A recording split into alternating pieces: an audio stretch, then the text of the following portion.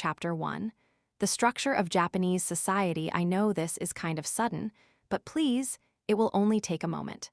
I want your honest opinion. Are people equal or not? A proper society will constantly strive for equality. There are those who clamor for men and women to always be considered equal. As a result, we raised the employment rate for women. We made specialized subway cars only for women. Sometimes, women will even argue over the order of names in a family register. The public opinion of people with disabilities has also changed. We're now told that we should not use the term disabled people when referring to them so as not to discriminate. Nowadays, children are taught that all people are created equal. But is that true? I have my doubts. If men and women have different abilities, then their roles should also differ. People with disabilities are still disabled, no matter what polite euphemisms you use. No matter how you try to avert your eyes, the meaning of the word does not change. So my answer would be, no, we are not equal. To be human is to be unequal. Equality does not exist. Long ago, in a bygone era, a great man said that heaven does not set one man above or below any other. However, he did not necessarily adhere to the idea that everyone is equal. Did you know that there is more to that famous passage? The rest goes like this. Everyone is equal when they are born, so I ask, why do we see differences in position and status? And it continues, do you or do you not encourage learning to create a difference? So then, education creates an imbalance. The point spelled out there, in the incredibly famous work Gakumen no Sum. Even though this is the year 2015, the modern era, nothing about these teachings has changed. The situation has only grown more complex and fraught. In any case, we are human beings. We are living, thinking creatures. I don't think it right to simply say that we are unequal and then live our lives based on pure instinct. In other words, though equality is a complete lie, we cannot accept inequality either. Right now, I'm trying to come up with a new answer for humanity's eternal question. Hey, you there. You, the one reading this book right now. Have you ever given serious thought to the future? Have you ever considered the purpose of going to high school or to college? Though the future may seem hazy right now, do you think you'll find a job someday? That's what I used to think. Back when I finished my compulsory education and became a high school student, I hadn't really considered the future. I'd only felt joy at being nearly free of obligation. I didn't consider the incredible influence that school would continue to have in my life, on my future. I didn't even understand the purpose behind studying language or numbers. Chapter 2, Welcome to the School Life of Your Dreams. Ayan Okoji-kun, do you have a moment? She came. She was here. It was terrifying. I'd been feigning sleep during class, pondering society's true purpose while I pretended to nap when the devil approached me. Shostakovich's Symphony No. 11 played in my head, music that captured the sense of people fleeing from pursuing demons and the desperation that comes at the end of the world. Right then, it was the perfect accompaniment. Even though my eyes were closed, I understood. I could feel the devil's presence as she waited for her slave to awaken. So, as a slave, how exactly could I get out of this situation? My computer-like brain instantly executed all the calculations to arrive at the answer I most needed. Conclusion, I'd pretend not to hear her. I had dubbed this the sleeping strategy. If she were a kind girl, then she would say something like, "Ah, well, there's nothing to be done. I'd feel bad to wake you, so I'll forgive you. If you don't get up, I'll kiss you," would also be okay. If you do not awaken within 3 seconds, I will bestow additional punishment upon you. What do you mean, punishment? I asked. In an instant, I'd abandoned my sleeping strategy and yielded to her threats of force. Well, at least I offered some resistance by not meeting her gaze. "See, you are awake after all, aren't you?" she said. "I know enough that I'm afraid to make you angry." "Glad to hear it. Well then, may I have a little of your time? If I refuse, well, even though you have no right to veto such a decision, I suppose I would be exceptionally displeased." She continued with, "And when I am displeased, then I will prove a major obstacle to your school life, Ayan Ji-kun. For example, I might set a great number of thumbtacks on your chair. Or, when you go to the toilet, I might splash water on you from above. Or stab you with the needle of my mathematical compass. Those kinds of obstacles, I suppose. That's nothing but harassment, or rather, bullying. And besides, that last one sounds strangely familiar because you've already stabbed me before. I reluctantly sat up at my desk. A girl with beautiful, sharp eyes and long black hair that framed her face stared down at me. Her name was Horikita Suzune, a student of the Tokyo Metropolitan Advanced Nurturing High School, Class D, and my classmate. Don't worry, that was only a joke. I wouldn't splash water on you from above.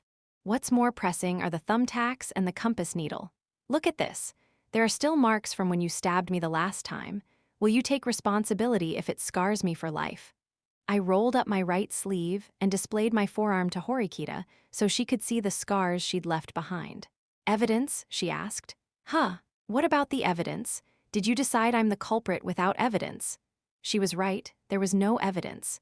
Even though Horikita was the only one in class close enough to stab me with a needle, I'd be hard-pressed to call that definitive proof. Well, I needed to confirm something first anyway. So, I'm required to help you. I've thought on it again, and after all, Hanokuji-kun. Would you prefer to regret while you suffer or regret while you despair? Which would you like more? Because if you refuse me and force my hand, it will be your responsibility. I was stuck with Horikita's two completely absurd choices. It appeared she would not accept any delays. Though it was a mistake to make a deal with this devil, I gave up and obeyed. All right then, what am I supposed to do? I asked, filled with trepidation. Her requests no longer surprised me. I certainly didn't like how this situation had turned out, but I thought back to when I'd met this girl 2 months ago, on the day of the entrance ceremony. 2.1 April. The school entrance ceremony. I rode the bus to school, bobbing and shaking in my seat. While I looked idly out my window, watching the city's scenery change, the bus picked up more and more passengers. Most of them were young people wearing high school uniforms. There was also a frustrated salary worker, who looked like the type to have once mistakenly groped someone aboard a crowded bus. An unsteady elderly lady stood in front of me, wobbling so badly I thought she was in danger of falling. Considering I'd known how packed this bus would likely be, I supposed I was simply reaping what I'd sown by getting on. I was fortunate to have found a seat, but it was still crowded. I forgot about the unfortunate elderly woman and patiently waited to arrive at my destination, my mind clear as a passing stream. The weather was especially fine today, not a single cloud in the sky. It was so refreshing that I nearly fell asleep then and there. However, my gentle respite was promptly obliterated. Excuse me, but shouldn't you offer up your seat? My eyes, which were about to close, snapped back open. Could this person be angry with me? But I realized that it was someone else being scolded. A young, well-built blonde man of high school age had sat down in one of the priority seats. The elderly woman stood right next to him, and another woman stood beside her. This second, younger lady appeared to be an office worker. Hey, you there. Can't you see that this elderly woman is having trouble? The office lady said. She seemed to want the young man to offer up his seat. Her voice carried quite well throughout the quiet bus, attracting several people's attention. That's a really crazy question, lady, the boy said. I wondered whether the boy was angry, unobservant, or just painfully honest. In any case, he grinned broadly and crossed his legs. Why should I offer up my seat? There's no reason for me to do so. You're sitting in a priority seat. It's natural to offer up those seats to the elderly. I don't understand. Priority seats are just that, priority seats. I have no legal obligation to move. Since I'm currently occupying this seat, I should be the one who determines whether or not I move. Am I supposed to give up my seat just because I'm young? That reasoning is nonsense. He didn't speak like a normal high school student. His hair was dyed blonde, which made him stand out. I'm a healthy young person who certainly wouldn't find standing inconvenient. However, I'd obviously expend more energy by standing than I would by sitting. I have no intention of doing such a pointless thing. Or are you suggesting I should act a bit livelier, I wonder? What kind of attitude is that to take with your superiors? She demanded. Superiors. Well, it's obvious that both you and the old woman there been alive longer than I have. There can be no doubt about that. However, the word superior implies that you're referring to someone of a higher position. In addition, we have another problem. Even though our ages are different, wouldn't you agree that you have an impertinent attitude and are being extremely rude? Wah, you're a high schooler, aren't you? You should be quiet and listen to what adults tell you. "It's fine, whatever," the elderly woman mumbled. She apparently didn't want any further commotion and tried to calm the office lady. But after being insulted by the high school student, the younger woman still seemed very upset. "Apparently, this elderly woman is more perceptive than you, which is nice. Also, I haven't given up on Japanese society yet. Please enjoy your remaining years." After flashing a pointlessly vigorous smile, the boy slid his earphones in and began listening to rather cacophonous music. The office lady now clenched her teeth in frustration. Though she tried needling the boy by arguing further, his smug, self-important attitude remained fixed. At any rate, I had to at least partly agree with the boy. If you ignored the question of a moral imperative, it was true that he wasn't legally obligated to give up his seat. "I'm sorry." Desperately fighting back her tears, the office lady apologized to the elderly woman. "Well, it was all just a minor incident on the bus. I was relieved that I hadn't been caught up in the situation. Honestly, I couldn't care less about giving up my seat for an elderly person." Clearly, the egotistical boy had won. At least everyone secretly thought so. I think that the lady is right." The woman received unexpected support from someone standing alongside her. The helper, a girl wearing my high school's uniform, gave her brave and frank opinion to the boy. "And the new challenger is a pretty girl, eh? It would seem that I'm rather lucky with the fairer sex," the boy said. "This poor woman appears to have been suffering for quite some time now. Won't you offer up your seat? While you might consider such courtesy unnecessary, I think it would contribute greatly to society." Crack. The boy snapped his fingers. "A contribution to society, you say? Well, that is a rather interesting opinion. It's certainly true that offering up one's seat to the elderly could be viewed in such a positive light. Unfortunately, I have no interest in contributing to society. I care only for my own satisfaction. Oh, and one more thing. You're asking me, the one in the priority seat, to give up his spot, but couldn't you simply ask one of the other people seated on this crowded bus? If you truly cared for the elderly, then something like priority seating would be a rather trivial concern, wouldn't you agree?" The boy's haughty attitude remained unchanged. Both the office lady and the elderly woman simply wore bitter smiles in response. However, the girl didn't back down. "Everyone, please listen to me for just a moment.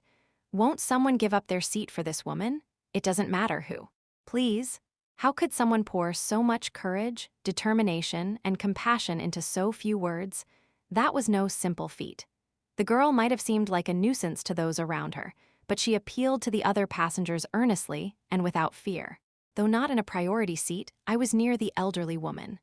I imagined if I raised my hand and offered my spot, then the matter would be settled. However, like everyone else, I didn't move. None of us had thought it necessary to move. The boy's attitude and remarks aside, everyone on the bus had, for the most part, agreed with him. Now, of course, the elderly have undeniable worth to Japan. But we, the youth, will continue to support Japan into the future. Also, considering that our society ages more and more every year, you could say that our youthful value only increases. So, if you were to examine both the elderly and the young and ask yourself which group is more valuable, the answer should be obvious. That's really the perfect argument, wouldn't you say? But still, I wondered what the others would do. As I looked around, I saw two kinds of people: those who had pretended not to have heard anything and those who looked hesitant. However, the girl sitting next to me was different. She alone wasn't swept up by the confusion. Her face remained expressionless. While I unintentionally stared at her, our eyes met for an instant. Even without speaking a word, I could tell that we shared the same opinion. Neither of us considered it necessary to give up our seat. "Excuse me, you can have mine." Shortly after the girl's appeal, a working woman stood, unable to bear the guilt any longer, and offered up her seat. "Thank you very much," the elderly woman said. The working woman smiled, lowered her head, and guided the elderly woman to the now vacant seat. The elderly woman expressed her gratitude repeatedly and slowly sat. Watching the scene unfold from my peripheral vision, I crossed my arms and closed my eyes. Soon, we arrived at our destination, and all the high school students began to disembark. As I got off the bus, I saw a gate formed from natural rock waiting just ahead. All the young boys and girls dressed in school uniforms were passing through this gate. The Japanese government had created the Tokyo Metropolitan Advanced Nurturing High School with the express purpose of developing future leaders. This would be my school from now on. Okay, stop for a moment. Take a deep breath. All right, here we go. Wait! The instant I tried to take my first courageous step, someone called out to me. It was the girl who'd sat next to me on the bus. You were looking at me. Why? She asked. She narrowed her eyes while we spoke. Sorry, I guess I was just interested is all. I mean, you didn't think about giving up your seat to the old woman, did you? That's right. I didn't consider giving it up. Is there something wrong with that? Oh, no, not at all. I didn't intend to give up my seat either. In fact, I firmly abide by the philosophy of letting sleeping dogs lie. I dislike trouble. You dislike trouble? Then I don't think you and I are anything alike. I didn't give up my seat because I thought it would be pointless. That's all. But doesn't that seem worse than just not liking trouble? Perhaps. I'm simply acting according to my own beliefs. That's different from someone who just dislikes trouble like you. I don't want to spend any time around people like you. I feel the same way, I muttered. I had only wanted to share my opinion, but I wasn't too keen on going back and forth with her like this. We both sighed and proceeded to walk in the same direction. 2.2, I dislike the entrance ceremony and imagined that many first-year students probably felt the same. The principal and the students exchanged excessive words of gratitude. There was far too much time spent standing in lines. And, with so many irritating things to deal with, it all felt like a huge pain in the butt. But those weren't my only complaints. The entrance ceremonies for elementary school, junior high, and high school all mean the same thing: the start of another major trial for children. In order for students to enjoy their time at school, they must make friends, and there are only a few key days after the entrance ceremony to properly do that. Failure to do so signals the beginning of a rather tragic 3 years. As someone who dislikes trouble, I decided I'd like to establish proper relationships. Unfamiliar with the notion, I'd spent the day before in preparation, running through different scenarios. For instance, should I burst into the classroom and actively start talking to people? Should I secretly pass around a slip of paper with my email address so as to better befriend someone? Someone like me needed to practice, because this environment was so different from what I'd experienced thus far. I was completely isolated. I had ventured alone into a battlefield, and it was do or die. Looking around the classroom, I walked toward the seat that bore my nameplate. It was at the back of the room, near the window. A good place to sit, generally. As I looked around, I saw that the room was already halfway filled with students. The others were either immersed in their class materials or already talking with other people. Perhaps they'd all been friends beforehand or had only recently gotten acquainted. Well then, what should I do? Take action during this free time and try to meet someone. In front of me, a rather rotund boy sat at his desk, hunching over. Perhaps it was my imagination, but he appeared lonely. The boy exuded an aura that seemed to shout, "Please, someone be my friend." However, if you just went up to someone and start talking, you might be bothering them. Should you wait for the right time? But then you might wait too long and be left friendless. I just had to wait, I couldn't be hasty. If I started a thoughtless conversation with someone I didn't know, I ran the risk of making a serious social gaffe. Not good, I was trapped in a downward spiral. In the end, I couldn't talk to anyone at all. At the rate things were going, I'd be completely alone. Had I heard someone say, "Is he still all alone?" Had I heard chuckling? Perhaps it was all in my head. What on earth are friends, anyway? Where do friends come from? Do people become friends after sharing a meal together? Can you become friends with someone after you walk to the bathroom together for the first time? The more I thought about it, the more I wondered, what is friendship? Is it something deep and meaningful? I tried to piece it together. Trying to make friends is incredibly bothersome. Besides, don't human relationships tend to form naturally? My thoughts were in utter disarray, as though a raucously loud festival was being staged inside my head. While I sat lost in a haze, the classroom quickly filled. Fine, whatever. Nothing ventured, nothing gained, right? After a long period of conflict, I finally began to rise from my seat. However, before I knew it, the rotund, bespectacled boy in front of me had started to talk with another classmate. Wearing a bitter smile, I realized that there was no new friendship to be cultivated there. "I'm happy for you, Glasses Kun. It looks like you made your first friend." I got beaten to the punch. I was at my wit's end, stuck in useless navel-gazing. Reflexively, I let out a deep sigh. My high school experience seemed poised to be exceptionally dour. Then, someone sat down beside me. That's quite a heavy sigh, considering the school year has only begun. Meeting you again makes me want to sigh. It was the girl who'd fought with me at the bus stop and then walked off. So, we were placed in the same class, huh? I mumbled. Well, there were only 4 classes for all of the first-year students, after all. Statistically, it wasn't impossible for us to be together. Nice to meet you. I'm Ayano Koji Kiyotaka. You just went ahead and introduced yourself, she said. Well, this is the second time that we've spoken. Isn't it fine for me to do so? I had wanted to introduce myself to someone anyway, so it wasn't as though I could just keep quiet. Besides, in order to become familiar with my class, I had to at least know my neighbor's name even if she was this audacious girl. Do you mind if I refuse? She asked. I don't think sitting next to someone for an entire year without knowing their name would be comfortable. I disagree. Shooting me a glance, she placed her bag on her desk. Apparently, she wasn't going to tell me her name. Lacking any interest in the classroom, the girl simply sat upright in her chair like a model student. Do you have a friend in another class, or did you enroll here all on your lonesome? I asked. You're a curious one, aren't you? You won't find talking to me very interesting, though. If I'm bothering you, you can just tell me to be quiet.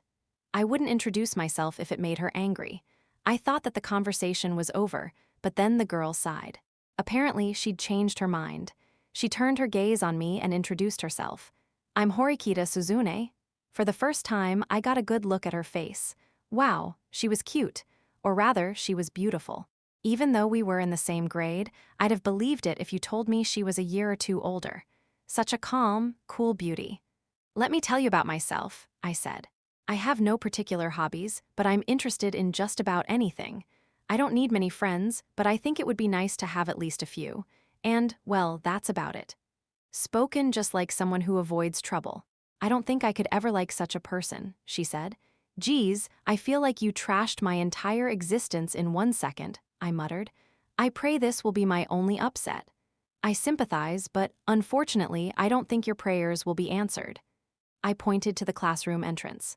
Standing there was, this seems like a rather well-equipped classroom.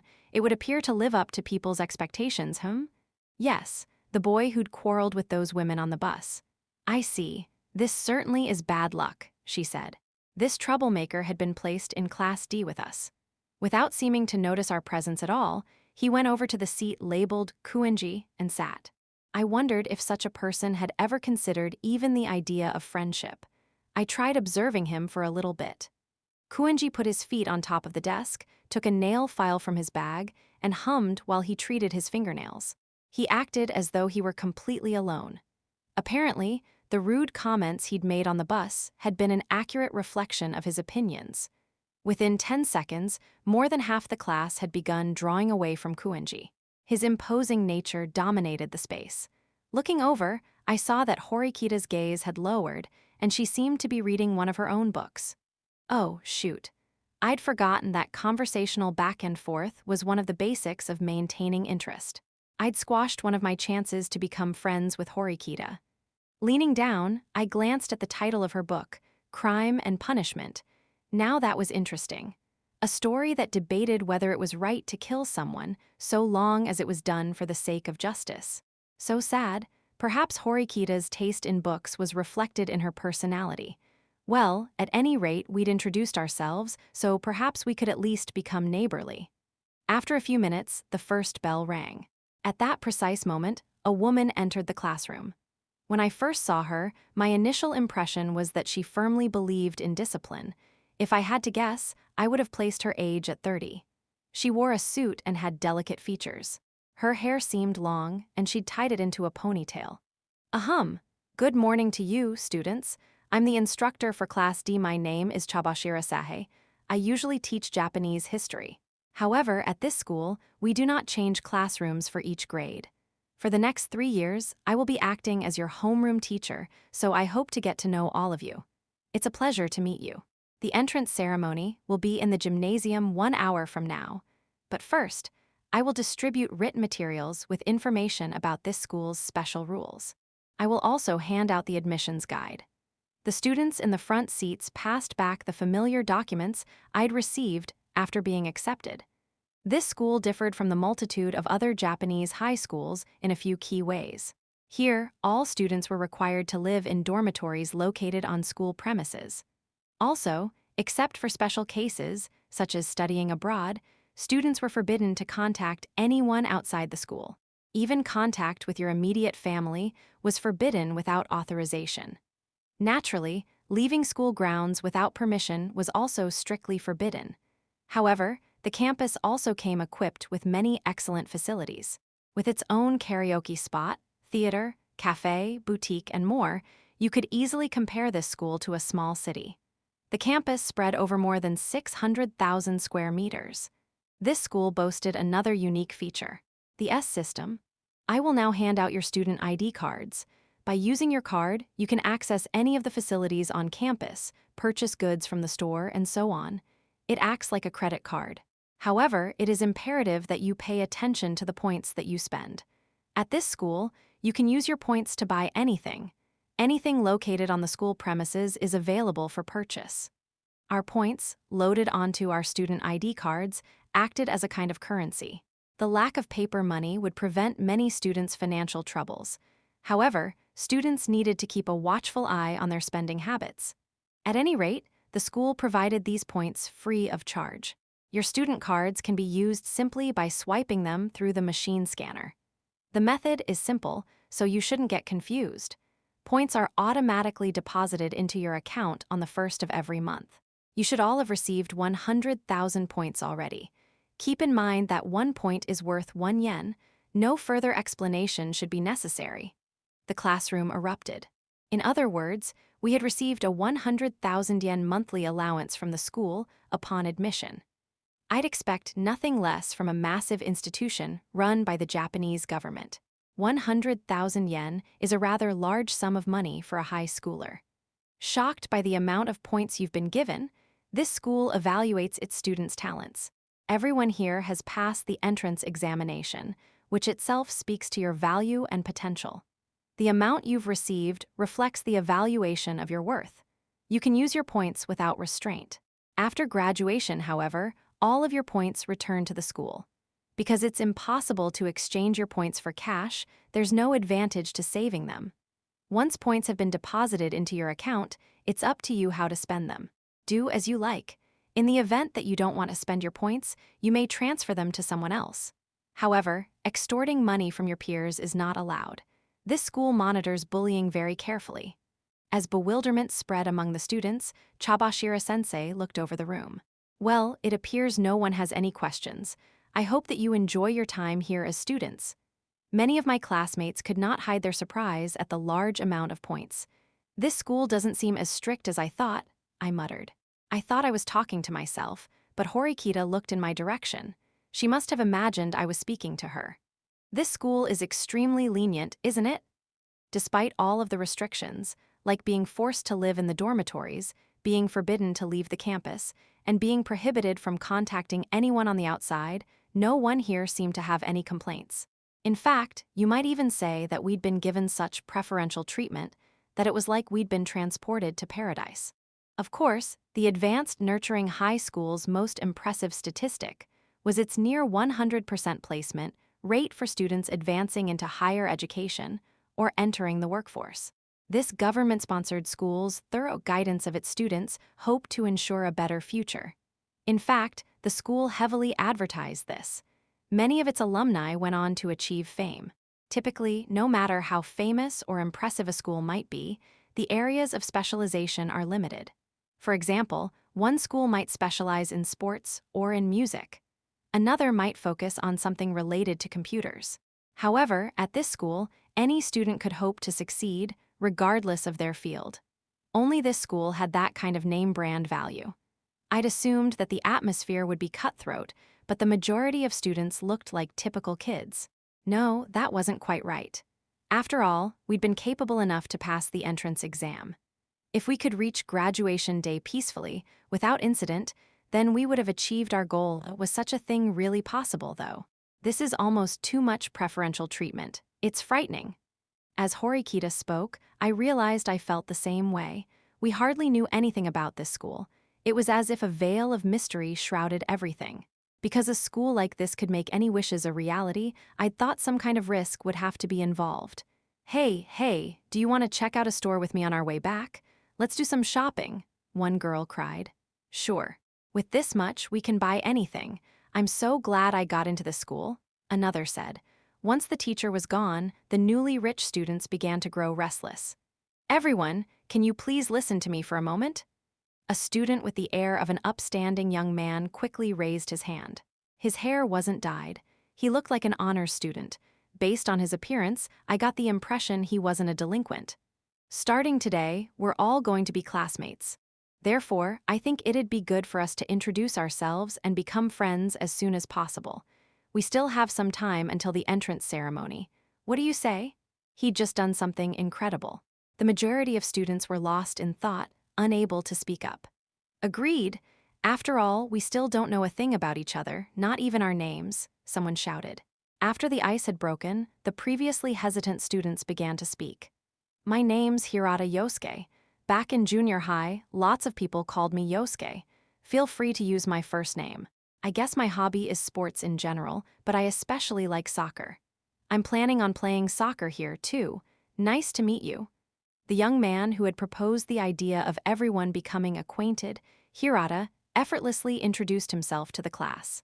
He seemed exceptionally brave, and he'd talked about his love for soccer, too. His level of popularity must have increased 2, no, maybe 4 times. Why, the girl seated next to Hirata had hearts in her eyes. If someone like Hirata became our class's linchpin, I wondered if he'd keep everyone honest and motivated until graduation. Someone like him would probably end up dating the cutest girl in class. That was how these things typically went. Well then, I'd like everyone to introduce themselves, starting from the front. Is that okay? Although the girl at the head of the class looked a little bewildered, she quickly made up her mind and stood. Or rather, she'd been pressured, in response to Hirata's words. My name is Inagashira Koko. The girl, last name Inagashira, seemed to freeze during her introduction. Was she drawing a blank, or had she not considered what she was going to say beforehand? As her words halted, she paled. It was rare to see someone get so incredibly nervous. Do your best. Don't panic. It's okay, kind words poured out of our classmates. But it seemed to have the opposite effect on the girl. The words stuck in the back of her throat. The silence continued for 5 seconds, 10 seconds. You could have cut the tension with a knife. Some of the girls started giggling. Inagashira was paralyzed with fear. She couldn't move a muscle. Another girl spoke up. It's okay to go slowly, don't rush. Although it might seem kind, saying, do your best, and it's okay, it actually conveys a completely different meaning. To someone who is extremely nervous, do your best, and it's okay, can actually seem forceful, as if indicating she needs to match her classmates. On the other hand, saying, just take things slowly. Don't rush allows her to take things at her own pace. After that, the girl calmed down and regained her composure. She took a few small breaths and tried again. My name is Inagashira Kokoro. My hobby is sewing. I'm pretty good at knitting. It's nice to meet you all. She was able to finish without stopping. Looking alternately relieved, delighted, and embarrassed, Inagashira sat down. Other introductions followed hers. I'm Yamaguchi Haruki. I competed in table tennis during elementary school, and in junior high, I was the ace player on our baseball team. I was number 4. I got hurt during the inter-high school championships, though, and I'm undergoing rehab now. Nice to meet you. I didn't think that the number of his baseball uniform was essential information. Besides, I'd thought the inter-high championship was a national sports competition for high school students. Junior high school kids were supposed to be ineligible. Was he trying to crack a joke? He seemed like a talkative guy who got carried away pretty easily. Well then, I'm next, aren't I? The cheerful girl who stood up was the same one who told Inagashira to go slowly and calm down. She was also the same girl who'd helped out the elderly woman on the bus that morning. My name is Kushida Kiko. None of my friends from junior high made it to this school, so I'm alone here. I'd like to get to know all of your names and faces right away and become friends as soon as possible. While most of the students had only said a few words of introduction, Kushida continued to talk. My first goal is to become friends with everyone. So, after we're finished with introductions, I'd love for you to share your contact information with me. She wasn't just saying that. I could tell right away that this girl was the type to open up her heart to anyone. Her encouraging words to Inagashira hadn't been platitudes, but a genuine reflection of her feelings. So, after school or during vacations, I want to make all sorts of memories with lots of people. Please feel free to invite me to lots and lots of events. Anyway, I've talked for a long time, so I'll end my introduction here. She said it as though she knew I'd been critiquing everyone's introductions. I felt strangely uncomfortable, and I wasn't sure why. What should I say when my turn came? Should I make a joke? Should I go into it with really high energy in order to get some laughs? No, that wouldn't work. Going out of control would just ruin the atmosphere. Besides, that didn't really fit my personality anyway. The introductions continued while I wrestled with my anxiety. Well then, next up is… As Hirata looked encouragingly toward the next student, that student glared back. His hair was dyed a fiery red. He both looked and sounded like a delinquent. What, are we a bunch of little kids or something? I don't need to introduce myself. People who want to do that can go ahead. Just leave me out of it. The red-haired guy scowled at Hirata. He had quite a presence, his attitude intense and overpowering. I can't force you to introduce yourself, of course. However, I don't think that getting along with your classmates is a bad thing. If I've made you uncomfortable, I apologize. When Hirata bowed his head, some of the girls glared at the guy with red hair. Isn't it fine to introduce yourself? One of them snapped. Yeah. As I'd expected, the pretty boy soccer star had captured most of the girls' hearts in the blink of an eye. However, half of the male students started to look angry, probably out of jealousy. Shut it, I don't care, I didn't come here to make friends. The guy with red hair got up from his seat. It seemed he had no intention of getting to know anyone. Several other students followed suit and left the classroom together. Horikita got up and briefly glanced my way. When she realized I wasn't moving, she started to walk out the door. Hirata looked a little lonely when he saw Horikita head out. They're not a bad bunch, it's my fault. I was being selfish and made people do this. No way. You didn't do anything wrong, Hirata-kun. Let's just leave those guys be, okay? Although some people had rebelled at the idea of introductions, the students who remained were happy to continue. In the end, things wrapped up in a rather ordinary fashion. I'm Ike Kanji. I love girls and I hate pretty boys. I'm currently in the market for a new girlfriend. It's nice to meet you. All the better if you're a cutie or a beauty. It was difficult to tell if he was joking or not. At the very least, the girls looked at him with revulsion. Wow, you are so cool, Ike-kun, one girl said, in a completely emotionless voice. Of course, her statement was 1000% false. Seriously, oh man, I thought that I wasn't bad or anything, but heh. Apparently, Ike thought that she was being serious. He blushed. Instantly, the girls started to laugh.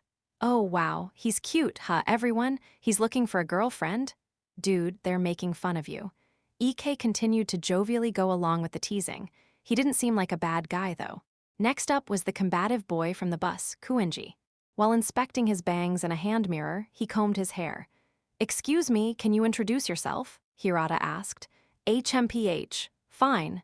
He smirked like an aristocrat, displaying his impudent attitude. As he shifted in his seat, I thought he might leave, but Kuenji placed both of his legs on his desk and introduced himself. My name is Kuenji Rokusuke. As the sole male heir to the Kuenji conglomerate group, I will soon be tasked with carrying Japan into the future. I sincerely look forward to making your acquaintance, ladies. He aimed his introduction solely at the opposite sex, rather than the entire class. After hearing that he was rich, some of the girls looked at him with sparkling eyes, while others regarded Kuenji as if he were nothing more than a weirdo. That was only natural. Starting today, I will mercilessly punish anyone who makes me uncomfortable. Please exercise proper precaution so that you may avoid that. Kuenji-kun, what exactly do you mean when you say, anyone who makes me uncomfortable? Asked Hirata, who looked uneasy at the word punish. I meant exactly what I said. If asked to give an example, well, I would say I hate ugly things, for instance. So if I saw something ugly, I would do just as I said. F-wish, he flipped his long, flowing bangs. Ah, thank you, I will be careful then. There was the guy with red hair, Horikita, Kuenji, Yamahuchi, and Ike. Apparently, this class was full of people with bizarre idiosyncrasies. I, too, was especially peculiar, in that there was nothing peculiar about me. I had wanted to be free as a bird, but prior to this, I'd languished in a cage. I had wanted to fly into the expansive open skies. If you looked out the window, you could watch birds gracefully soaring, well, not right now, but in general. Anyway, that's the kind of guy I was. Well then, time for the next person. Can you please introduce yourself? Oh shoot, my turn had come while I'd been daydreaming. Students turned, waiting for my introduction. Hey, don't look at me with so much anticipation. Oh well, I might as well try my best. Clack, the chair rattled as I stood. Well, my name is Ayanokoji Kiyotaka. And I don't really have any special skills or anything. I'll do my best to get along with all of you. It's, nice to meet you. Well, was that my introduction? I'd failed. I instinctively buried my head in my hands. I hadn't had time to construct a proper introduction because I'd been too busy daydreaming. It was the worst possible intro. It didn't attract attention, and absolutely no one would remember it. It's nice to meet you, Ayanokoji-kun. I always want to be friends with everyone just like you. Let's both do our best, okay? Hirata responded with a refreshing smile. Everyone clapped. Their applause felt somewhat like pity, which strangely pained me. Despite that, however, I felt kind of glad. 2.3 Even though people said this place was tough, the entrance ceremony was the same as any other schools. Some important people offered words of thanks, and the ceremony concluded without incident. Then, it was noon. After we received some general information about the campus, the crowd dispersed. 70–80% of the students headed toward the dormitories. The remaining students quickly formed into groups. Some made their way to cafes, while the louder ones went out for karaoke. The hustle and bustle quickly died down. On a whim, I decided to swing by the convenience store on my way back to the dormitory. Of course, I went alone. I didn't have a chaperone or acquaintance or anyone like that. What an unpleasant coincidence. Entering the convenience store, I ran into Horikita once again. Come on, there's no need to be so hostile. Anyway, did you need to buy something? I asked. Yes, just a few things. I came to get some necessities. There was no shortage of things you needed when starting life in a dorm, especially if you were a girl. Horikita took various necessities like shampoo off the shelves and promptly threw them into the basket she was carrying. I thought she would choose higher quality items, but she only took the cheapest options. I thought girls usually made a fuss over what kind of shampoo they bought.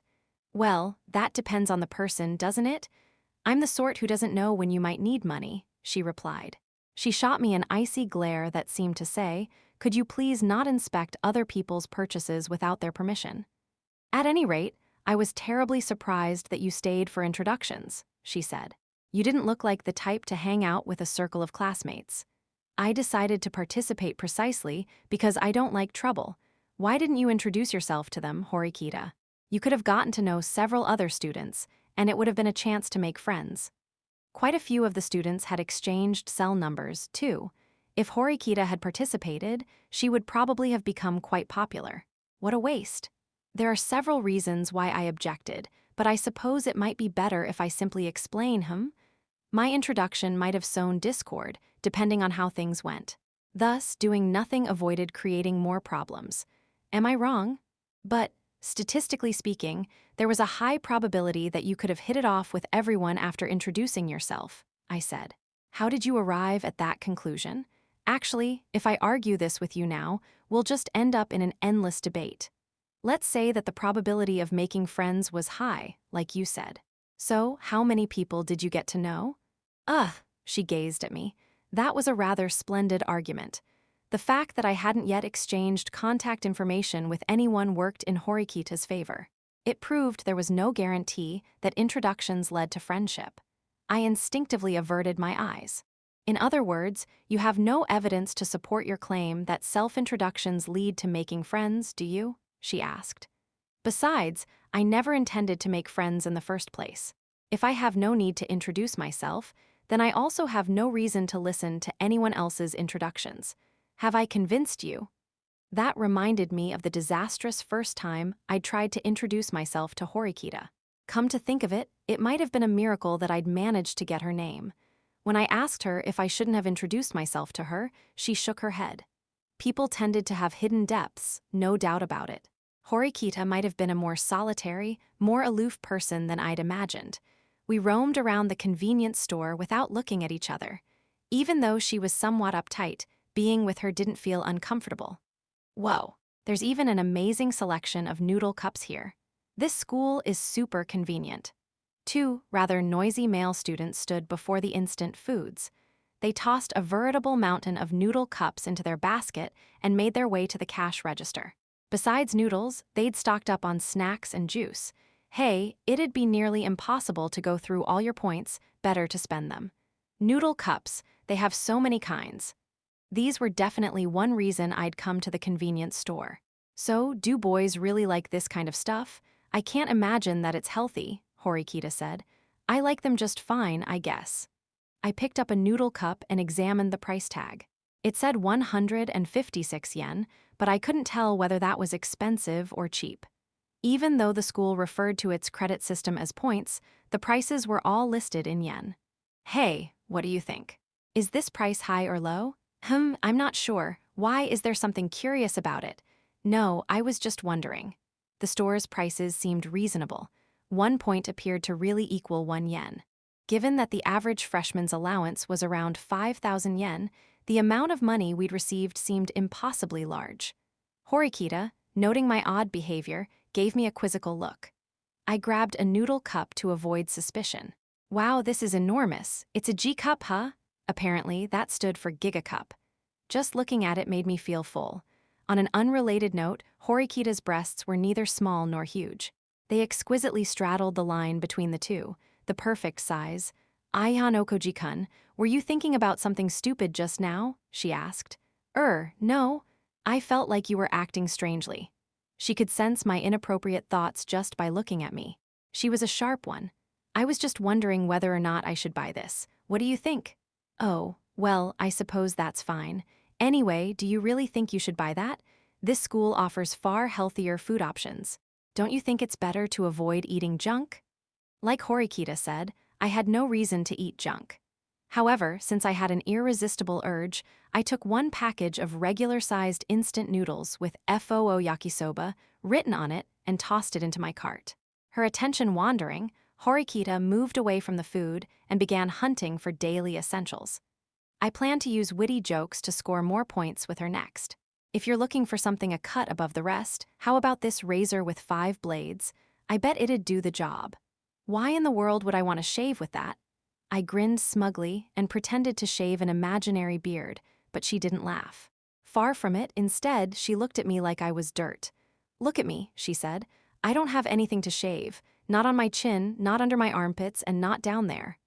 I mumbled hesitantly, my spirit crushed. It looked like my jokes failed colossally with women. I have to say, I'm a little envious of your ability to babble inanely to someone you've only just met. Well, I feel like you've been saying stupid crap too, and you only just met me. Is that so? I've merely stated facts, unlike you. She calmly tossed my words back at me, shutting me up. To be fair, I had said some random nonsense. The smooth, eloquent Horikita, on the other hand, was always well-spoken, no matter how you sliced it. Horikita chose the cheapest face wash. I would have thought girls cared more about that kind of thing too. Don't you think that this one is better? I took an expensive cream off the shelf and showed it to her. Unnecessary. She refused it. Well, but I already said it was unnecessary, didn't I? She snapped. Yes. I gently returned the face wash as she glared at me. I thought I could carry on a conversation without making her angry, but I'd failed. You don't seem adept at socializing. You're terrible at conversation. Well, if it's coming from you, then it's definitely true, I grumbled. That's right. I consider myself, at the very least, to have a good eye for people. Normally, I wouldn't want to hear you talk anymore, but I will put in a painful level of effort to listen to you. I'd said that I wanted to be her friend, but apparently she didn't feel the same. With that, our conversation abruptly stopped. 2 new girls entered the convenience store. It was a little strange, but I became aware of something crucial. Horikita really was cute. Hey, what's up with this? While looking around the store, desperate for a new topic, I'd found something strange. Some toiletries and food had been tucked away in the corner of the convenience store.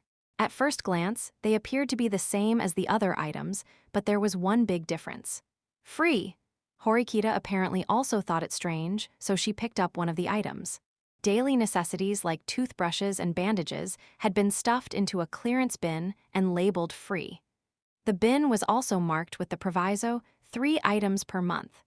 These were obviously different from the store's other goods. They must be emergency relief supplies for students who use up their points. This school is so incredibly lenient, I said. I had to wonder how far their leniency extended, though. Hey, shut it, just wait a sec. I'm looking for it right now. A sudden, loud voice drowned out the store's peaceful background music. Come on, hurry up. You have a line of people waiting on you. Oh, yeah. Well, if they have any complaints, they can take it up with me. Apparently, trouble was brewing by the register. A dispute had broken out between 2 young men who were glaring at each other. I recognized the one with the thoroughly ill-tempered look on his face. It was the student from my class, the guy with the red hair. He had his hands full of noodle cups. What's going on here? I asked. Huh. Who are you? I had meant to appear amicable, but the guy with red hair scowled at me. Apparently, he was under the mistaken impression that I was an enemy. My name's Ayan Okoji. I'm from your class. I just asked because it sounded like there was trouble. At my explanation, the red-haired guy looked somewhat mollified and lowered his voice a little. Oh, yeah, I remember you. I forgot my student ID card. Forgot that it pretty much acts as our money from now on, too. I looked at his empty hands. He'd put the noodle cups away. He started to leave, probably heading back to the dorms, where he'd likely forgotten his card. To be honest, the fact that the student ID was necessary for payment hadn't yet sunk in for me either. I can pay for you. I mean, it'd be annoying if you had to head all the way back to the dorms. I don't mind. That's true. You're right, it'd be absolutely annoying. Thanks. The store wasn't particularly far from the dorms, but by the time he got back, there would be a long line of students buying lunch. My name's Pseudo, he said. Thanks for helping me out. I owe you. Nice to meet you, Pseudo. Pseudo handed me his noodle cup, and I walked over to the hot water dispenser. After watching our short exchange, Horikita sighed, aghast. You're acting like a pushover right from the start. Do you intend to become his servant, or are you doing this to make friends? She asked. I didn't care about making friends, I just wanted to help, no big deal. You don't seem to be afraid. Afraid? Why? Because he looks like a delinquent? I asked. A normal person would try to keep someone like him at a distance. I guess, but he doesn't seem like a bad person to me. And you don't appear to be scared either, Horikita. It's mostly defenseless people who stay away from those types. If he acted violently, I could rebuff him. That's why I don't withdraw. Horikita's words were always a little difficult to understand. To begin with, what did she mean by rebuff? Did she carry pepper spray to keep off perverts or something? Let's finish our shopping. We'll be a bother to the other students if we dawdle, she said. Wrapping things up, we presented our student ID cards to the machine by the register. Since we didn't have to deal with small change, our transaction was speedy. You really can use it like money, I said. My receipt showed the price of each item and the remaining amount of points. The payment had gone through without any problems. I poured hot water into my noodle cup while waiting for Horikita. I'd thought it might be tricky, but opening the lid and pouring hot water up to the line was simple enough. Anyway, this school was eerie. What merit could every student possibly have that would warrant such a massive allowance? Considering that there were about 160 people enrolled in my grade, simple calculation suggested that there were 480 people total in this school. That alone would mean 48 million yen each month. Annually, that would equal 560 million yen. Even for a government-supported school, that seemed like overkill. How does the school benefit from giving us this much money? I wonder. The campus has more than enough facilities for the number of students, and I wouldn't think it necessary to hand out so much. Students who should be studying might slack off. Perhaps it was some kind of reward for working hard and passing a test or something. Indeed, student motivation might increase if offered an incentive. However, the school had just handed out 100,000 yen to everyone, with no strings attached. I won't tell you what to do, but I think it would be best to avoid wasting your money. It's difficult to fix frivolous spending habits. Once a person gets used to an easy life, they find they need more and more. When you lose it, the shock can be great, Horikita said. I'll keep that in mind. I didn't really intend to waste money on miscellaneous junk, but she had a point. After paying and exiting the store, I found Pseudo seated outside, waiting for me. When I saw him, he gently waved me over. I waved in return, feeling somewhat embarrassed, yet happy. Are you really going to eat here? I asked him. Of course, it's just common sense. Pseudo perplexed me with his matter-of-fact reply. Horikita sighed in exasperation. I'm going back. I'll be stripped of my dignity if I spend more time here, she said. What do you mean, dignity? We're just high school students. We're ordinary. Or, what, are you the highborn daughter of some noble family or something? Horikita didn't flinch at Pseudo's harsh tone. Seemingly irritated, Pseudo set his noodle cup on the ground and stood. Hey, listen to people when they're talking to you. Hey, he said. What's his problem? He just suddenly got angry. Horikita said this to me, ignoring Pseudo. This was apparently too much for Pseudo, who started to shout. Hey, get over here, I'll smack that smug look off your face, he yelled. Look, I'll admit that Horikita has a bad attitude, but you're taking this too far. It was apparent that Pseudo's patience had run out. What was that? She has a bratty, obnoxious attitude. That's bad, especially for a girl. For a girl. That's rather outdated thinking. Aion Okoji, I would advise you not to become his friend, Horikita said. With that, she turned her back on Pseudo. Hey, wait, you shitty girl. Calm down. I held Pseudo back as he actually tried to grab Horikita. She made her way in the direction of the dorms without stopping or glancing back. What the hell is her deal? God damn it, he shouted. There are many different types of people, you know. Shut it. I hate those stuffy, too serious types. He continued to glare at me. Pseudo grabbed his noodle cup once again, ripped off the cover, and began eating. Just a little while ago, he'd fought in front of the register, too. He probably had a short fuse. Hey, you guys first years? This is our spot. As Pseudo slurped his ramen, 3 boys called out to us. They seemed to have come out of the same store and were carrying the same brand of noodle cups. Who are you? I was already here. You're in the way. Get lost, Pseudo barked. You hear this guy? Get lost, he says. What a cocky little first-year punk. The 3 laughed in Pseudo's face. Pseudo shot up, slamming his noodle cup against the ground. The broth and noodles splashed everywhere. First-year punk, huh? You tryin' to make fun of me, huh? Pseudo had an extremely short fuse. If I had to judge, he seemed like the type to immediately threaten anyone or anything that crossed him.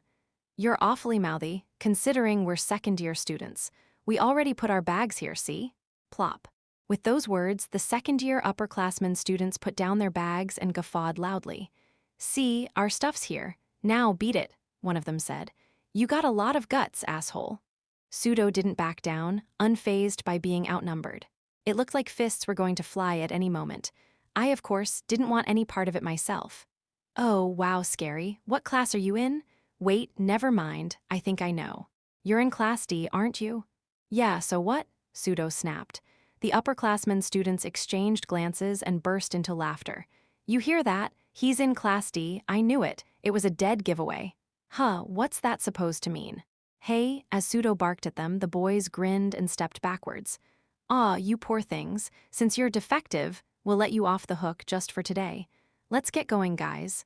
Hey, don't run away, hey, Pseudo shouted. Yeah, keep on yapping. You guys'll be in hell soon enough anyway. Be in hell? They appeared calm and composed. I wondered what they'd meant. Previously, I'd been certain this school would be filled with upper-class young men and women, but there seemed to be plenty of rowdy, combative people like Pseudo or those upperclassmen. Ah, damn it. If those had been nice second-year students or cute girls, that would have been great. Instead, we had to deal with those annoying morons. Pseudo didn't bother to clean up his mess. He thrust his hands into his pockets before heading back. I looked at the wall outside the convenience store, discovering 2 surveillance cameras. This might lead to problems later, I muttered. Reluctantly, I bent down, picked up the cup, and started cleaning up the mess. Come to think of it, as soon as those second-year students found out Pseudo was in Class D, their attitudes had changed. Although it ate at me, I couldn't explain it. 2.4 around 1 p.m., I made my way back to the dormitory, my home from that day onward.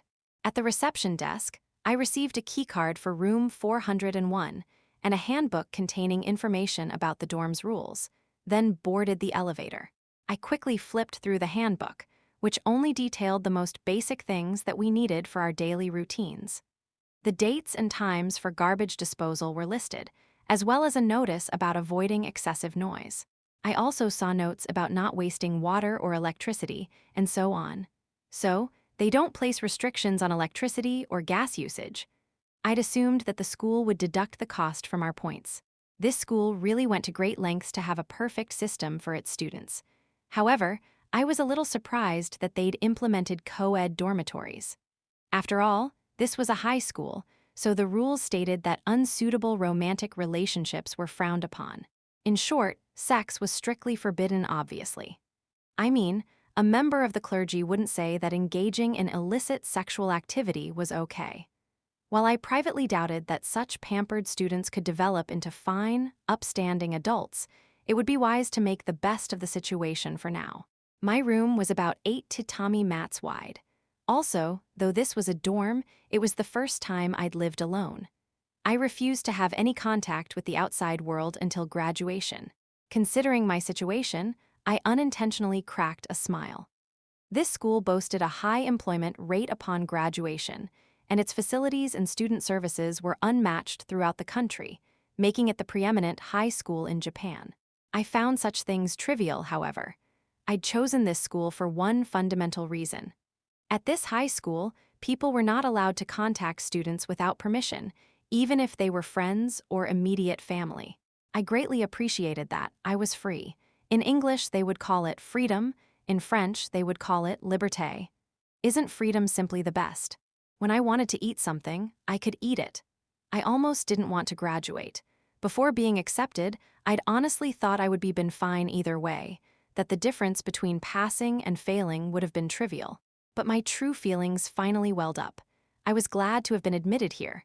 No one else's eyes or words would ever reach me. I could start I could begin anew entirely. A new life. I resolved to enjoy my time here to the fullest, but without drawing attention to myself. Still in my uniform, I dived into my already made bed. I felt far from tired, however. I was so incredibly excited about my new life that I was unable to calm down. My eyes remained wide open. Chapter 3, the students of Class D on our second day of school. Well, I suppose technically it was the first day of class. We spent most of our time running over the course objectives. Apparently, many of the students were quite surprised, if not a little disappointed, by how genuinely warm and friendly the teachers at this school looked. Pseudo had already made a spectacle of himself by spending most of the class asleep. I thought that the teachers would notice, but they showed no signs of doing so. After all, it was up to every individual student whether or not he or she wanted to listen in class. I wondered if this was how teachers typically interacted with students once they left compulsory education. I took in the relaxed atmosphere, and soon it was lunchtime. Students stood up and left with their new acquaintances, disappearing from my view. I couldn't help but feel slightly envious as I watched them. Unfortunately, I still hadn't managed to befriend a single one of my new classmates. How pathetic! Only one person had noticed how I felt, and she met my pain with derisive laughter. What's pathetic? I asked. I want someone to invite me along. I want to eat with someone.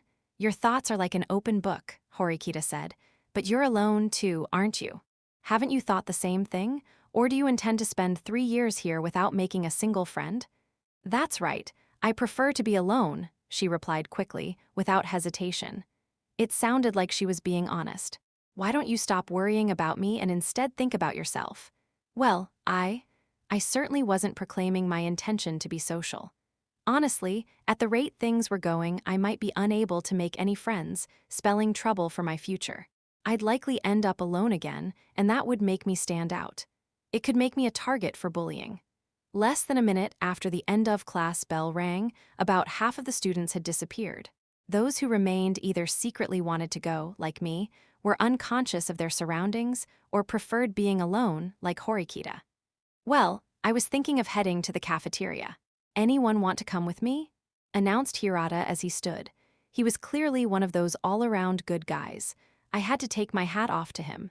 In my heart of hearts, I'd been waiting for a savior to bestow a chance like this upon me. Yes, Hirata, I will go with you. I slowly tried to raise my hand and, I'll go too. Me too, me too. Girls gathered around Hirata one after another, and I lowered my hand. Why did those girls have to take his offer? This could have been my chance to make friends with Hirata. You don't need to jump all over him for lunch just because he's kind of handsome. How tragic. Horikita's derisive laugh morphed into scorn. Don't just assume you know what I'm thinking, I said. Does anyone else want to come? Hirata looked around the room, possibly feeling a bit lonely because no other boys had joined him. Hirata scanned the classroom, and his eyes met mine. Over here. Notice me, Hirata. There's someone here who wants an invitation. Hirata didn't avert his eyes, just as I would expect from someone with a handle on his life who cared about the people in his class. He understood my appeal. Hey, Yano, Hirata began to call my name, but in that instant, come on, hurry up, Hirata-kun. A Gyaru-styled girl latched onto Hirata's arm. The girls stole Hirata's attention. They left the classroom together, all looking rather happy. I remained alone with my arm outstretched. Somewhat embarrassed, I tried to play it off by pretending to scratch my head. Well then, Horikita shot me another pitying look before departing the classroom, leaving me alone. That was pointless. Reluctantly, I got up and decided to head toward the cafeteria by myself. If I didn't feel like I could eat alone in there, I'd just score some supplies from the convenience store. You're Ayano Koji-kun, right? On my way out, a beautiful girl suddenly called my name. It was Kushida, one of my classmates. This was the first time I'd actually taken a good look at her, and it caused my heart to start pounding in my chest like a jackhammer. She had short, straight, dyed brown hair that almost brushed the tops of her shoulders. While it certainly wasn't crude, the school had recently approved rather short skirt lengths. I had a strong feeling that this was one of the more recent uniforms. She was holding something in her hand. I couldn't tell if it was a pouch with a lot of key holders or what. I'm Kushida, from your class. Do you remember me? She asked. Yeah, kinda. Do you need something? To tell you the truth, there's something I wanted to ask you. It's just one little question. Ayano Koji-kun, are you on good terms with Horikita-san? I wouldn't really say we're on good terms. Just casual acquaintances, I guess. Did she do something? It looked like her business was with Horikita rather than me, which was a little disappointing. Oh no. Well, do you remember when I said I wanted to get along with everyone in class? That's why I wanted everyone's contact info, but Horikita turned me down. Horikita was so oblivious. If such a positive, outgoing girl asked for your info, it would have been nice for you to throw me a bone and give me her contact info while you were at it. I could probably have gotten to know everyone in the class in almost no time at all. Weren't you two talking outside the school on the day of the entrance ceremony? Considering we'd all ridden the bus together, it was no wonder that she'd seen my meeting with Horikita. I was just wondering what kind of person Horikita-san is, Kushida continued. Is she the type who'll talk a lot when she's with a friend? She seemed to want information on Horikita, but I couldn't give her any answers. I don't think she's very good at interacting with others. Why are you asking about Horikita anyway? Well, during our introductions, Horikita-san walked out of the classroom, right? It seems like she hasn't talked to anybody yet, so I'm a little worried about her. Kushida had said that she wanted to get along with everyone when she introduced herself. I understand what you're saying, but I only just met her yesterday. I can't really help you. I see. I thought that you two must have been old friends before starting school here. I'm sorry to have asked you such a strange question. Oh no, it's all right. Anyway, how did you know my name? How? You introduced yourself the other day, didn't you? I remembered. Kushida had listened to my hopelessly lame self-introduction. Somehow, that made me really happy. Well, it's nice to meet you again, Ayano Koji-kun, she said. Although I was a little bewildered by her outstretched hand, I wiped my palms on my pants and shook hands with her. Yeah, nice to meet you, I said. Today was probably my lucky day. Even though there'd been some low points, some things had gone well. Since humans were creatures of convenience, the positives quickly overrode the bad memories. 3.1. After taking a quick peek into the cafeteria, I opted instead to go to the convenience store, buy some bread, and return to class. About 10 people had remained in the room. Some had pushed their desks together so they could all eat as a group, while other, more solitary students quietly ate their lunches alone. Everyone here had brought a lunchbox from the cafeteria or convenience store. I was going to eat by myself, but then Horikita returned and sat down beside me. On Horikita's desk sat a delicious-looking sandwich. Her aura seemed to say, "Don't talk to me," so I returned to my seat without speaking. Just as I was about to sink my teeth into a sweet bun, music played through the speakers. At 5 p.m. Japan Standard Time today, we will be holding a student club fair in Gymnasium Number 1. Students interested in joining a club, please gather in Gymnasium Number 1. I repeat, a girl with a sweet voice continued the announcement. Club activities, huh? Come to think of it, I'd never joined a club before. Hey, Horikita, I'm not interested in joining a club. I didn't even ask you anything yet. Well, what is it? Are you interested in joining a club? Ayano Koji-kun, do you have dementia, or are you just an idiot? Didn't I just tell you that I'm not interested? That doesn't mean you won't join, though, I replied. Now you're just splitting hairs, don't argue for the sake of arguing. Okay then. So, Horikita had no interest in making friends or joining clubs. She seemed annoyed whenever I tried to talk to her. I wondered if she'd come to the school only to advance into higher education or get a job. If she wanted to advance to higher education, I wouldn't have found that too surprising, but I did consider it a bit of a waste. You don't really have any friends, do you? She asked. Sorry, but hey, I can at least talk to you pretty well now. Listen, don't count me as one of your friends. Oh. Well, since you apparently want to go find out about the clubs, do you intend to join one? She asked. Oh, I'm not sure, I guess. I'm still thinking about it. Probably not, though. You don't plan to join a club, but you want to go to the club fair. How odd. Do you plan to use this as a pretext for talking to people and making friends? How could she possibly be so sharp? No, I was probably just easy to read. Since I failed to make any friends on my first day, I thought that clubs would be my last chance. Can't you invite anyone other than me? She asked. It's precisely because I don't have anyone else to invite that I'm having such a hard time. True. However, I don't think you seriously mean what you're saying, Ayano Koji-kun. If you seriously want to make a friend, you should be more insistent. I can't, though. I've devoted myself to walking a lonely road. Horikita took up her sandwich and quietly resumed eating. I have trouble comprehending your contradictory way of thinking. I wanted to make friends, but I couldn't. Horikita apparently found that incomprehensible. Have you ever joined any clubs, Horikita? I asked. No, I've never been in one. Then, do you have any experience? Doing this or that? What exactly do you mean by that? I can't help but feel like that's a mean-spirited question. Mean-spirited? Why? What did I say wrong? In one quick motion, Horikita karate chopped me in the side. I coughed after being struck, unable to believe that a girl could hit so hard. What was that for? I cried. Ayano Koji-kun. I've warned you thoroughly, but it would appear that you haven't been listening. I think I may have to dole out rather merciless punishment to you later. Absolutely not. Violence doesn't solve anything. Oh, really? Violence has existed since the dawn of time. Violence has historically proven to be the human race's most effective means of achieving resolution. Violence is the most reliable method to make others listen or safely deny their demands. Not to mention that, in many countries, the police who enforce the law use handguns and batons, wielding violence as a tool to make arrests. You sure are rambling. She gave a grand speech, insisting that hitting me had not been wrong. She also stated that her unreasonable behavior was reasonable. If I tried to argue, she would viciously tear me down. I think that I will employ violence to rehabilitate you, Ayano Koji-kun, and purge you of those impure thoughts. How does that sound? Okay then, what if I said the same thing to you, Horikita? What about that? At best, men who raised their hand against women were called lowlifes and cowards. I wouldn't particularly mind, because I don't think you'll get the chance.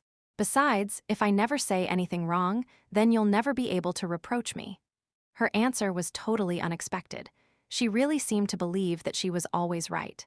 Even though she looked and spoke with the civility befitting an honors student, on the inside, she was a cruel beast.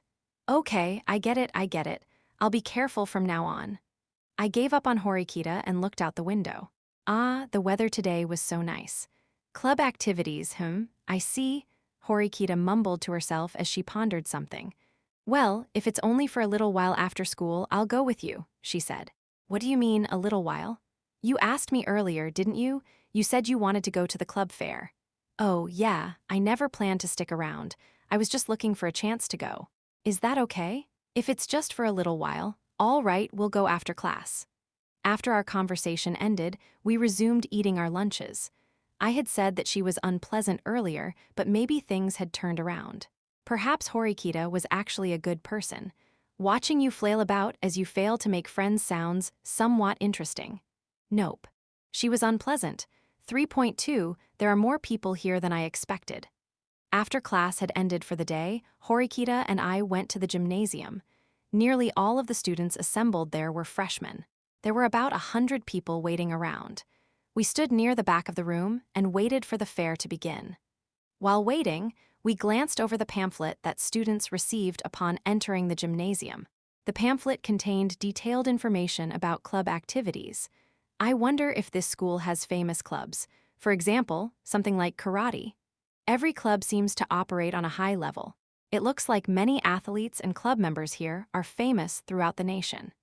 Even though this school didn't seem like a top-tier institution for activities like baseball and ballet, the clubs here certainly looked great. These facilities are significantly more substantial than ordinary schools. Look, they even have Otwo chambers.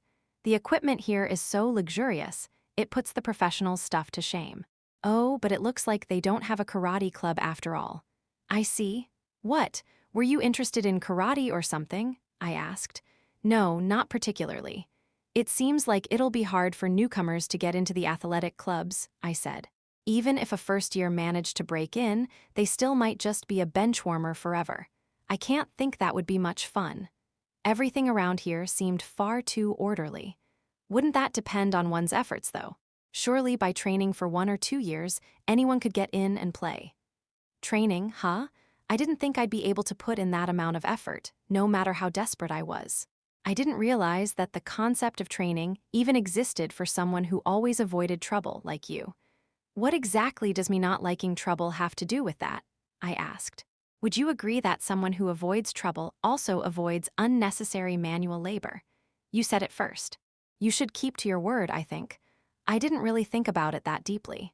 If you keep acting so non-committal, you're never going to be able to make any friends, she said. You wound me, Horikita. Thank you all for waiting, first-year students. We will now begin the club fair. A representative from each club will explain their function. My name is Takebana, the student council secretary and the club fair's organizer. It's nice to meet you all. After Takebana delivered the opening remarks, representatives from each club quickly lined up on a stage. It was quite a diverse crowd. The club representatives included everything from burly athletes in judo uniforms to students dressed in beautiful kimonos. Hey, if you want to get a fresh start, why not try joining an athletic club? The judo club looks good, doesn't it? That upperclassman looks kind, and I'm sure he'd encourage you. What do you mean kind? He looks like a gorilla. He'll kill me for sure, I snapped. He'll probably talk passionately about how easy judo is. Cut it out, sheesh. I'd thought that we were having a decent conversation, but she'd done nothing but stick it to me. Even if I wanted to join, the athletic clubs all look really intimidating. I get the impression they don't accept beginners. Beginners should be welcomed. The more members a club has, the more money they receive from the school. That's how they're able to get better training equipment. Sounds like they're using the beginners for the money. It would be ideal to gather many new members as a budgetary increase, and then simply to bench them the rest of the time, like phantom members. If you were skilled at manipulation, that is. What an unpleasant world. You have a pretty strange way of thinking, I muttered.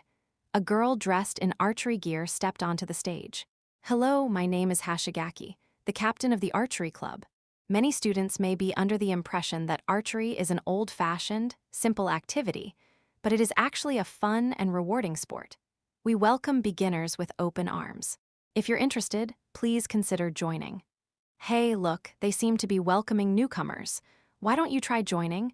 In order to increase their budget, that is, I said. I hate the idea of joining a club solely for that reason. Besides, athletic clubs are just gatherings of people with nothing better to do. Also, I probably wouldn't have fun if I didn't know anyone there. I'd end up quitting in the blink of an eye. Isn't that simply your twisted personality talking? Yeah, you're absolutely right. but athletic clubs are a no-go. I thought about joining a nice, calm, quiet club. As the seniors introduced their respective clubs one after the other, I saw Horikita suddenly tense. She looked at the stage, her face pale. What's the matter? She didn't even seem to notice me anymore. I followed her line of sight to the stage, but I didn't find anything of note there. Just the representative of the school baseball team, dressed in uniform, giving his introduction. Had she fallen in love with him at first sight? No, I doubted it. Surprise, disgust, or maybe she was overjoyed. To be honest, Horikita's expression was complex and hard to read. Horikita, what's the matter? It was like she couldn't hear my voice. She kept staring intently at the stage. I decided that I'd stop talking to her and simply wait for an explanation. The baseball team's introduction wasn't any more compelling than the others. All things considered, the greeting was rather stock, no matter their schedule, appeal, or how welcoming they were to newcomers. It wasn't just the baseball club. Nearly every club's introduction was similarly ordinary.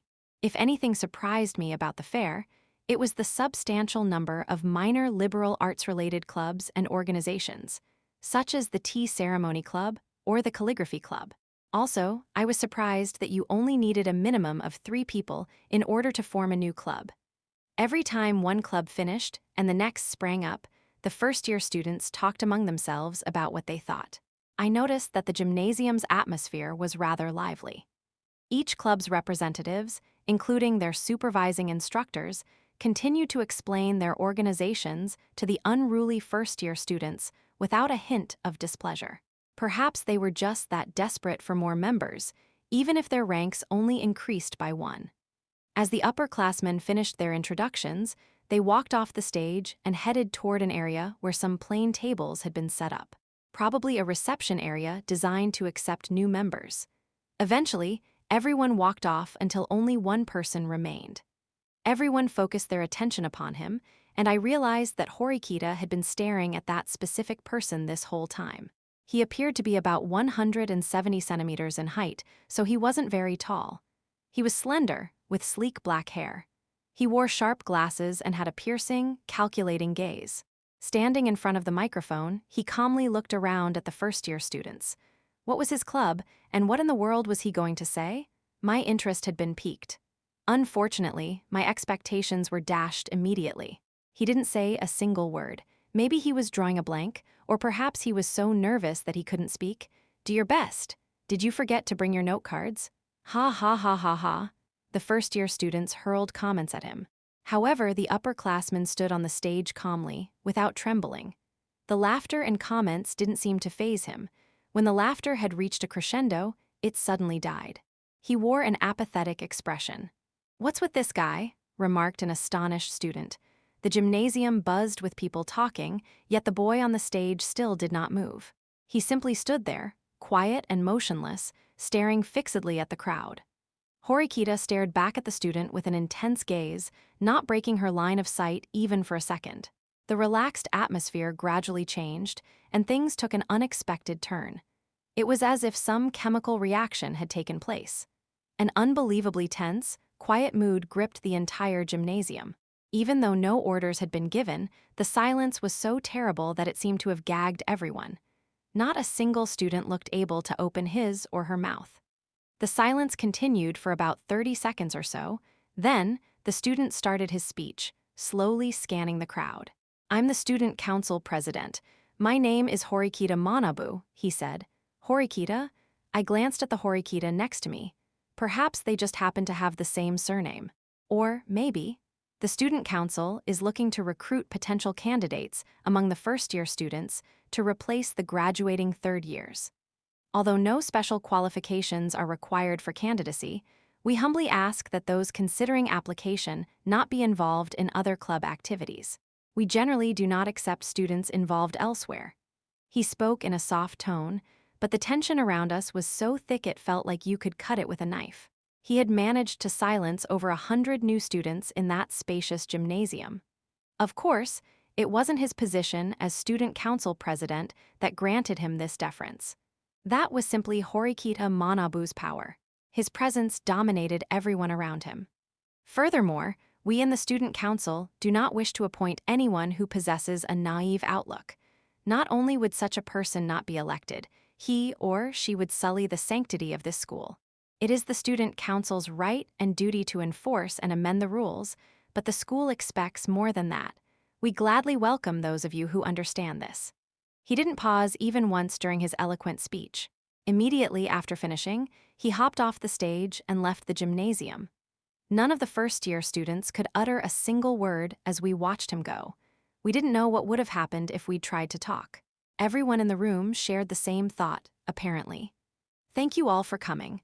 The club fair has ended. We will now open the reception area to anyone interested in signing up. Also, registration will be open until the end of April, so if any student wishes to join at a later date, we ask that you please bring the application form directly to the club you wish to join. Thanks to the laid-back organizer, the tension in the air dissipated. Afterward, the third-year students who'd introduced their respective clubs started taking applications. Horikita remained still as a statue, giving no sign she would budge. "Hey, what's wrong?" I asked. Horikita didn't answer. It was like my words didn't even reach her ears. "Yo, Ayanokoji, you came, huh?" As I was lost in thought, someone called out to me. Sudo, our classmates Ike and Yamahuchi were also with him. "Oh, hey, you three. Looks like you guys are getting along well, huh?" I responded, feeling a bit envious of Sudo. "So, you joined a club too?" "Oh no, I just came to check things out." "Wait, too, did you join a club, Sudo?" "Yeah. I've been playing basketball ever since elementary school. I thought I'd join the team here." I had thought he was athletic, judging from his physique. Basketball was clearly his game. "What about you two?" "We just came because we felt it might be fun, you know? Besides, we thought we might have a fateful encounter afterward," Ike said. "What do you mean, fateful encounter?" I wanted Ike to explain his rather odd-sounding goal. He crossed his arms and responded proudly, "I want to get my first girlfriend in Class D, that's my goal. That's why I'm keeping my eyes open for an encounter." Apparently, Ike considered having a girlfriend to be of the utmost priority. Also, I have to say that student council president was something else. He was so imposing. "I got the feeling he ruled the place, you know," he said. "I know, right? He made everyone shut up without saying a word." "That kinda stuff is impossible," I replied. "Yeah, oh, by the way, I made a group chat for the guys yesterday." Ike took out his phone. "Do you want to join in too? It's pretty handy." "Huh, me? Is that okay?" I asked. "Of course it's okay. We're all in Class D together, after all." That was a rather unexpected proposal. I was happy to be invited to the group chat. Finally, I'd found the perfect chance to make friends. However, when I took out my cell phone to exchange contact information, Horikita disappeared into the crowd. Worried about her, I stopped what I was doing. "What's wrong?" Ike asked. "Oh, nothing. You ready?" I returned to my phone and exchanged contact information with Ike and the other guys. Horikita was free to do whatever she wanted, and I didn't have the right to stop her. For a moment, I'd felt like following her, but in the end I decided not to. Chapter 4, Ladies and Gentlemen, thank you for waiting. Good morning, Yamahuchi. Good morning, Ike. Arriving to class, Ike wore a broad grin as he called out to Yamahuchi. It was rather unusual for them to get here so early. It had been 1 week since the entrance ceremony, and Ike and Yamahuchi would always make it to class right before the bell rang. Phew, man. I was looking forward to today so much that I barely slept last night. Ah ha ha, this school is just the best. I can't believe that it's almost time for swimming. And when I say swimming, I mean girls. And when I say girls, I mean girls in school swimsuits. It was true that the swimming classes were co-ed. In other words, that meant that Horikita, Kushida, and all of the other girls would be showing off a lot of skin. The girls backed away from Ike and Yamahuchi's rabid excitement. I, on the other hand, sat in my chair, isolated and alone. I couldn't do so forever. I had to proactively work at joining a group of friends. Fortunately, their conversation had ended, so I stood up. However, just then, "Hey, Professor, come here for a sec." You called." A chubby boy, apparently nicknamed the Professor, approached them slowly. If I remembered correctly, his name was Sotomura or something like that. "Professor, can you record the girls wearing their swimsuits for us?" Ike asked. "Leave it to me. I'll pretend to be sick so that I can skip class and observe." "Record? What are you planning?" I asked. "The professor is going to rank the girls' breast sizes for us. If we're lucky, he'll get some pictures with his phone. Hey, hey. Pseudo visibly drew back in response to Ike's plan. If the girls found out about it, the consequences would be severe. However, despite the content of the conversation, I was jealous of their easy banter. Having friends had to be nice. I wanted friends, too. Pathetic, a familiar voice said. So, you're here too, huh, Horikita? I just arrived while you were looking at those boys over there. You didn't notice me. If you want to be their friend, why not try just talking to them? She asked. Shut up and leave me alone already. If I could just do it, I wouldn't be agonizing over it. From what I've seen, you don't seem to be unsociable or lacking in communication skills, though. There are a lot of reasons why I can't do it. So far, you're the only person I've been able to talk to, Horikita. Even though I'd exchanged contact information with Ike and the others, I still hadn't been able to actually hold a conversation with them yet. Wait just a minute. I already warned you not to, but you wouldn't be thinking of me as your friend, would you? Said Horikita. She took a few steps away from me, as if in disgust. It's fine. No matter how low I sink, I'd never dream of being your friend, I replied. I see, I feel a little relieved. I wondered just how much she hated having friends. Hey, Ayan Okoji, Ike called my name. When I looked up, I saw him beaming at me. What is it? I asked. I stood, stuttering as I did so. Horikita no longer showed any interest in me. A chance to enter into a new group of friends had suddenly fallen into my lap. To tell you the truth, we're taking bets on the girls' chest sizes. We've come up with some probabilities. The professor took out a tablet and opened a spreadsheet. The names of all the girls in our class were displayed. There were numbers listed as well. I honestly had no interest in gambling, but I couldn't let this opportunity go to waste. So, is it okay if I join you? I asked. Yeah. Come on, do it. Do it? As of right now, Haspe was the likeliest contender for the biggest breasts in the class. The odds sat at 1 to 8. I hadn't heard most of the names before. I couldn't even remember my classmates' names. This was too awful. This is way more elaborate than I would have thought. Aren't you observing them a little too closely? Come on, we're men, aren't we? Men have only two things constantly on their minds. Tits and ass. Even if that were true, he really had no filter whatsoever. By the way, Horikita was ranked lowest. If you managed to win the bet, that was over 30 times your wager back. Well, in terms of breast size, it was obvious who would win and who would lose. Horikita had no chance. So, what's your wager? It's 1,000 points to join. I see. I clearly lacked information. Scanning the list, I realized that not only did I not know the breast sizes of half the people here, I didn't even know the names and faces of most of the girls. Actually, aside from Horikita and Kushida, I couldn't recall hearing about anyone else. Kushida seemed to have fairly large breasts, but not large enough to take first place. Come on, play with us. It's no fun if there are only a few people betting, you know? I'll do it. Me too, me too. I have experience scouting girls and checking out their tits. While I considered the offer, boys crawled out of the woodwork around me, getting blatantly excited over the size of the girls' breasts. The girls in the classroom looked at us like we were dirt. I'll join, too. By the way, my money's on Sakura, Yamaguchi chimed in. Sakura was a somewhat plain girl who wore glasses, but because I'd barely talked to anyone, I honestly didn't know that much about her. While it looked like he was pondering something, Yamaguchi tapped the professor and Ike on the shoulders and whispered something to them. I'm only telling you guys about this. The truth is, I actually confessed to Sakura. What? Seriously? Ike was the most surprised and flustered by this. Had his goal to become the first guy in class to snag a girlfriend fallen through? Yeah, seriously. But keep this on the down low. It's just between us, okay? I mean, I thought she was really plain at first, but then I saw her wearing regular clothes. She was huge, man. You doofus. If she's not cute, you shouldn't ask her out, even if she's got huge tits. I wouldn't date anyone unless they were in the same league as Kushida or Haspe. I'm not interested in such a plain Jane. He spoke harshly because no one else was around. I wondered how much I believed Yamaguchi when he said that he'd ask Sakura out. I had my doubts. In the end, I decided to place my bet on the girl with the highest odds. 4.1, all right. The pool, after lunch had ended, it was finally time for swim class. Finally, the moment Ike and the others had so desperately been waiting for. Without even trying to hide his excitement, EK leapt up and headed with the others toward the indoor pool.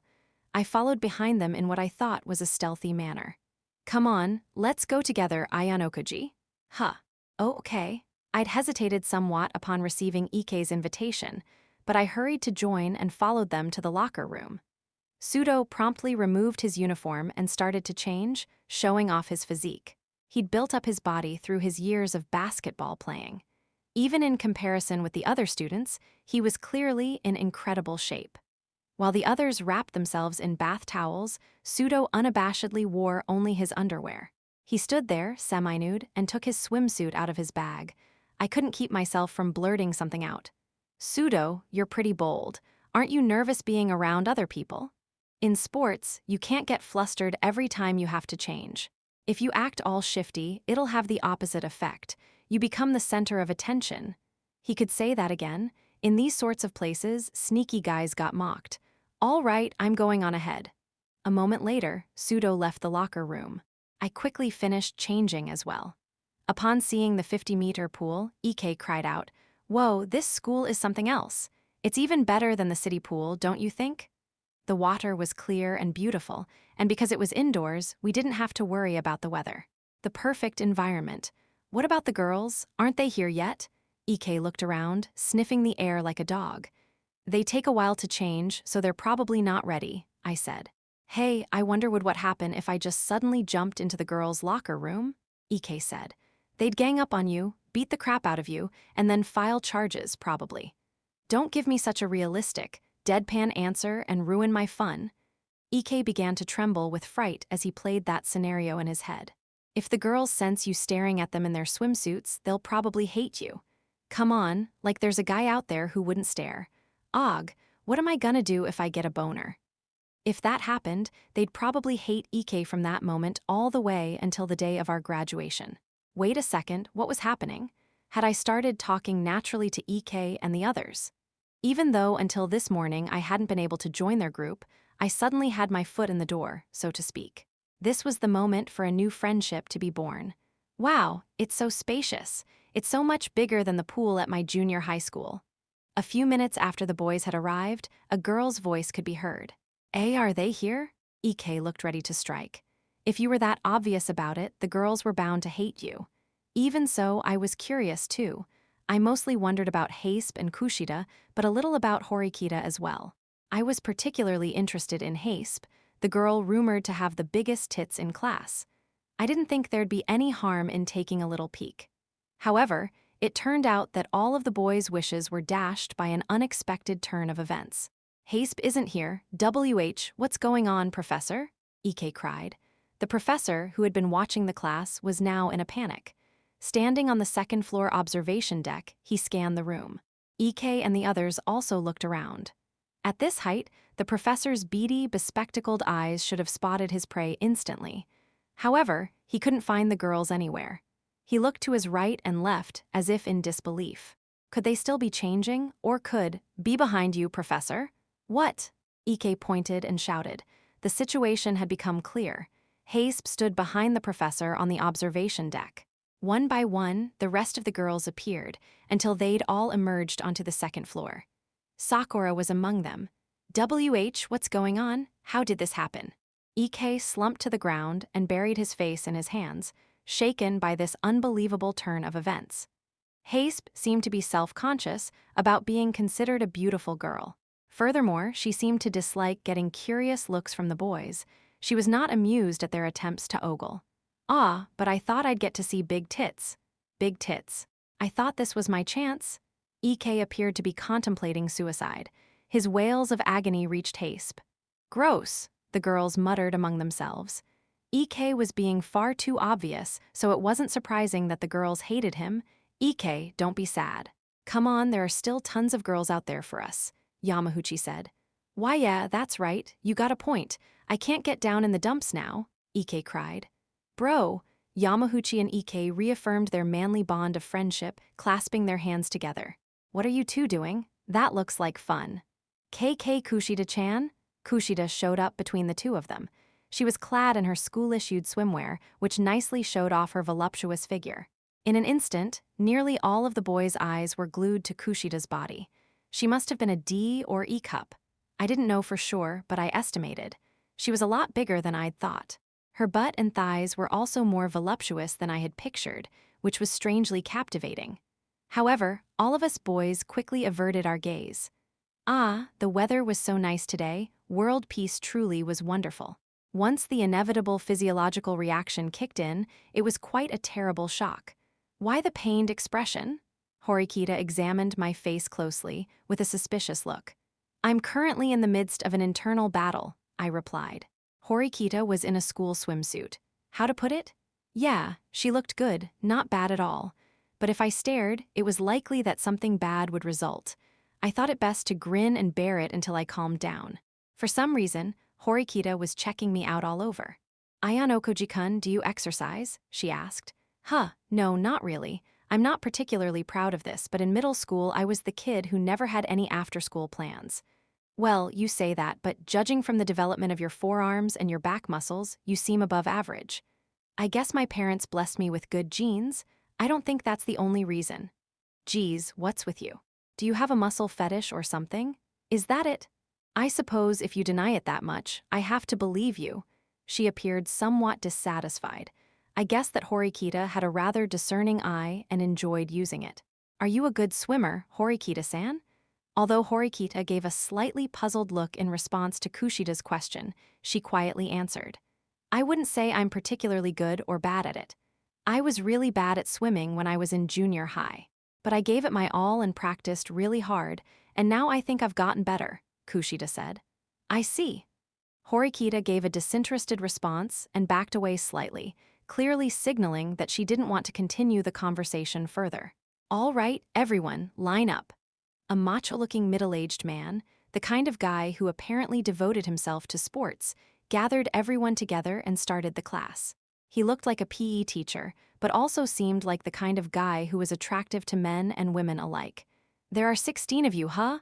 I thought there would have been more, but this is all right. Clearly, some of the students in that count had ditched class, but it didn't appear to frustrate him. After you warm up, I want to see what you can really do. Swim for me, the coach said. Excuse me, sir, I can't really swim, though. A lone boy sheepishly raised his hand and spoke up. Since you have me as your teacher, you'll be swimming by summertime. Don't worry about a thing. Well, we don't really need to force ourselves to swim, do we? It's not like we're going to the beach or anything. No way. I don't mind at all if you're bad at swimming now, but I'll make sure you guys are winners in the end. Besides, being able to swim will definitely come in handy later in life. Definitely. Swimming would definitely come in handy? Well, I suppose knowing how to swim would be convenient. However, hearing a teacher say something like that made me feel uncomfortable. Though, he probably just wanted to keep the students from sinking like rocks. Everyone started their warm-up exercises. EK kept peeking at the girls. The teacher asked us to swim for about 50 meters. Students who could not swim were allowed to touch the bottom of the pool with their feet. I hadn't been in a pool since last summer.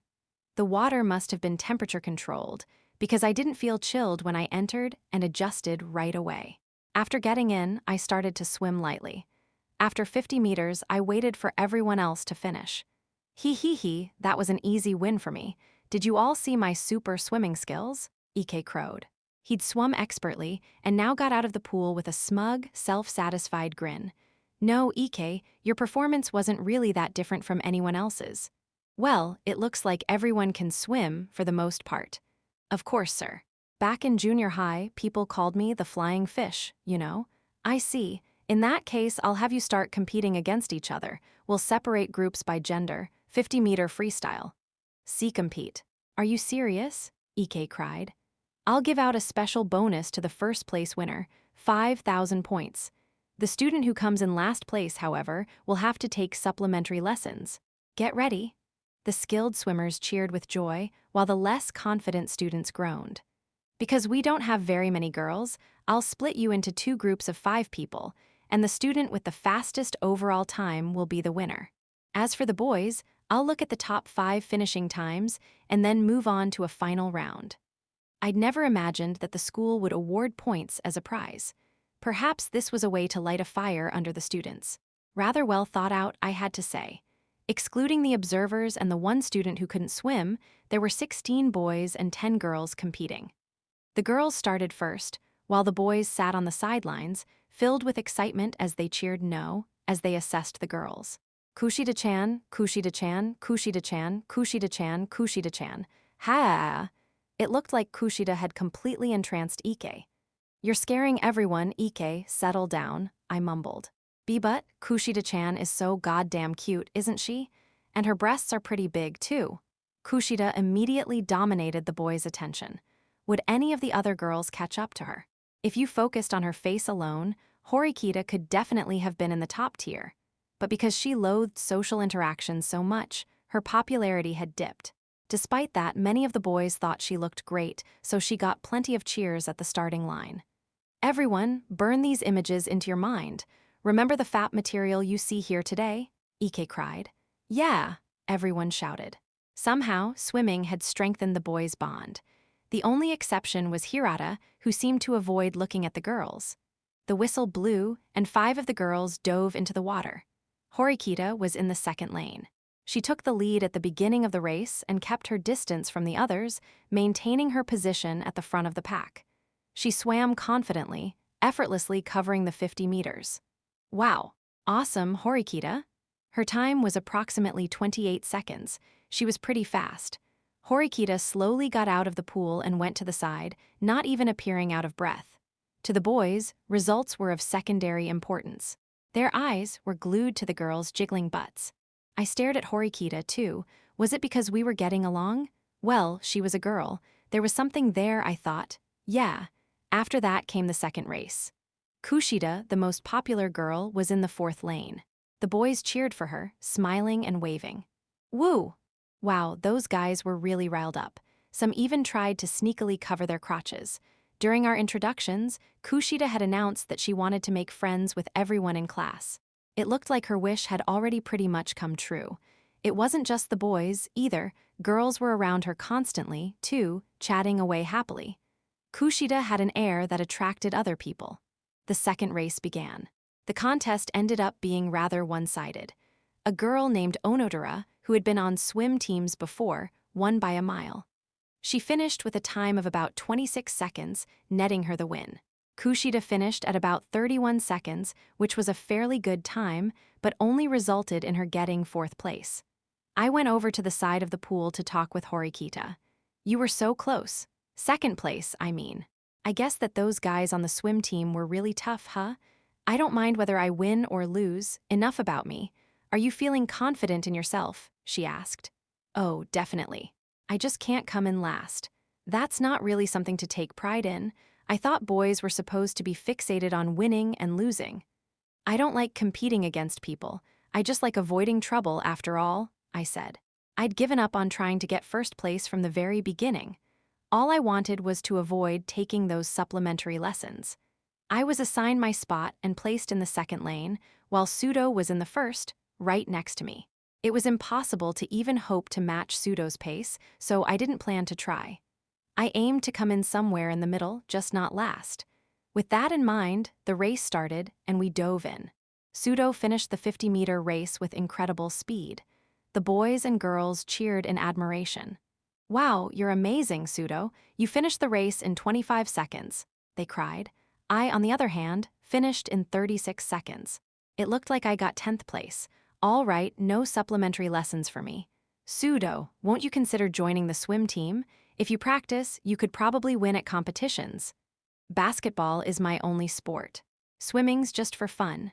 Pseudo, who hadn't even broken a sweat, calmly got out of the pool. Oh, wow, he has absolutely outstanding motor skills. Ike, feeling envious, elbowed Pseudo.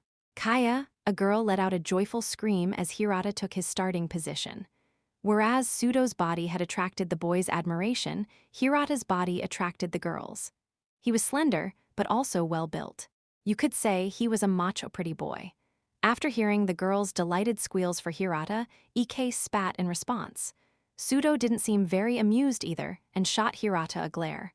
I'm going to blow you out of the water. I'll use all of my power, he growled. Didn't he say that he swam just for fun? After the teacher blew the whistle, Hirata dove into the pool with beautiful form. Every time Hirata's arms cut through the water, the girls cheered by the side of the pool. His form was effortlessly cool. "He's surprisingly fast," Pseudo commented. It was certainly true that Hirata swam fast. There was no doubt that he'd shot ahead of the 4 other boys who were competing with him. This, of course, prompted more shrieks from the girls. Hirata didn't fail to live up to our expectations. He came in first place. Deafening cheers reverberated throughout the room. "Sensei, what was his time?" asked Ike impatiently. Hirata's time was 26.13 seconds.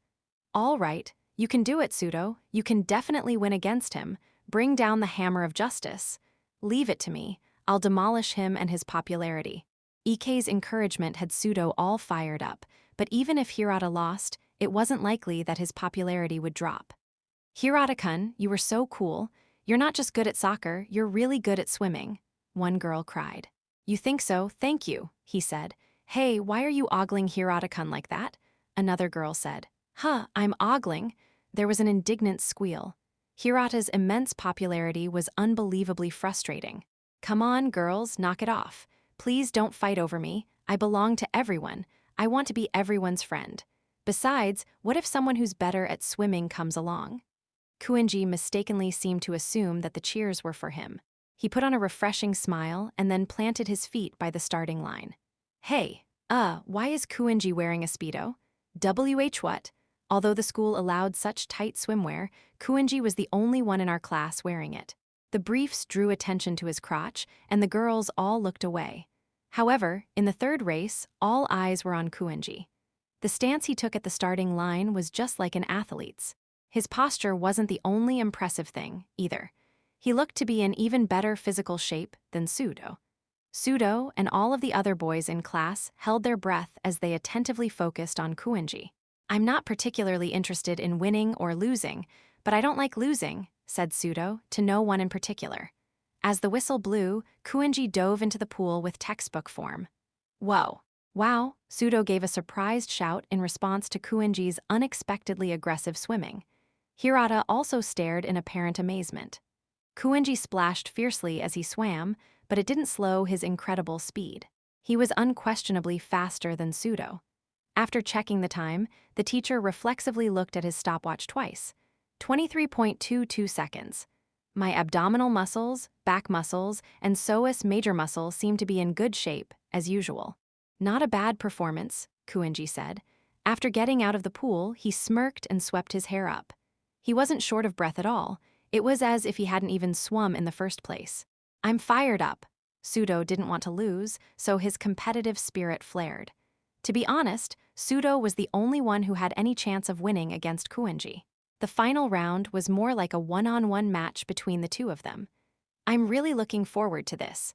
Both Kuijin-kun and Pseudo-kun are so fast," Kushida said. Yeah." Standing beside a swimsuit-clad beauty, I'd entered a state of emergency, my heart pounding in my chest. What's the matter? Your face looks red for some reason. Are you not feeling well by chance?" she asked. "Oh no, that's not it at all." "Well, even so, something seems unusual. Why do we have swimming classes in April anyway?" "Because we have such an incredible indoor pool." "Oh yeah, that reminds me, you were pretty fast, Kushida. I can't believe that you weren't very good at swimming in junior high." "You're much faster than average, too, Aion Okuji-kun." "Nah, I'm pretty average. I don't really like to exercise." "Is that so? But you look like a really manly guy, Aion Okuji-kun. Even though you're so slim, I could say that you're even better built than Pseudo, and he plays basketball." Kushida examined my body in shock and awe, as if she were thinking really. Really? I was 10 times more nervous now than when Horikita had stared at me. I was just born naturally muscular. There's no special reason behind it. To tell you the truth, I'm not in any clubs. The conversation revolved around good health. I felt somewhat nervous, but strangely satisfied as well. We continued in this way for a while. I'd wanted to talk with Kushida alone. "Wow, Kuinji is amazing. I thought that Pseudo would have won in a landslide. What the heck is going on, Aion Okuji?" Ike asked. It looked like Kuinji had beaten Pseudo by about a 5-meter lead in the final round. After he'd finished observing the race, Ike zeroed in on me, his face like a demon's. Nothing really. I didn't do anything," I replied. "That's not what I'm talking about." He wrapped his arms around my shoulders and whispered in my ear, "I'm aiming for Kushida-chan. Don't get in the way." I didn't exactly plan to get in the way, but his goal was slightly unrealistic. I didn't think Kushida was the type who'd stoop to being with someone like Ike. Of course, I didn't think she'd get with me either. Chapter 5, Friends. Kiko-chan, do you want to stop by a cafe on our way back today? Sure, let's go. Oh, but wait just a minute, okay? I want to invite one more person. Kushida headed toward Horikita, who was putting her textbook into her bag. Horikita-san, would you like to come with us to a cafe today? She asked. Not interested. Horikita threw Kushida's invitation back in her face, with no room for ambiguity. Couldn't you just lie and say you were planning to go shopping, or that you were waiting for a friend? Despite the harsh rejection, Kushida kept smiling. This wasn't a particularly unusual scene. Ever since the entrance ceremony, Kushida had regularly tried to invite Horikita to do fun things with her. I thought it would be nice for Horikita to accept an invitation at least once in a while, but perhaps that was just a bystander's selfish interpretation. No one had ever met with anything but rejection when they'd tried to invite Horikita. I see. Well then, I'll try inviting you again another time. Wait, Kushida-san. Surprisingly, Horikita called out to Kushida. Had she finally given in? Don't invite me again. It's a bother, said Horikita coldly. However, Kushida didn't appear saddened. Instead, she smiled as she answered, I'll invite you again. Kushida then ran back to join her friends, and they left the hall. Kiko-chan, just stop inviting Horikita-san. I hate her. Just before the door closed, I faintly heard one of the other girls' words. Horikita, who was right next to me, must have heard as well, but she gave no indication that she cared. You won't try to invite me places, will you? She asked. Nope, I understand your personality well enough. It's pointless to even try. I'm relieved to hear that. After Horikita finished getting ready, she walked out of the classroom by herself. I absent-mindedly stuck around for a little while, but soon grew bored and got up. Time to go home, I thought. Ayano Koji-kun, do you have a moment? Hirata, who was still hanging around, called out to me when I passed by. Unbothered, I responded to him softly. It was unusual for Hirata to notice me. It's about Horikita-san, actually. I was wondering if something was wrong. Some of the girls were talking about it earlier. Horikita always seems to be alone. Maybe it wasn't Kushida especially. Perhaps Horikita was just the kind of person who strongly disliked company. Could you possibly tell her to try to get along with people a little? Well, that's up to the individual, isn't it? Besides, Horikita isn't really making trouble for anyone else, I replied. You're right, of course. However, many people have voiced their concerns about it. I absolutely do not want any bullying in our class. Bullying. Such talk seemed premature, but perhaps there were signs of it. Was he warning me then? Hirata looked at me with the purest of intentions. Well, I think it'd be better for you to tell her directly rather than talk to me, Hirata, I said. You have a point. Sorry for bringing it up. Horikita was always alone, day after day. If this continued, within a month she'd be like a tumor in our class. However, this was Horikita's personal problem and something I probably shouldn't involve myself with. 5.1 After leaving class, I went straight toward the dormitory. Kushida, who was supposed to have left with a friend earlier, appeared to be waiting for someone while leaning up against the wall. Noticing me, she smiled like always. I'm so glad. I was waiting for you, Ayano Koji-kun.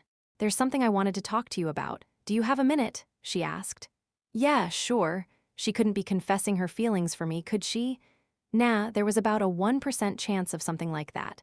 I'll just ask you outright. Ayano Koji-kun, have you seen Horikita-san smile even once? Huh, no, not that I can remember. Apparently, Kushida had come to talk about Horikita again. Thinking back, I didn't recall ever seeing Horikita smile once.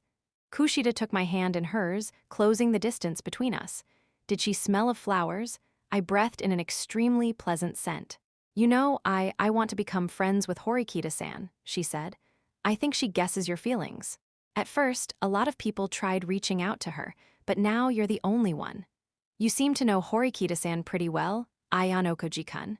It's not like I'm watching her or anything, it's just that you tend to learn a lot about the person who sits next to you. Girls were girls, after all, and they'd been really eager to form groups since the first day of school. They were also more aware of cliques and social circles than guys, And in this class of about 20 people, 4 held the most influence. You could claim they put up a facade, that they weren't genuinely being themselves. However, Kushida was the exception. She definitely held favor within each group, but more than that, she was tremendously popular with everyone. She was persistently warm and gentle toward Horikita, as part of her continued efforts to become her friend. That wasn't something an ordinary student could do. That was probably why everyone adored her.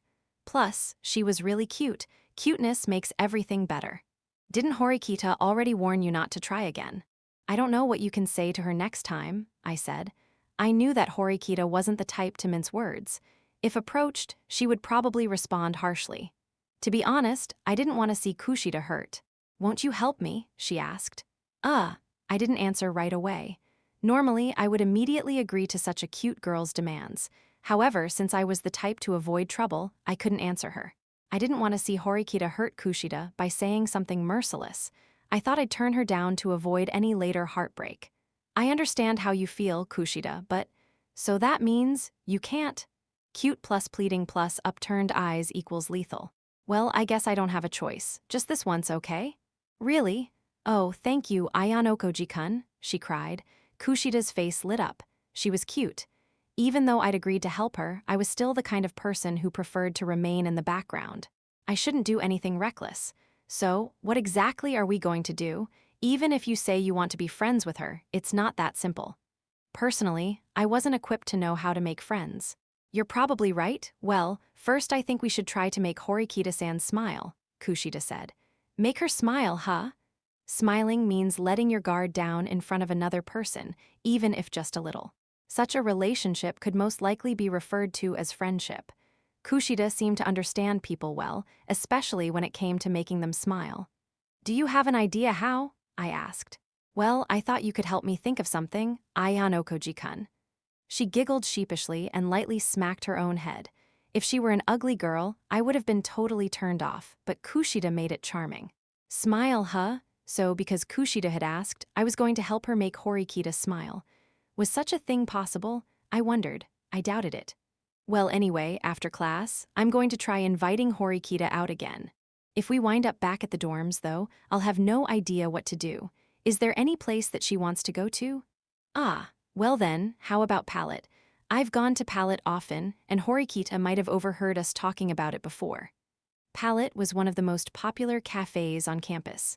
I had heard about Kushida and the other girls going there often after class. And if I'd heard about it, then Horikita must have also been aware. How about if you two went to Palette and ordered, and then bumped into me by chance? Would that work? Probably not. I think that might be expecting a little too much. What if your friends helped out, Kushida? The instant Horikita noticed Kushida's presence, she would probably get up and leave. I thought it'd be better to create a situation that would make leaving difficult. I told Kushida my idea. Ooh, that certainly sounds like it would work. You're so smart, Ayanokoji-kun, she cried. Kushida nodded in agreement while she hung on my every word, eyes sparkling. Oh, no, I don't think my plan has anything to do with being smart. Anyway, that's what I was going for. I understand. I'm excited for the result. No, don't expect too much. That'll be trouble. If you try inviting her, Kushida, she'll probably refuse you outright. So, how about I invite Horikita? Okay. I think that Horikita-san trusts you, Ayanokoji-kun, she said. Why do you think that? What proof do you have? Well, I guess it just looks that way to me. She seems to trust you more than anyone else in the class, at the very least. That doesn't mean I'm best suited for this task, though. That's only because I was able to talk to her, but that was a coincidence. I just happened to be seated next to her on the bus. If that hadn't happened, then I probably wouldn't have talked to her. But don't you meet almost every person for the first time by chance? And then they can become your friend, or your best friend, or even your boyfriend or girlfriend or your family. That's true. I suppose that was one way to look at it. Coincidence had allowed me to talk with Kushida like this. Therefore, it was possible that Kushida and I might eventually become lovers. 5.2 classes had ended. The other students left for their various after-school activities, talking to one another about where they would go. Meanwhile, Kushida and I exchanged looks, signaling each other to go ahead with the plan. Hey, Horikita, do you have some free time after class today? I asked. I don't have any time to waste. I have to go back to the dormitory and prepare for tomorrow. Prepare for tomorrow? I was pretty sure all she did was study. I wanted you to go somewhere with me for a little bit. What are you after? Do you think that by inviting you out, I'm after something? Well, when you invite me so suddenly, I naturally have my doubts. However, if there is a specific matter that you wish to discuss, I wouldn't mind listening. I didn't have anything to talk about, of course. Well, you know that cafe on campus? The one with a ton of girls. I don't have the guts to go there all by myself. I kind of get the feeling that guys are banned from entering there or something. Don't you? I certainly can't argue that most of their customers seem to be women, but aren't men also allowed to patronize the cafe? Well, yeah, but no guy goes there alone. Only if they're with friends who are girls or if they're someone's boyfriend. Horikita tried to recall what Palette was like, seemingly lost in thought for a moment. You may very well be right. It's unusual for you to express such a well-reasoned opinion, Aihan Okoji-kun. But I'm still interested in it, so I wanted to invite you to come along with me. I suppose that's natural, since you supposedly have no one else to invite, correct? She asked. That makes it sound like I'm imposing on you, but yeah, basically. And if I refuse? Well, that would be that. I'd have no choice but to accept. I can't force you to give up your private time, after all. I understand. Your issue with the cafe is certainly accurate. I can't stay there for too long, though. Is that all right? Sure, we'll be quick. In my mind, I added the word probably to that last thought. If she knew that Kushida was involved in this, Horikita would probably have some strong words for me. I'd begun to think that, since I was able to talk to Kushida, I might be able to make friends with Horikita myself. Besides, whether it was a cafe or a lecture hall, Horikita always came with me, even as she complained about it. For someone like me, who had difficulty making friends, this was probably a miracle. The two of us left the classroom and made our way to Palette on the first floor. Girls began to congregate there, one after another, enjoying their time after class. There are so many people here, Horikita said. Is this your first time doing anything social, Horikita? Oh, yeah, I suppose it would be. You're always alone. Was that supposed to be sarcastic? How childish. I'd meant to engage in some playful ribbing, but apparently that was impossible for Horikita. After we placed our order, we both got our drinks. I ordered the single serving of pancakes. Do you like sweets? She asked. I just wanted to have pancakes. I didn't particularly like or dislike cakes and stuff, but I needed a believable reason. There aren't any open seats, though. I guess we'll just have to wait a bit. Oh, never mind. There are some open seats over there. I noticed that two girls quickly got up from their table, and I hurriedly went to secure our spot. Horikita passed around the table. I set my bag down on the floor, took my seat, and looked about casually. Hey, I just thought of something. If the people around here see us like this, they'll probably think we're a couple. Horikita remained expressionless, or rather, cold. Being in such crowded surroundings was making me anxious. As I considered what was about to happen, my stomach started to hurt.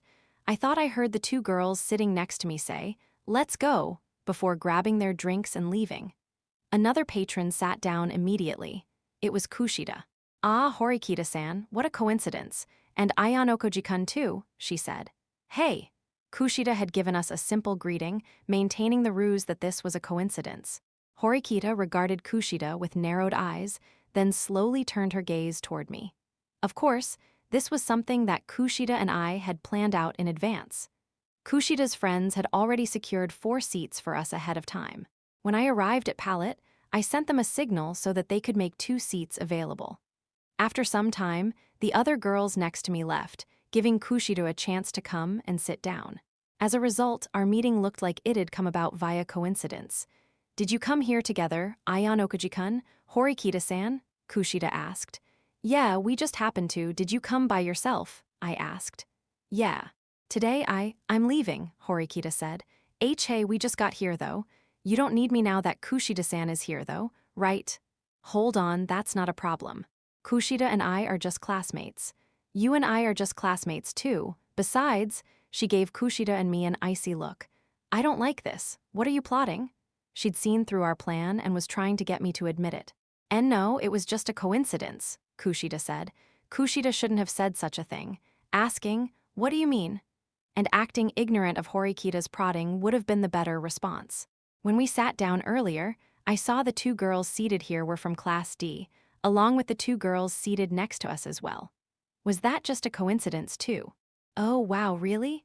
I didn't notice at all, Kushida said. Also, we came straight here after classes ended. No matter how much those girls rushed, they could only have been here for about 1 to 2 minutes at the most. It was far too early for them to get up and leave. Am I wrong? Horikita was even more incredibly observant than I'd thought. Not only did she remember our classmates' faces, but she'd quickly grasped the situation. Well, a bewildered Kushida signaled for me to save her somehow. Horikita noticed. Any further deception on our part would just make it worse. Sorry, Horikita, we planned this. I thought as much. I thought this whole thing was a little suspicious right from the start. Horikita-san, please be my friend. Kushida just came out and asked her directly, no longer trying to hide anything.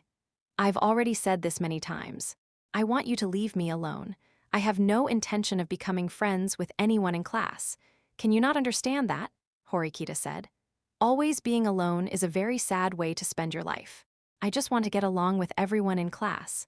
I wouldn't deny you your wish, but it's wrong to try forcing people into something against their will. Being alone doesn't make me sad. Besides, do you think that I would be happy if you forced me to become your friend? Do you think that feelings of trust would arise out of something forced? Horikita wasn't wrong. It wasn't that she couldn't make friends, but that she considered them unnecessary. Kushida wanted something, but Horikita would not reciprocate. It's my fault for not being clear enough with you, so I don't blame you this time. But if you try this again, please keep in mind that I will not forgive you. As she said that, Horikita took her untouched latte and stood up. Horikita-san, whatever you say, I really want to be friends with you. When I saw you, I felt like it wasn't the first time we'd met. I wondered if you felt the same way, Kushida mumbled. This is a waste of time. I find everything you're saying unpleasant. Horikita raised her voice, cutting Kushida off without mercy. Even though I'd told Kushida I would help her, I had absolutely no intention of butting in. But I kind of understand your thoughts on the matter, Horikita. I've actually often wondered if friends are really necessary, I said. You're saying that? You've been trying to make friends since day one? I won't deny it. However, you and I are similar. I wasn't able to make friends until I came to this school. In junior high, I never knew anyone's contact information or hung out with anyone after class. I was always alone. Kushida was visibly surprised when she heard me say that, like she couldn't believe it. I think that partly explains why I was compelled to talk to you, I said. That's the first time I've heard something like that. However, even if you and I share some things in common, I think we took different paths to reach this point. You wanted friends but couldn't get them. I considered friends unnecessary, so I didn't make any. Saying we are similar would be incorrect. Am I wrong? No, but telling Kushida that she was being unpleasant is going too far. Are you really okay with this? If you choose not to get along with anyone else, you'll be alone for the next 3 years. That sounds pretty painful. It will be my 9th year in a row of being alone, so I'll be fine. Oh, and if you include kindergarten, it would actually be slightly longer. Had she just nonchalantly dropped a bombshell, that she'd always been alone for as long as she could remember. Can I go now? Horikita asked. She sighed deeply and looked straight into Kushida's eyes. Kushida-san, if you don't try to force me into anything, I won't be rude. I promise. You're not stupid, so you understand what I'm telling you, right? With one final simple, well then, Horikita left. Kushida and I remained in the noisy cafe. Well, that was a failure. I tried to lend a helping hand, but it was pointless. I guess she's gotten too accustomed to being alone, I said. Kushida wordlessly collapsed into her seat. However, she instantly recovered, and her usual smile returned. It's okay. Thank you, Ayano-koji-kun. It's true that I wasn't able to become her friend, but I was able to learn something important. That's enough for me. I'm sorry, though. I feel like Horikita-san might hate you now because you helped me. Don't worry about it. I just wanted Horikita to consider the benefits of friendship. Thinking it'd be inconsiderate for the two us to hold up table space for 4 people, I moved to sit next to Kushida. Even so, I was shocked when you said that you didn't have any friends, Ayano-koji-kun. Is that true? I didn't think you were like that at all. Why were you all alone? Oh, yeah, it's true. Sudo and Ike are the first friends I've ever made. I still don't really know if that's my fault or the fault of the circumstances I was in. But when you made friends, did it make you happy? Is it fun? Kushida asked. Yeah. There are times when I find it annoying, but sometimes I feel like I'm happier than I was before. Kushida's eyes sparkled as she smiled at me, nodding her head in agreement. Horikita has her own way of thinking. There's probably nothing that we can do about that. Do you really think so? Is it not possible to make friends with her? She asked. Why are you desperate to be her friend? Kushida, don't you already have more friends than everyone else? There's no reason to focus on Horikita. Even if it meant that she wouldn't be friends with everyone in class, she didn't need to try so desperately. I wanted to be friends with everyone, not just the people in Class D, but the students from other classes, too. But if I can't become friends with one girl in my class, then that means I'll never achieve my goal. Think of Horikita as a special case. You'll just have to wait for some special circumstances to come around. Not something forced, but a natural event that would connect the two of them. When that time came, they might possibly become friends. Chapter 6. The End of Everyday Life. Ha ha ha ha. God, you're so dumb. You're hilarious, man. Ike chatted loudly with Yamaguchi during second period math. It had been 3 weeks since the entrance ceremony. In that time, Ike and Yamaguchi, along with Sudo, had collectively come to be known as the Idiot Trio. Hey, do you want to go do karaoke? Yeah, let's go. A group of girls nearby were making plans for after class. I was really worried for a while, but it looks like everyone's opened up to each other quickly. Ayano Kuji-kun, haven't you made quite a few friends? Asked Horikita, copying what was written on the blackboard into her notebook. Somewhat, I suppose. Although I was anxious at first, I'd gotten to know Sudo from our encounter at the convenience store, and I'd bonded with Ike and Yamaguchi through the incident at the pool. Sometimes we ate lunch together. Even though I was far from having a best friend, before I knew it, I could say that I had some friends. Human relationships are rather mysterious, so I couldn't pinpoint the precise moment we became friends. Sup, halfway through class, Sudo crashed through the door and barged into the classroom. He slumped in his seat with a yawn, clearly not caring how late he was. Oh, hey, Sudo. Wanna get lunch later? Ike called out to Sudo from across the room. The math teacher continued the lesson without even really paying attention. Normally, the teacher would have flicked a piece of chalk at him, but perhaps out of some feeling of laissez-faire, all of the teachers tolerated that kind of behavior. Even when it came to poor language, being late to class, or dozing off, no one cared. While at first our class had acted more reserved, now everyone was far too flippant. Of course, there were a few students like Horikita who studied diligently. My cell phone vibrated in my pocket, indicating that I'd received a message. It was from the guys' group chat that I was a part of. It looked like they'd decided to eat lunch in the dining hall. Hey, Horikita. Do you want to have lunch with me? I asked. I will have to decline. Your group is rather unrefined anyway. I can't deny that. When guys were alone, all they talked about were girls and dirty jokes. Who's cute, who's going out with who, how far they've gone, etc. Adding a girl into the group would probably have been a bad idea. Whoa, seriously, he has a girlfriend. Awesome. Based on Ike's conversation, it sounded like Hirata was dating Karuizawa. Watching Karuizawa from afar, I saw that she was gazing lovingly at him from across the room. As for my own impression of Karuizawa, well, she was certainly cute. But she had this atmosphere around her that it made difficult for uncertain people to approach her. In other words, she seemed like one of those intensely girly type girls. In junior high, she'd probably pounced on pretty boys like Hirata. These were my own uncharitable assumptions, but I probably wasn't far off. Oops. I had pretty mean-spirited opinions about her, although not really to the extent that it would be considered defamation. I apologized to Karuizawa in my head. I hate that look on your face. Horikita glared icily at me. She must have read my sleazy inner thoughts. How fast did you need to move to become a couple right after starting school? I was agonizing over just making friends. If I'd gone up to Horikita and asked, "Would you go out with me?" she definitely would have smacked me. At any rate, if I were to get a girlfriend, I'd prefer a kinder, more ladylike girl. 6.1 for third period, we had history class with Chabashira-sensei. When the bell rang, Chabashira-sensei walked into the noisy classroom. Her entrance didn't alter the students' behavior. Quiet down a little, please. Today's lesson will be a bit serious. What do you mean, Sahi-chan sensei? They already had a pet name for the teacher. It's the end of the month, so we're going to have a short test.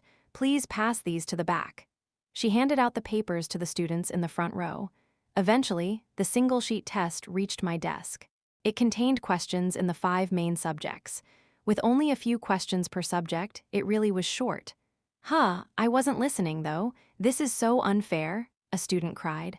Don't say that. This test is just for future reference. It won't be reflected in your report cards. There is no risk involved, so don't worry. Of course, cheating is prohibited. Her phrasing struck me as odd. Normally, only general grades were reflected in your report card. But the way Chabashira-sensei said they wouldn't be reflected in our report cards made me think that the grade could be reflected in some other way. Well, perhaps I was worrying too much. If this had no effect on our report card, then there was no need to be so cautious. As soon as the pop quiz began, I scanned the questions. There were 4 questions per subject, for a total of 20. Each question was worth 5 points, for a total of 100 points. Most of the questions were extraordinarily easy, to the point where it was almost a letdown. In fact, the questions seemed to be about 2 levels less difficult than the ones on the entrance examination. It appeared far too easy. However, just as I thought that, I reached the end of the test. The final 3 questions were an order of magnitude higher in terms of difficulty. The final math problem couldn't be solved without complex formulae. No way. These questions are seriously way too hard. These questions couldn't be geared toward a first-year high school student. The final 3 questions were clearly of a different quality than the others, so it was possible they'd been put on the test by mistake. Even though the results wouldn't be reflected in our grades, what in the hell were they evaluating with this? Well, I guess I'll just solve these problems the same way I did on the entrance exam. Chabashira-sensei monitored us. As she slowly patrolled the classroom, she kept a watchful eye to dissuade us from cheating. I quickly glanced at Horikita, who would never even think of cheating. Her pen danced across the paper as she filled in all of the answers. It looked like she was easily going to get a perfect score. I continued staring intently at my test until the bell rang. 6.2, if you just come right out and tell me straight, I'll forgive you, okay? Tell you what straight. After we'd finished lunch, I was chatting with Pseudo and the other guys next to the vending machine in the hall. All of a sudden, EK sidled up next to me. We're friends, right? Comrades that stick together through thick and thin? Yeah, I guess so. So then, naturally, you would tell us if you got yourself a girlfriend, right? He asked. A girlfriend? Well, sure. If that happens, I will. EK put his arm over my shoulder. Come on, you're going out with Horikita, aren't you? I'm not gonna forgive you if you get ahead of us. I noticed Yamaguchi and Pseudo both eyeing me suspiciously. You idiot, we're not dating. Absolutely not. Seriously. Okay, but what were you guys talking about all sneaky-like during class today? I guess it's not a story for us, Were you talking about dates or making plans for dates, I could kill you, I'm so jealous. It's nothing. Besides, Horikita isn't the dating type. I don't know about that. We never really talked to her before. If Kushida hadn't brought it up, we probably wouldn't even know her name. She disappears into the background like a shadow. Was that true? I couldn't recall Horikita really talking to anyone except for Kushida or me. You wouldn't even know her name? That's awful. So, do you know all your classmates' names, Ayan Okoji? I could remember about half of their names. I got the point. She does have a really cute face though, doesn't she? That's why we noticed her. Yamaguchi and the guys nodded in agreement.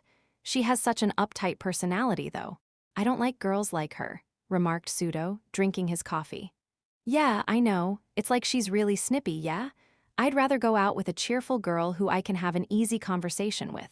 She has to be cute, of course. Just like Kushida-chan. Of course, Kushida was still Ike's favorite. To go out with Kushida-chan or rather do naughty stuff with her, cried Yamaguchi.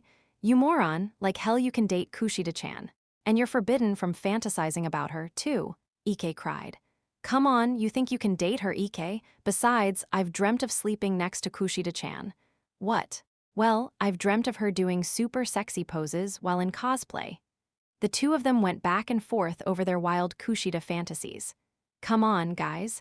High school students are free to fantasize, but that's just being plain rude to Kushida. Who do you have your eye on, Pseudo? Seen any cute girls in basketball? Ike asked. Huh, oh, no one, not yet anyway. We don't really have room for any girls on the team right now. Really? If you do have a girlfriend, though, you better not be hiding it.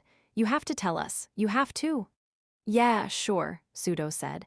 Despite how disgusted he seemed by the conversation, he nodded. The subject of girlfriends made me remember Hirata. Oh, yeah, isn't Hirata dating Karuizawa now? I asked. Yeah, you're right. Hondu saw them holding hands just the other day. Yeah, they're dating, no mistake about it. They were walking together, shoulder to shoulder. They were, huh? I wonder if they've already done naughty stuff together. Of course they have. Ah, I'm so jealous, I'm too jealous. It felt kind of unbelievable that a first-year high school student would already have had sex, but I supposed it was true. Unintentionally, I'd started thinking like these guys. Listen to me, I've got the most experience with sex and stuff, said Yamaguchi, sprawled out on the hallway floor. I think it'd be better to ask Hirata, Ike said. Do you honestly think that Hirata would give us the details? Like, if we asked about her breasts, or if she were a virgin, or things like that. Do you really think he'd tell us? Come on, I said. What kind of experiences were they planning to ask about? I walked over to the nearby vending machine to buy something to drink. Get me some cocoa, Yamaguchi called. If you want something, buy it yourself. Can't. I've already almost used up all of my points. I have about 2,000 left. How could you possibly have used more than 90,000 points in just 3 weeks? I asked. I bought stuff I wanted. Here, check it out. It's awesome, said Yamaguchi, taking out a handheld gaming device. I bought this with Ike. It's a PS5, a PS5. It's amazing that a school sells this kind of stuff. How much did it cost? About 20,000. With the optional stuff included, it came to about 25,000. Dude, don't spend all of your points right away. I don't usually play games all that much, but now that I'm living in a dorm, I figured I could play with friends. Oh, you know that Miyamoto guy in our class. He's really good at video games. Miyamoto was the rather plump boy. I'd never spoken to him directly, but I got the impression he was the type who'd talk about things like games and anime all the time. You should buy one too and join in. Pseudo said that he'd get one with next month's allowance. They were already ganging up on me. Yamaguchi handed over his game system so I could give it a try. It was a lot lighter than I expected. The screen displayed a warrior, huge sword strapped to his back, petting a pig. What kind of world was this? Honestly, I'm not really that interested. What is this anyway? Some kind of fighting game? You've heard about Hunter Watch, right? It sold more than 4.8 million copies worldwide, man. I've had an incredible knack for games ever since I was a little kid. Overseas professionals constantly scouted me. I always turned them down, though. You can proclaim something a worldwide phenomenon, but whether or not it's actually good is another matter. There were about 7 billion people in the world. The people who'd purchased this game accounted for less than 0.1% of the global population. Anyway, how in the world can such a delicate girl wear such heavy equipment? Is her armor plastic or something? If it were iron, even someone with Pseudo's physique would struggle with it. Ayano Koji, you really want an element of realism in your games? What, are you a foreigner? People who say that kind of stuff are usually okay with games where you can automatically regenerate your life. Are you one of those? Do you want some Western-developed game where you shoot guys, then hide somewhere and get all of your health back? Because, if you ask me, those games are unrealistic. I couldn't understand Yamaguchi at all. Well, you know what they say, seeing is believing, right? Just try it. When you start playing, we'll help you farm for materials. Collecting honey is hard work, you know, so you can buy me some cocoa then. For crying out loud, I didn't exactly need the honey, but I bought the cocoa to avoid any further hassle. Ah, friendship is such a blessing. Thank you, Yamaguchi said. I didn't want that kind of friendship. I tossed the cocoa to Yamaguchi, who caught it against his stomach. Now, what did I want to drink? Hesitating, I noticed a button on the machine. Oh, so they have this too. There was a button for mineral water, which was free of charge. What's wrong? Oh, nothing. Just was wondering if the cafeteria offers anything for free. Oh, you mean like the vegetable meal set? There's no way I'd want to go through school with only vegetables and water. Yamaguchi cackled as he drank his cocoa. If you used up all of your points, then you'd have no choice but to take the free stuff, like vegetables and water. However, it was easy to avoid that situation. As long as you didn't spend all of your points like Yamahuchi, that is.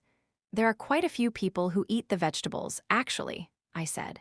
Since I went to the cafeteria often, I recalled seeing many students eating the free meal sets. It's not because they like it, it's probably because it's the end of the month. Well, that might be so. While I felt a little uneasy about it, I pressed the button for milk and took the bottle after it came tumbling down. Ah, why can't next month come any faster? I want my dream life back again. Yamahuchi and the other guys laughed as they lamented. 6.3 Hey, we're going to go hang out with Kushida-chan and some other people after class. You want to come? I received that text message in the middle of my afternoon class while absent-mindedly jotting down notes. Ah, weren't these supposed to be the halcyon days of our youth? This was the first time that friends had invited me to hang out after class. I had no reason to refuse their invitation, but I thought I'd ask who was going. I mean, I didn't want to be surrounded by a bunch of people I didn't know. That would be awkward. I quickly received a reply. I saw Ike and Yamahuchi's names as well as Kushida's. Including me, that made 5 people. Didn't seem like anyone whom I didn't already know was included. Well, that sounded fine. I confirmed that I'd go, and a response quickly followed. Kushida-chan is my target, so don't you dare get in my way. Ike-sama no, Kushida-chan is mine. You stay out of the way. Yamahuchi-ha. You say you're after Kushida-chan too. What, are you trying to pick a fight? It'd be nice if we all got along, but the two of them started fighting over Kushida via text. I'd been looking forward to hanging out with everyone, but now I thought it might be a hassle. When class ended, I left with Ike and Yamahuchi. Even though I'd been here a while, the school grounds were so expansive that I still didn't know the area very well. We couldn't leave with Kushida even though we're in the same class, huh? I said. She said she had to talk to a friend from another class. Kushida-chan is quite popular. Do you think maybe she's talking to a boy? Ike mumbled. Relax, Ike, I've already confirmed it. She's talking to a girl, Yamahuchi said. All right. Are you guys seriously going after Kushida? I asked. Of course. She's my dream girl. Yamahuchi must have shared this opinion, considering the fact he kept nodding in agreement. You're interested in Horikita, aren't you? She's definitely beautiful, I gotta say. No, I'm not. Really. Didn't you guys sneakily exchange looks and nonchalantly touch fingertips? You know, something bittersweet and yet kind of irritating.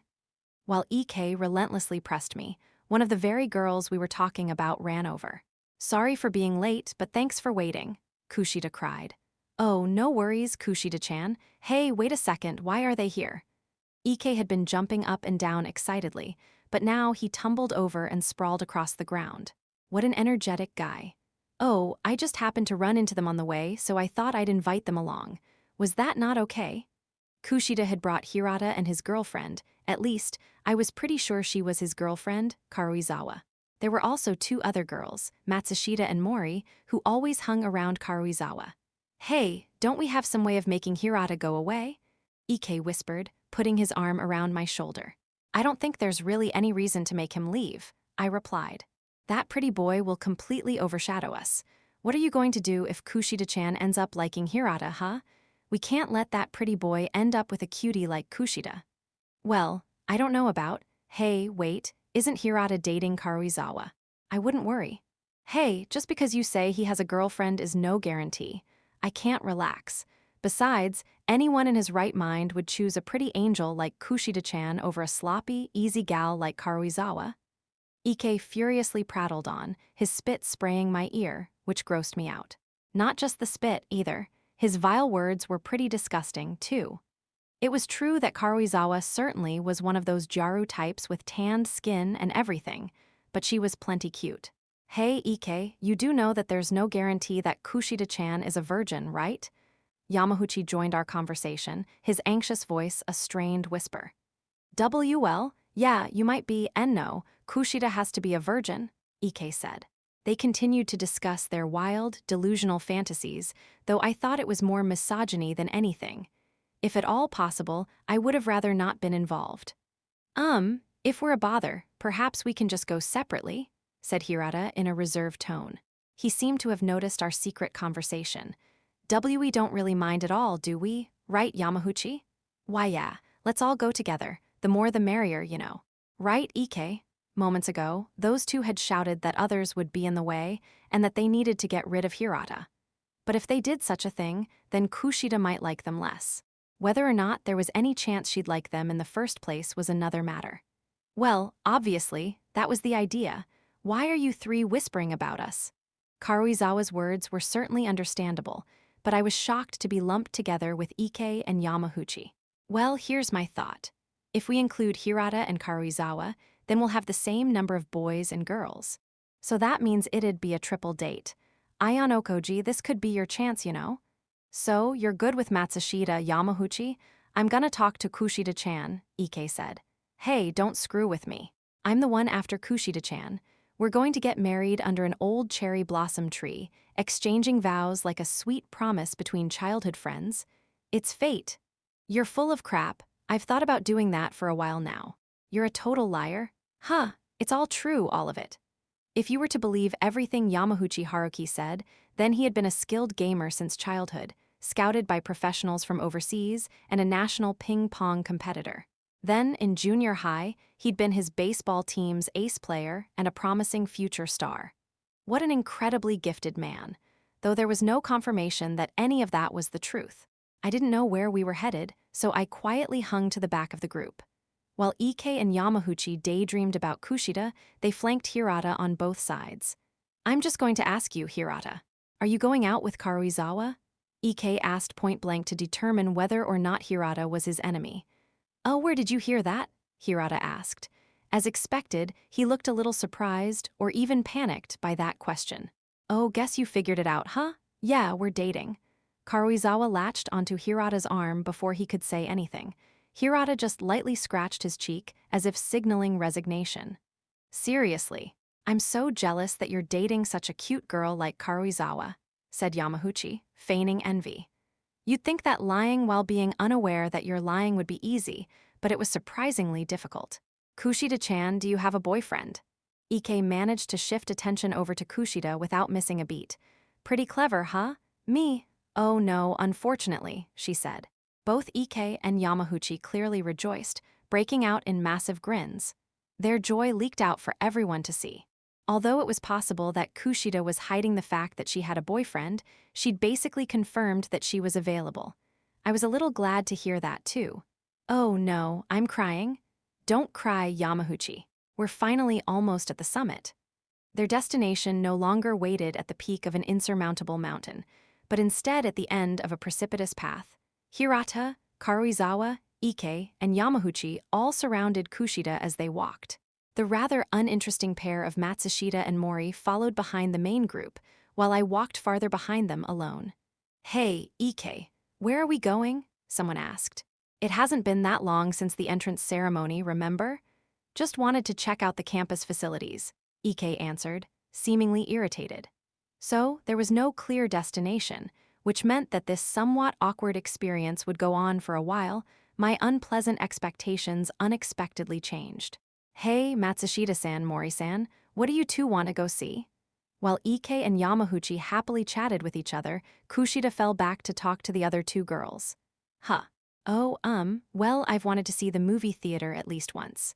Yeah, since school's done for the day, I wanted to go too. Oh, yeah, I've wanted to go as well, but haven't gotten around to it yet. Karuizawa-san, have you gone to any special places on dates? Kushida started to organize us into 3 groups, just as I'd expect of her. No matter how hard I tried, I could never have done something like that. Also, as a nice bonus, she occasionally turned and smiled sweetly at me. I didn't expect that. I tried not to talk unnecessarily, as I felt that would just be a hassle. I tried to look at Kushida in a way that showed I wasn't ignoring her. If Kushida couldn't read the room and merely liked being the constant center of attention, then the message probably wouldn't reach her. However, there are people who will lash out and say something like, "Why can't you read the situation?" to a friend after he refuses to do karaoke, even though they know that friend said he didn't want to sing. There are, after all, self-absorbed, simple-minded people who assume that because karaoke is fun for them, that means everyone will love it. They simply cannot comprehend that some people dislike singing. While I'd been mulling over this venomous topic, my surroundings had changed. Apparently, we'd stopped at a clothing store on campus. More precisely, it was a boutique. Everyone seemed to have come to this store a few times already, so we entered without hesitation. Generally, I wore my uniform on weekdays, and since I usually stayed in my dorm on my days off, I hadn't bought any clothes for going out. There were many students inside, though few upperclassmen. The majority appeared to be first-year students. Perhaps it was because of my newness, but I felt really inexperienced and anxious in this atmosphere. We checked out many different items on the racks, and afterward, went to a nearby cafe. Hirata carried the clothes that Karuizawa had purchased, which cost about 30,000 points. Have you all gotten used to this school yet?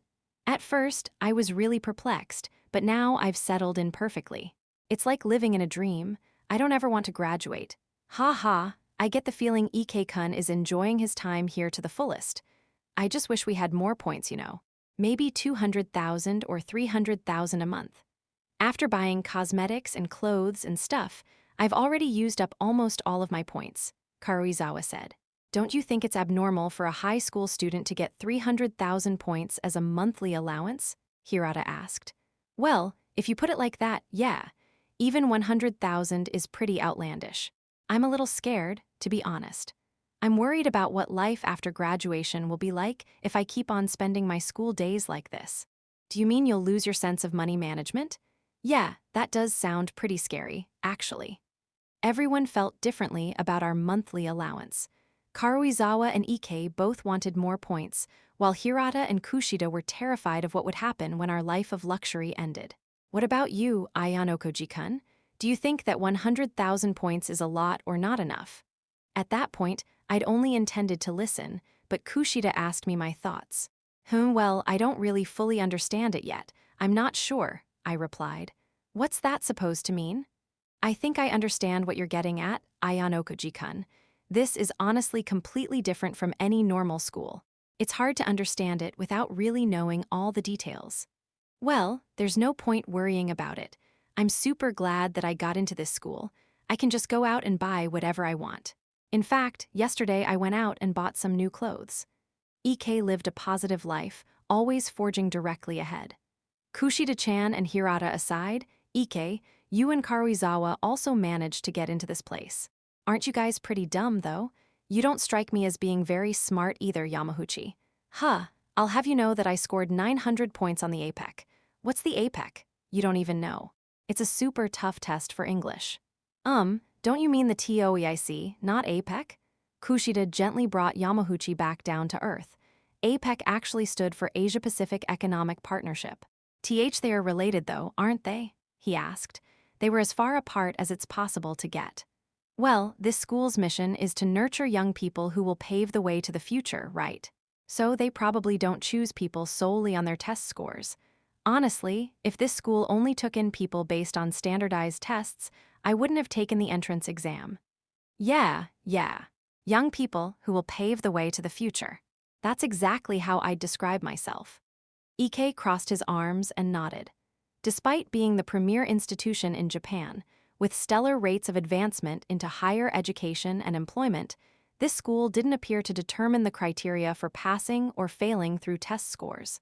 If that was the case, then how in the world did it select potential students? I found myself suddenly curious. Chapter 7, Classroom of the Elite on May 1, the morning bell rang for our very first day of class. Soon afterward, Chabashira-sensei strode into the room, holding a rolled-up poster. Her expression today was even more stern than usual. Had she started menopause, I wondered. If I made that joke out loud, I think she would have swung an iron bat at my face with full force. Hey, sensei, did you start menopause or something? Unbelievably, Ike actually let that joke fly. Honestly, it was more shocking that I'd thought the same thing as Ike. All right, your morning homeroom is about to begin. Before we get started, does anyone have any questions? If so, now is the time to speak. Chabashira-sense completely ignored Ike's sexual harassment. She appeared totally convinced that the students had questions they wanted answered. Immediately, several students raised their hands. I checked my point balance this morning, but I didn't see any deposits. Points are given on the first day of every month, aren't they? I couldn't buy juice this morning. Hondu, I already explained this before, didn't I? Points are deposited on the first day of the month. I've confirmed that points were wired this month without any issues. But nothing was deposited into my account, though. Hondu and Yamahuchi exchanged glances. Ike appeared too shocked to notice them looking at each other. I'd checked my point balance that morning as well, but saw that it had remained unchanged from the day before. No more points had been deposited into my account. I'd simply thought that the points would be wired later. Are you kids really that dumb? Was she angry or delighted? I was getting an ominous vibe from Chabashira-sensei. Dumb. What? As Hondu stupidly repeated her words, Chabashira-sensei looked at him sharply. Sit down, Hondu. I'll explain once more, she said. Seihei-chan sensei? Hondu, taken aback by her unusually strict tone, slumped in his seat. Points were deposited. That much I know for certain. There is absolutely no chance that we forgot about anyone in this class. To think so is ludicrous. Understood? Well, even if I tell you that we understand, we haven't received any points. Hondu, still perplexed, began to look dissatisfied. Supposing that what Chabashira-sensei said was true and that points had been wired to us, then that meant, had there been a discrepancy then? Did that mean that 0 points had been deposited into our accounts? My vague doubts quickly grew. Ha ha ha, I see. So it's like that then, teacher? I think I've solved the mystery, Kuinji boomed, laughing. He propped his feet up on his desk and smugly pointed toward Hondu. It's simple. We're in Class D, so we didn't receive a single point. Huh, what are you talking about? They said that we'd get 100,000 points every month. I don't remember hearing that, though. Do you? Chuckling, Kuinji boldly pointed at Chabashira-sensei. While he certainly has an attitude problem, Kuinji is exactly right. For crying out loud, barely anyone seems to have noticed the hint I gave you. How deplorable. In response to this sudden turn of events, the classroom exploded in an uproar. Sensei, may I please ask you a question? I'm afraid I still don't understand. Hirata raised his hand. He appeared to ask on behalf of his classmates rather than out of selfish concern, just as I'd expect of the de facto class leader. Even now, he took the initiative. Can you please tell us why we didn't receive any points? We won't completely understand otherwise. That was certainly true. A total of 98 absences and late arrivals, 391 incidences of talking or using a cell phone in class. That is quite a few infractions over 1 month. In this school, your class's results are reflected in the points that you receive. As a result, you wasted all of the 100,000 points that you should have received. That's what happened. I should have explained this all to you on the day of the entrance ceremony. This school measures its students' true abilities. This time, you were evaluated as being worth nothing. That's all. Chabashira-sensei spoke in a robotic fashion, devoid of any emotion. The doubts I'd had since coming to this school were finally confirmed, though in the worst way possible. Even though we'd started with the huge advantage of 100,000 points, Class D had lost it in just a single month. I heard a pencil moving against paper. Horikita seemed to be tallying the number of absences, tardy arrivals, and instances of talking in class down in her notebook, perhaps trying to make sense of the situation. Chabashira-sensei, I do not recall hearing you explain that to us before. What? Are you incapable of understanding something unless it's explained in detail? Of course. There was never any talk about reducing our points. Had that been explained beforehand, I'm sure we would have avoided being late or talking during class. That is a rather bizarre argument, Hirata. It is certainly true that I don't recall explaining the rules of point distribution. However, didn't you all learn in elementary school not to be late or talk in class? Was that not taught throughout your elementary and junior high schools? Well, I'm sure that in 9 years of compulsory education, you learned that being late and talking in class are bad things.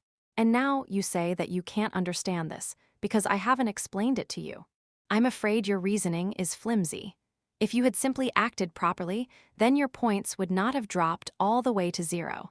This comes down to you taking personal responsibility. There was no way for anyone to refute her perfectly sound argument. Everyone knew that bad behavior didn't pay. Having just entered your first year of high school, did you honestly think you'd receive 100,000 points every month with no strings attached? At a school established by the Japanese government for the express purposes of training gifted people? That's unthinkable. Try using some common sense. Why would you leave it to chance? Although Hirata appeared to be frustrated, he looked the teacher straight in the eye.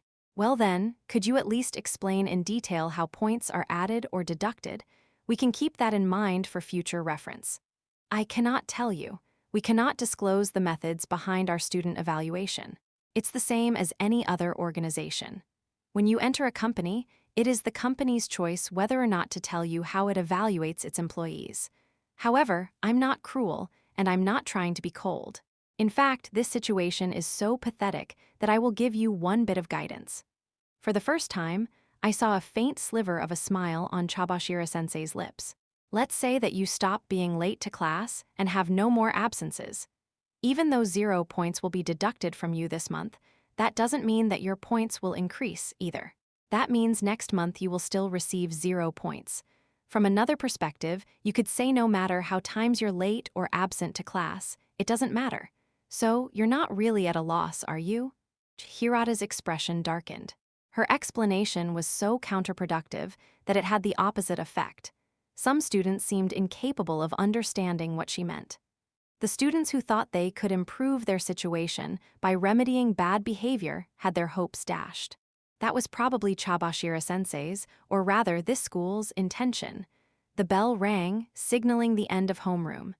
It looks like we spent too much time yammering. I hope that you understood the gist of it. Well, it's about time that we switch to our main topic. From the tube she carried, she removed a white rolled-up poster and spread it out. She stuck the poster to the blackboard with some magnets. The still confused students stared blankly at the poster. Are these the results for each class? Horikita tentatively took a guess. She was probably right. Class A through Class D were listed. To the side was a row of numbers that went up to a maximum of 4 digits. Class D had 0. Class C had 490. Class B had 650. And at the top was Class A, with a total of 940. In this case, 1,000 points would mean 100,000 yen, wouldn't it? Every class had apparently lost points. Isn't something about this odd? Yeah, the numbers look too even. Horikita and I had both noticed something strange. You've all been doing whatever you pleased this past month. The school has no intention of preventing you from doing what you want. Your actions, such as being late or talking during class, only affect the points you receive. The same goes for how you use your points. How you choose to spend is entirely up to you. We have not put any restrictions on point usage. This isn't fair, though. We can't enjoy our student lives like this, shouted Ike, who'd stayed quiet until now. Yamahuchi wailed in incredible agony. He'd already used up all of his points. Look here, morons. Every other class got points. The amount of points we gave you for the first month should be plenty for you to live on. But how do the other classes still have points left? That's weird. I've already told you there's nothing unfair about it. All of the classes were scored using the same rules. Despite that, they didn't lose as many as you. That's the truth. But why is there such a difference in our point values? Hirata also seemed to have noticed that the numbers were too tidy. Do you finally understand now? Do you see why you were placed in Class D? The reason why we were placed in Class D. Weren't we simply accepted into this school? But classes are normally divided up like this, right? Students exchanged glances. In this school, students are sorted by their level of excellence. The superior students are sorted into Class A, the least capable in Class D. It's the same system you'd find in the major cram schools. In other words, Class D is akin to the last bastion for failures. You are the worst of the worst. You're defective. This is just the result of you being defective. Horikita's face stiffened. She appeared shocked by this line of reasoning. It certainly made sense to sort the superior students with the other superior students and the failures with the failures. If you mixed rotten oranges with good ones, the rotten would quickly spoil the good. Inevitably, the superior Horikita would find this revolting. I, on the other hand, was glad. This meant I couldn't go any lower. However, I have to say, this year's Class D was the first to ever spend all of their points in a single month. I am impressed by how much you indulged yourselves. Wonderful, just wonderful. Chabashira-sensei's false applause echoed throughout the classroom. So, does that mean that once we reach 0 points, we'll always stay there? Yes, you will remain at 0 until you graduate. But don't worry, you can still have a room in the dorms and free meals. You won't die. Although we knew that it was possible to get by with the bare minimum, a lot of students weren't comforted by that fact. After all, we'd lived a life of luxury this past month. To suddenly restrain yourself after that would prove seriously difficult. Won't the other classes make fun of us? Pseudo kicked the legs of his desk with a loud thwack. After hearing that the classes were divided based on merit, everyone else would probably believe that Class D was full of morons. Despair wasn't unreasonable. What? You're still worried about your dignity, Pseudo. Well then, work to make your class into the best one. Huh. Your class's points aren't just linked to the amount of money that you receive each month. They're also indicative of your class rank. In other words, should we get to 500 points, then Class D would be promoted to Class C. This really did sound like a company performance review. Now then, I have one more bit of bad news to share with you all. She stuck another sheet of paper up on the board. It listed the names of everyone in class. A number stood next to everyone's name. Judging from these, I can see that we've quite a few idiots in this class. As her heels clacked against the floor, she glanced at us. These are the results of the short test you took a while ago. Your sensei was so happy after your excellent performance. Come on, what in the world did you all study when you were in junior high? With the exception of a few high scores, almost everyone tested below a 60. Even if you ignored Pseudo's wonderful score of 14 points, there was Ike, scoring a little above him at 24 points. The average score was 65. I'm so glad. If this were an actual test, then 7 of you would have had to drop out. Drop out? What do you mean? Oh, what did I not explain this to you? If you fail on a midterm or final exam in this school, then you have to drop out. If we applied that rule to this test, anyone who scored below 32 points would be out. You guys really are stupid, aren't you? WH what? Wailed Ike and the other failures. There was a red line drawn on the paper, separating the 7 people in question from the rest of the class. Among those 7 people, Kikuchi had scored highest, with 31 points. Anyone with a score equal to or lower than Kikuchi's had failed. Hey, don't jerk us around, Sahi-chan sensei. Don't joke about kicking us out. Frankly, I'm also at a loss, the teacher said. These are the school rules. You should prepare for the worst. The teacher's right, there do seem to be a lot of morons here. Kuinji wore a smug grin while he polished his nails, his legs propped on the desk. What the hell, Kuinji? You scored below the red line too. Pa, where exactly are you looking, boy? Look again. Huh, Kuinji is, huh. Starting from the bottom of the page, Pseudo scanned upward, and there he found Kuinji Rakasuke's name. Unbelievably, Kuinji had tied for the top spot, scoring 90 points. That meant he'd been able to solve one of those super difficult problems. I never thought that Pseudo was an idiot like me, cried Ike, a mixture of wonder and sarcasm in his voice. Oh, one more thing. This school, which operates under government supervision, boasts a high rate of advancement into elite education and workforce placement. That is a well-known fact. It's very likely that most of you have chosen a college or future workplace. Well, naturally. This school boasted the highest rates of advancement in the whole country. There were rumors that it was possible to get into a highly competitive school or company just by graduating. Rumors even suggested that graduation from this school was like receiving a recommendation to Tokyo University, the most prestigious of Japan's institutes of higher learning. However, nothing comes easy in this world. Mediocre people such as yourselves would have to be naive to think that you could easily get into the college or workplace of your choice. Chabashira sensei's words carried throughout the room. In other words, you're saying that if we want to get into the company or college of our choice, we must, at minimum, surpass Class C? Hirata asked. You're wrong. To make your dreams of a bright future come true, your only option is to overtake Class A. This school guarantees nothing for any other students. That's absurd. We didn't hear anything about that? A bespectacled student named Yukimura stood up. He'd tied with Kuinji for the top score, indicating that there were no issues with his academic abilities. How disgraceful. There's nothing more pitiful than men losing their cool. As if prompted by Yukimura's words, Kuinji let out a sigh. Don't you feel dissatisfied being in Class D, Kuinji? Yukimura asked. Dissatisfied? Why would I feel dissatisfied? I don't understand. Because the school says we're so low that we're basically delinquents and failures.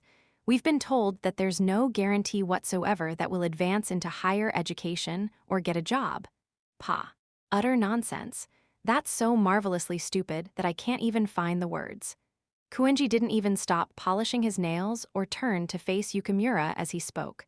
The school simply hasn't seen my potential yet. I pride myself on being great, and I value, respect, and regard myself more highly than anyone. So, the school arbitrarily placing me into Class D means nothing. Say, for instance, that I dropped out of school, I would be perfectly fine. After all, I am 100% positive that the school would come crying to take me back. That certainly sounded like something Kuenji would say. Was it being macho? Or narcissism? It's true that if you didn't care about the school's classification of students, then it really wasn't a big deal. If you considered Kuenji's impressive intellect and physical ability, it was difficult to imagine that all of the students in Class A could be better than him. Perhaps he'd been assigned to Class D because of his personality rather than his ability. Besides, I don't care in the slightest if the school does or doesn't assist me to higher education or the workforce. It's been decided that I will lead the Kuenji conglomerate group. Whether I'm in Class D or Class A is a trivial matter. It was true that, for a man whose future was already decided, getting into Class A was far from a necessity. Yukimura, at a loss for words, simply sat back down. It looks like your bubbles have been burst. If you had simply understood the harsh reality of the situation from the start, then this long homeroom period might have meant something. Your midterm exams are in 3 weeks. Please think things over and be careful not to drop out. I have confidence that you can find a way to avoid getting red marks on your report cards.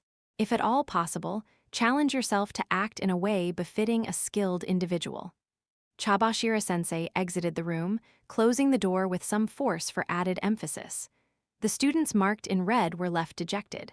Even the normally proud pseudo clicked his tongue and hung his head in shame.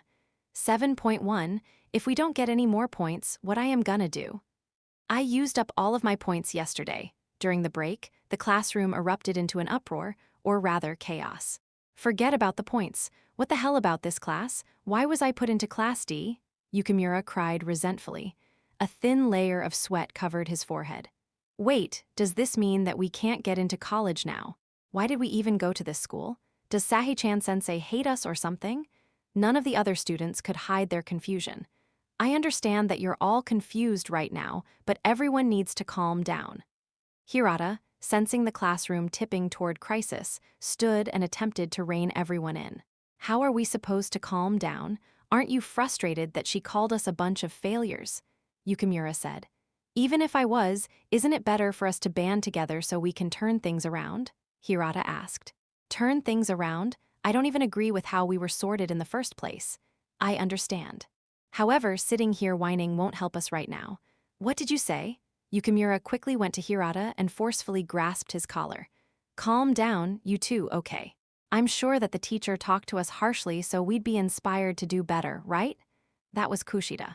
She slipped between the two and separated them, gently taking Yukimura's balled fist. Just as anyone would expect, Yukimura didn't try to hurt her and reflexively took half a step back. Besides, it's only been 1 month since we started here, right?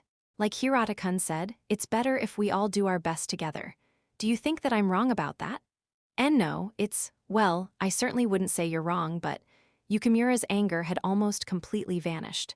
Kushida looked at everyone in class, and it was almost as if her eyes reflected a sincere wish for us to work together. Yeah, it's better for us to band together, right? There's no need for you to fight, Yukimura. Hirata. I'm sorry. I lost my cool, Yukimura said. It's all right. I should have chosen my words a little more carefully. Kushida Kiko's presence brought everyone together. I took out my cell phone and snapped a picture of the paper with the class point totals. Horikita, taking notice, looked at me with a puzzled expression.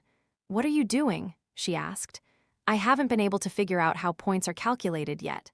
You've also been taking notes, haven't you? If I could figure out how many points were deducted by being late or talking in class, it'd be easier to come up with countermeasures. Wouldn't it be difficult to figure out those details at this stage? Besides, I don't think you can resolve this simply by investigating. Everyone in our class arrived late and talked too often. As Horikita had said, it certainly was difficult to conclude anything based on the current information. Also, Horikita's usually cool, composed attitude was gone. She seemed rather impatient. Are you trying to get into college too? I wondered. Why do you ask? Well, when we learned about the differences between A and D, you looked shocked. But so was almost everyone in this class, more or less. If they'd told us at the start, that would have been one thing, but to explain it at this stage, unthinkable. Well, she was right about that. There was probably a lot of discontented grumbling coming from Class C and B students as well. After all, the school treated every class except for like leftovers. Trying to get to the top was probably our best option. I think that before we even start talking about A or D or whatever, we should secure points. Points are just a byproduct of our performance, though. Not having points won't hinder our lives here at school. We have free options at almost every turn, right? Horikita said. If you thought about it that way, it'd be a relief for the students who'd lost all of their points. Won't hinder our lives here at school, huh? If you wanted to simply get by, this wouldn't be a problem. However, there were many things you could only obtain with points. Entertainment, for example. If the lack of entertainment options wasn't a problem, then it'd be fine, but about how many points did you spend last month, Ayano Koji-kun? Oh, my points. I spent about 20,000, approximately. This was tragic for the students who'd used up their points, like Yamahuchi, who was ranting and raving at his desk. Ike had also spent almost all of his points. While unfortunate, they've simply reaped what they've sown, Horikita said. It was certainly true that indiscriminately spending all 100,000 points in a single month was a slight problem. They baited us into spending all our points over the course of this 1 month, and we fell for it. 100,000 points per month. Even though everyone had thought it too good to be true, we'd been too happy to care. Attention, everyone. Before class begins, I want you to listen seriously for a moment. Especially you, Sudo-kun. The class was still in an uproar, but Hirata claimed everyone's attention when he stood at the teacher's podium. Gee, what is it? Sudo grumbled. We didn't get any points this month. This is a serious problem, and one that will have an enormous impact on our daily lives moving forward. It's impossible for us to make it to graduation with 0 points, right? You're absolutely right, shouted one of the female students, her voice full of despair. Hirata gave a kind nod in response, sympathizing with her. Of course. Therefore, we must earn points next month. To do that, we all need to cooperate with each other. So, please, take care not to be late to class or to talk during the lecture. Also, the use of cell phones during class is prohibited, of course. And why do you get to tell us what to do? Besides, that's supposing our points will increase. If they don't change at all, then it's useless. As long as we continue talking during class and being late, our points won't increase for sure. Although we can't go below 0 points, disruption will, without a doubt, count as strikes against us. I'm still not convinced. Besides, even if we get serious and work hard in class, our points won't necessarily go up. Sudo snorted and crossed his arms in defiance. Kushida took notice of this and commented on it. Well, the teacher did say that the being late and talking in class were obviously bad, right? Yeah, I agree with Kushida-san. It's only natural to avoid doing those things. That's just your own selfish interpretation. Besides, you don't know how to increase our points. Try talking to me after you figure that out. I don't think that there's anything particularly wrong with what you said, Sudo-kun. I apologize if I made you feel uncomfortable. Hirata bowed his head politely toward the disgruntled Sudo. However, Sudo-kun, it's a fact that unless we all cooperate, we won't get any more points. Do whatever you want, it doesn't matter, just don't involve me in it. Understand? Sudo snapped. As if being in the room made him feel uncomfortable, he left immediately. I had to wonder, would he return when class started, or did he not intend to return at all? Sudo-kun really can't read the room. He's the one who was late to class the most. Couldn't we still get some points even without Sudo-kun? Yeah, he really is the worst. Why is he in our class? Until now, everyone had been enjoying their lives of luxury to the absolute fullest. No one had previously complained about Sudo. Hirata stepped down from the podium and strangely stopped right in front of my desk. Horikita-san, Ayano Koji-kun, do you have a moment? I want to speak with you about how we can increase our points.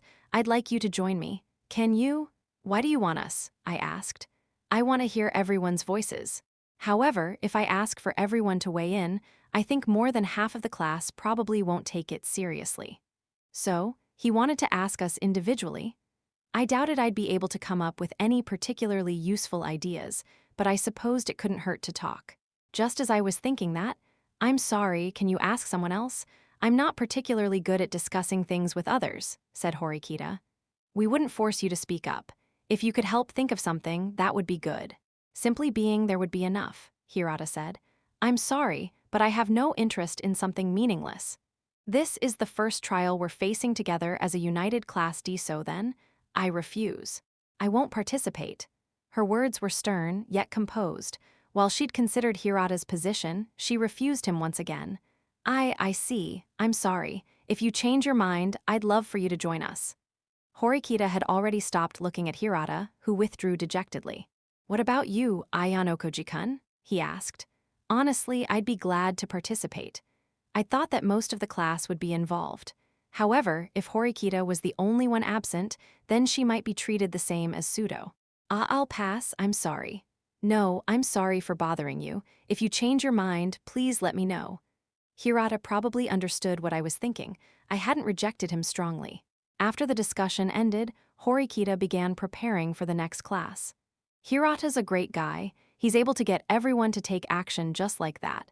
People can easily get depressed in these situations." That's one perspective, yes. If we could easily solve this by talking, then that'd be fine. However, if an unintelligent student tries to lead the discussion, the group will fall further into chaos, to the point where there's no hope of salvaging anything. Besides, I can't meekly accept my current situation. "You can't accept what now? What do you mean?" Horikita didn't answer my question. She fell completely silent. 7.2 class had ended for the day. Hirata stood at the podium, using the blackboard to prepare for our big discussion. Because of Hirata's powerful charisma, almost everyone in our class had shown, with the exception of a few like Horikita and Pseudo. When I looked around, I noticed that they'd already left the room. I decided to leave before the discussion got into full swing as well. "Ayano Koji?" Yamahuchi suddenly appeared from under my desk, his expression deathlike. "Whoa. What? What's wrong?" "Hey, buy this for me for 20,000 points. I can't buy anything," he cried. Yamahuchi placed the game console he'd purchased the other day on my desk. Frankly, I didn't even want the thing. "But if you sell that to me, who am I supposed to play with?" I asked. "How the heck should I know? Come on, it's good, right? It's special, so it's a good deal. I'll buy it from you for 1,000 points. Ayano Koji. Come on, you're my only hope." "Why am I the only one? I can't afford it anyway." Yamahuchi looked at me all teary-eyed, which grossed me out. I looked the other way. He must have realized I wasn't biting, so he immediately switched to a new target. "Professor, your best buddy has a favor to ask. Buy this game system for 22,000 points." He was trying to get the professor to buy it and had shamelessly increased the price. "Things must be really tough for the people who used up their points," remarked Kushida as she observed Yamahuchi. "What about you, Kushida? Do you have enough points? Girls have a lot of necessities, after all." "I'm okay. For now, anyway. I've used up about half of my points. I kind of lost control the first month and overspent, so it'll be a little difficult to hold myself back." "What about you, Ayano Koji-kun? Are you okay? It's got to be hard not to spend money when you're so popular. I've barely used any of my points, to be honest. I haven't really needed to buy anything." "Because you don't have friends?" she asked. "Hey, sorry, I didn't mean to offend." Kushida apologized with a giggle. She was too cute when she did that. "Hey, Kushida-san, do you have a minute?" Karuizawa asked. "What's up, Karuizawa-san?" "Honestly, I've spent way too many points, and I'm seriously running low. Some of the other girls in class have lent me a few points, but I was wondering if you could help me out too. We're friends, right? I only need like 2,000 points from you." Karuizawa didn't seem all that earnest, laughing breezily while she hit up Kushida. In such a case, rejection should be the knee-jerk reaction. "Okay, sure. I repeated silently, but it wasn't my business. This was a problem for the friends in question. Kushida had decided to help Karuizawa without even a hint of reluctance. "Thank you. This is really what friends are for, huh? By the way, here's my number. Okay, see you later. Inagashira-san." Hey, to tell you the truth, I used up too many of my points. Karuizawa turned away just like that and went in pursuit of her next target. Are you sure? You know you probably won't get those points back, right? I asked. I can't just ignore a friend in need. Karuizawa-san has a lot of friends, too, so I think it's probably hard for her not to have any points. I think using up 100,000 points is kind of her own fault, though. Wait, how do you transfer points? Kushida asked. Karuizawa gave you her phone number, didn't she? You should be able to do it with your cell phone. This school really does take great care of its students. It even has a way to help students like Karuizawa-san. True, transferring points was a lifesaver for Karuizawa, but was it really necessary to give her the money? If anything, it seemed a recipe for disaster. The loudspeaker came alive with a soothing sound effect, and a robotic voice issued an announcement. Ayano Koji-kun, from first-year Class D. Please come see Chabashira-sensei in the faculty office. Looks like the teacher wants to see you. Yeah, sorry, Kushida. Gotta go. I was sure I hadn't done anything to get me called to the office. Exiting the classroom, I could feel my classmates' stares drilling a hole into the back of my head. Timid as a rabbit, I found the faculty office and entered. I looked all around, but I didn't find Chabashira-sensei anywhere. Baffled, I called out to a teacher inspecting her appearance in a mirror. Excuse me, is Chabashira-sensei here? Sahi-chan. Oh, she was just here a moment ago. The teacher had wavy, shoulder-length hair, which made her look mature. The way she said Chabashira-sensei's name made them sound close. They were near in age and probably friends. She must have stepped away for a minute. Do you want to wait here? No, thank you. I'll wait in the hall. I didn't like being in the faculty office. I hated attention, so the hall would do just as well. However, the young teacher unexpectedly followed me. I'm Hashinomiya Chie, in charge of Class B Sahe, and I have been best friends since high school.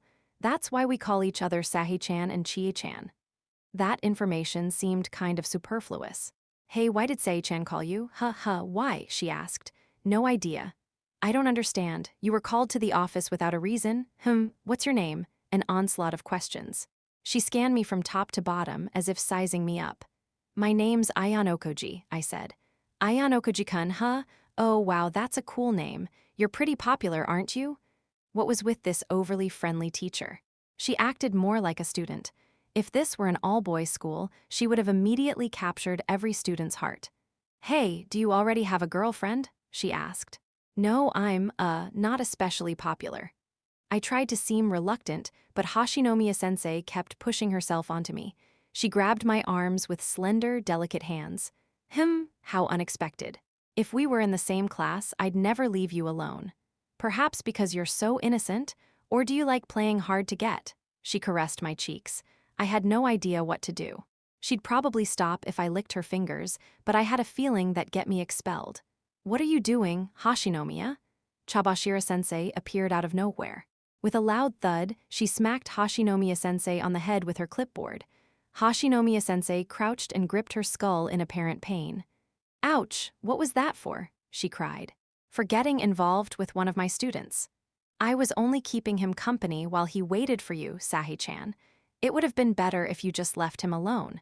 Thanks for waiting, Ayano Koji. Let's go into the office. The guidance office? I asked. Did I do something wrong? I've been trying to keep a low profile here. A good answer. Come. While I wondered what this was all about, I followed Chabashira-sensei. Hashinomiya-sensei remained by my side, smiling widely. Chabashira-sensei noticed and turned, her face much like a demon's. You stay, she ordered. Come on, don't be so cold. It won't be the end of the world if I listen, right? Besides Sahi-chan, you're definitely not the type to give one-on-one guidance. Pulling a new student like Ayano Koji-kun into the guidance room out of nowhere. Are you after something, I wonder? Grinning, Hashinomiya-sensei scooted behind me and placed her hands on my shoulders. I sensed a storm brewing.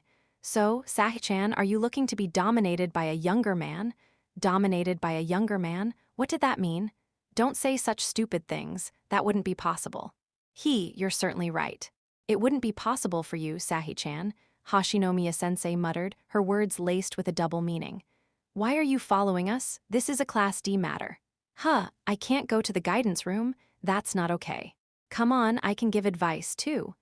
As Hashinomiya-sensei continued to follow, a female student came up to us, a beautiful girl with light pink hair.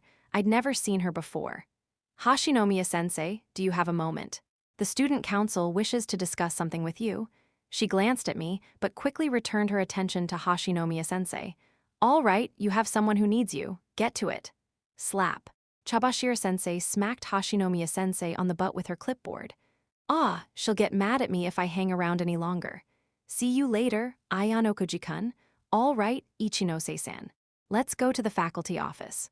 With that, she turned on her heel and left with the beautiful Ichinose. Chabashira-sensei lightly scratched her head while she watched Hashinomiya-sensei leave. Soon after, we entered the guidance room, which stood beside the faculty office. So, why did you call me here? I asked. Well, about that, before we begin, please come here. She briefly glanced at a clock hanging on the wall, which gave the time as 9 o'clock, and opened the door. Inside was a small office kitchenette. She placed a kettle on top of a stove. I'm going to make tea. Is roasted green okay? She asked. I picked up the container with the tea powder. Don't make any unnecessary moves. Shut up and get in here. Understand? Don't make a sound and stay until I tell you it's okay to come out. If you don't do as I say, you'll be expelled, she said. Huh, what do you mean by? She closed the door to the kitchenette without explanation, leaving me in there. What in the world was she scheming? I did as I was told and waited. Soon after, I heard the outer door to the guidance room open. Ah, come in. So, what did you want to talk to me about, Horikita? I heard Chabashira-sensei say. Apparently Horikita was in need of guidance. I will be frank, why was I sorted into Class D? That's quite frank. Today, you told us that the school sorted superior students into Class A. You said that Class D was filled with the leftovers, the last bastion of delinquents. That's true. You must consider yourself to be a superior person. I wondered how Horikita would respond. I'd bet she'd confidently object. I solved nearly every problem on the entrance examination. I made no substantial mistakes on the interview either. At the very least, I shouldn't have been sorted into Class D. Looks like I would have won that bet. Horikita was definitely the type to think herself superior. She wasn't excessively self-conscious, either. She'd tied for first place on the test, as shown in the morning's results. You solved nearly all of the problems on the entrance examination, Normally, I couldn't show the examination results to individual students, but I'll make an exception in this case. I just so happen to have your answer sheet here. You're incredibly prepared. It's almost as if you knew I'd come here to protest. I'm an instructor. I understand the mind of a student, at least to some degree, Horikita Suzune. Just as you said, you did well on the entrance examination. You had the third highest test score among the first-year students and were close to the highest and second highest scoring students. You did exceedingly well. And you're right, we found no particular problems in your interview. On the contrary, we evaluated you quite highly. Thank you very much. So then why? Before I answer, why are you dissatisfied with Class D? Who could be happy with an incorrect evaluation? Furthermore, the class rankings greatly impact our future prospects. Of course, I'm dissatisfied. Incorrect evaluation? Perhaps your self-evaluation is far too high. Chabashira-sensei snickered, or rather, laughed outright. I acknowledge that your academic ability is excellent. You're certainly very smart. However, who decided that smart people are categorically superior? We never said that. But that's just common sense. Common sense? Didn't common sense create our current, flawed society? Before, Japan relied solely on test scores to separate the superior and inferior. As a result, the incompetents at the top tried desperately to kick down the truly superior students. In the end, we settled on a system of hereditary succession. A system of hereditary succession meant that things like social standing, prestige, and employment were passed down to future generations. At those words, I groaned unintentionally. My chest hurt. You're a capable student, I don't deny that. However, this school's goal is to produce superior people. If you believe academics alone place you into a higher class, you are mistaken. That was the very first thing we explained to you. Besides, think rationally. Would we have admitted someone like Pseudo if we decided superiority based solely on academic merit? Despite the fact that this was one of the country's leading preparatory schools, this place allowed students to enroll for purposes other than academics. Furthermore, You may be too hasty in proclaiming that no one would be happy to be incorrectly evaluated. Take Class A, for instance. They are under incredible pressure from the school and also the target of extreme envy from the lower classes. Competing every day with that kind of pressure bearing down upon you is far more difficult than you might imagine. There are some students who are happy to be incorrectly evaluated at a lower level. You're joking, right? I can't understand such a person. Is that so? I think that Class D boasts some of those people. Strange students who would happily be set at a low level. It was almost as if she were talking to me. You still haven't given me an explanation. Was I honestly sorted into Class D? Did anything go wrong with the grading? Please double-check, Horikita said. I'm sorry, but you weren't sorted by mistake. You are definitely in Class D. You are at that level. Is that so? Then I will ask the school again at another time. Apparently, she wasn't going to give up. Horikita had merely determined that her homeroom teacher was the wrong person to ask. You'll get the same answer from anyone in a higher position. Besides, there's no need to be disappointed. As I told you this morning, it's possible for one class to overtake another. You could conceivably reach Class A before you graduate. I can't imagine it will be easy, though. Forget overtaking Class A. How in the world could those immature Class D misfits gain more points? I can't see how it's possible. Horikita spoke the truth. The difference in points was overwhelming. I don't know. You alone get to decide how you head down that path. At any rate, Horikita, do you need to be in Class A for any special reason? Well, I suppose that's enough for now. Excuse me. But know that I'm not yet convinced I was sorted correctly. Understood, I will keep that in mind. A chair squeaked against the floor, signaling that the discussion was over. Oh, that reminds me. I've summoned another person to the guidance room. It's someone relevant to you. Relevant to me? No, you can't mean bro. Come on out, Ayanokoji, the teacher said. This was a bad time to reveal myself. Maybe I just wouldn't go. If you don't come out, I'll have you expelled. Geez, a teacher shouldn't casually wield expulsion like a weapon. How long do you intend to keep me waiting? With a sigh, I entered the room. Naturally, Horikita appeared surprised and perplexed. Were you listening to our conversation? She asked me. Listening? I know you guys were talking, but I didn't really hear anything. The walls are surprisingly thick. That's not true. Voices carry pretty well into the kitchen. Apparently, Chabashira-sensei wanted to drag me into the action. Sensei, why would you do this? Horikita noticed that this had all been planned and was clearly angry. Because I deemed it necessary. Now then, Ayanokoji, I'll explain why I called you here. Chabashira-sensei dismissed Horikita's concerns and shifted her attention to me.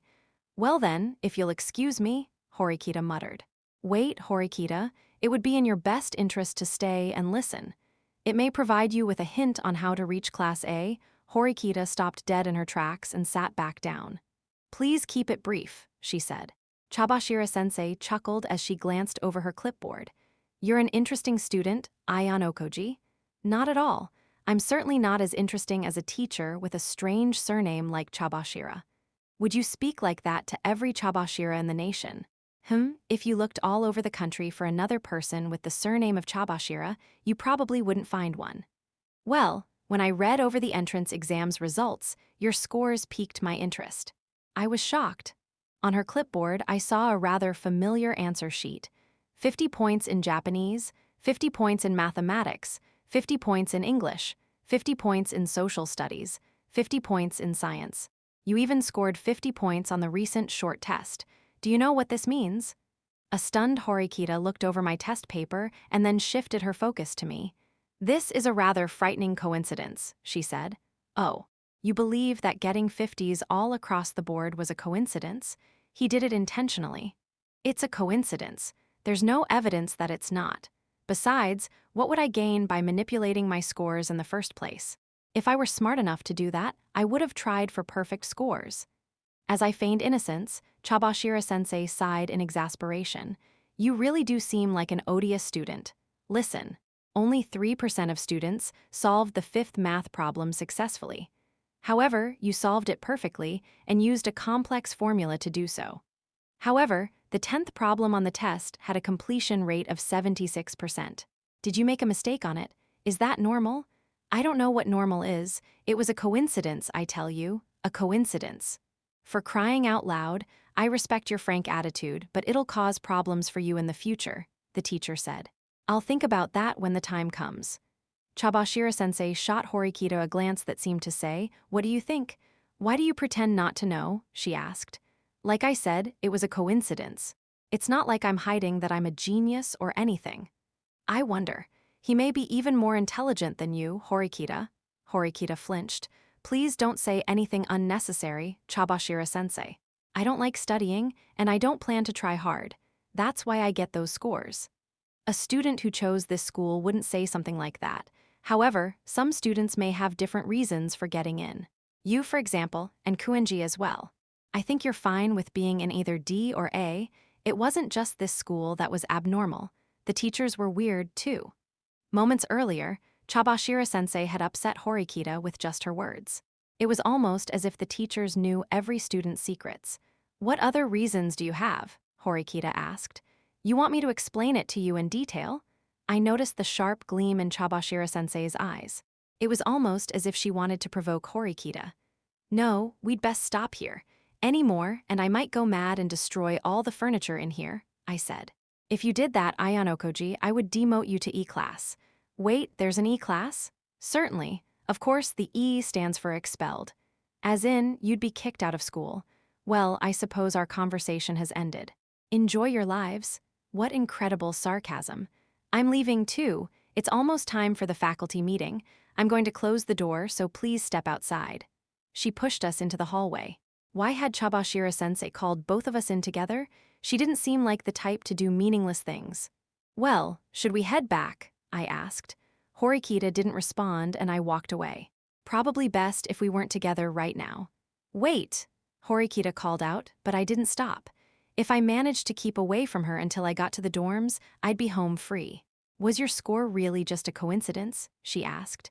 I already said so, didn't I? Or do you have any proof that I got that score on purpose? I don't, but I also don't understand, Ayanokoji-kun. You said that you like to avoid trouble, but you don't seem to be interested in Class A. You have an extraordinary fixation on Class A. Should I not? I'm simply striving to improve my future prospects. Oh, absolutely. You should, it's perfectly natural. When I entered this school, I thought graduation was my only goal, but the reality is different. I'm not even at the starting line. Horikita sped up and started walking next to me.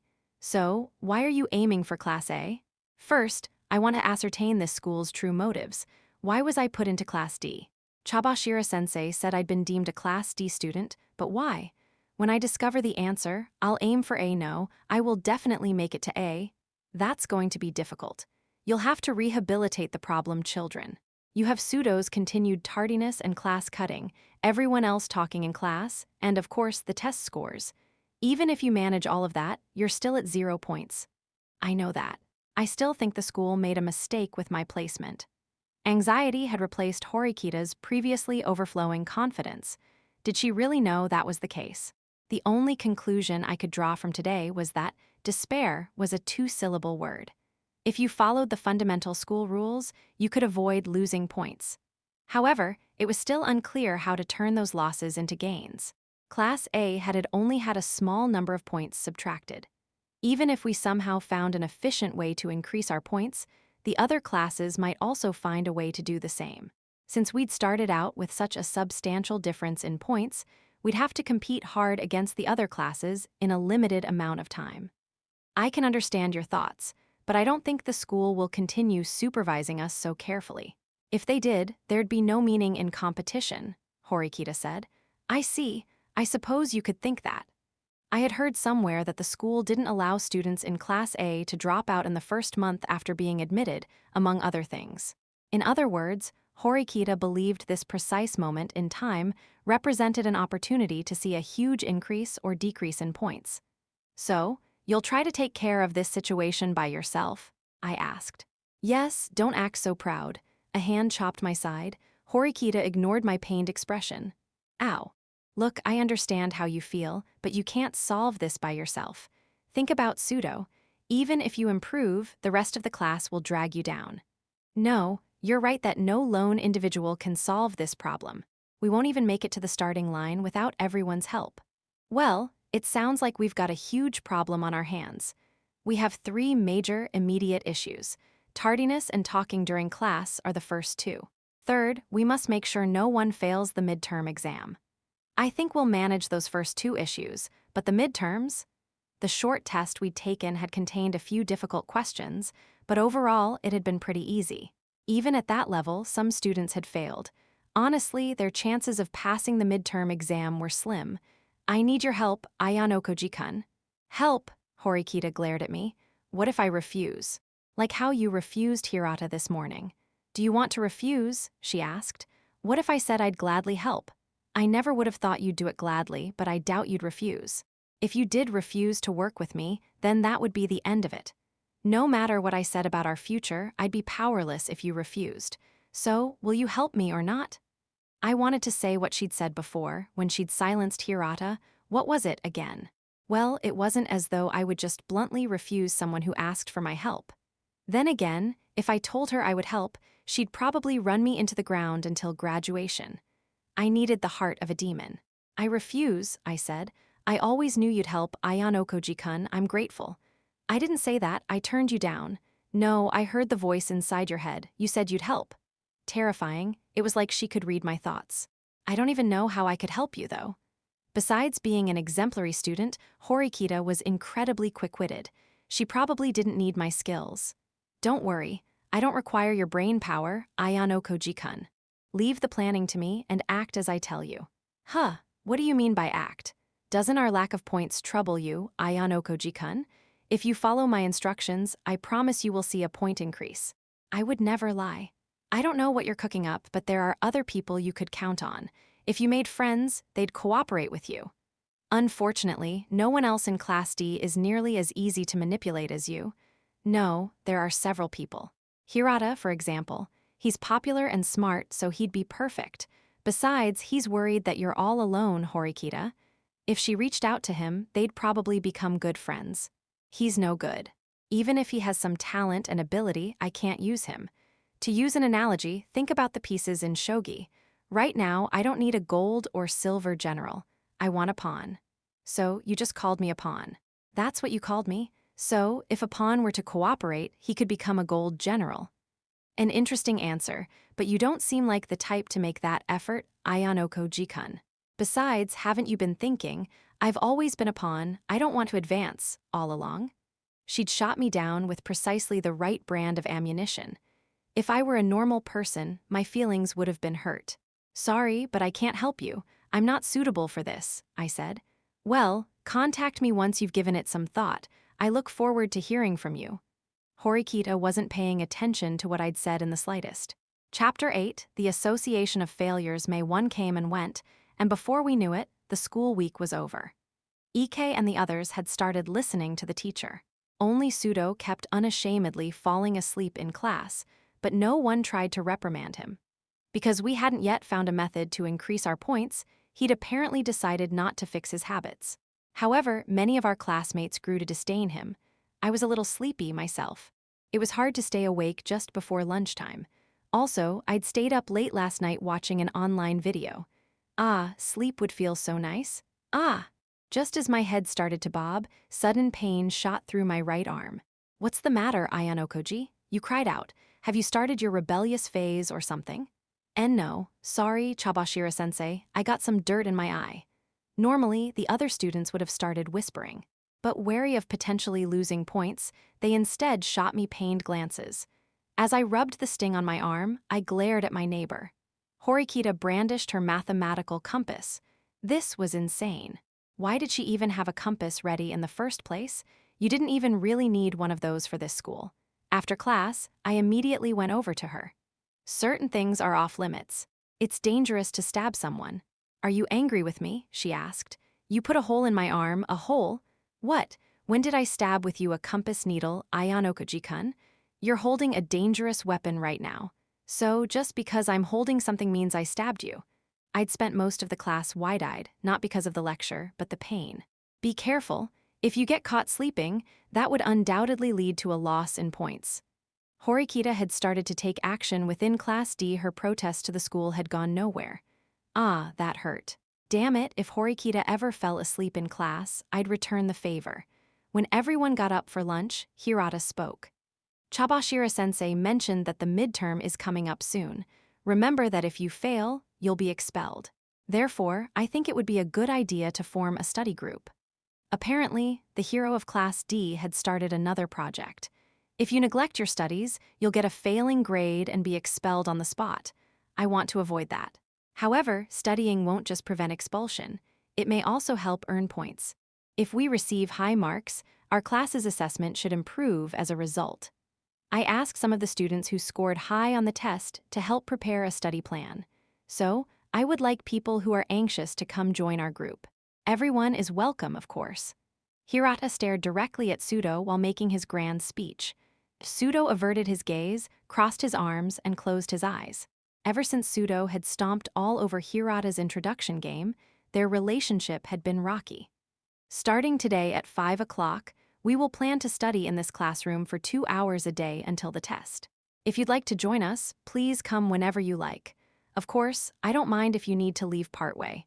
That's all I have to say. Immediately after he'd finished speaking, several of the failing students got up and went over. There were 3 people with failing grades who didn't rush to Hirata, though: Sudo, Ike, and Yamahuchi.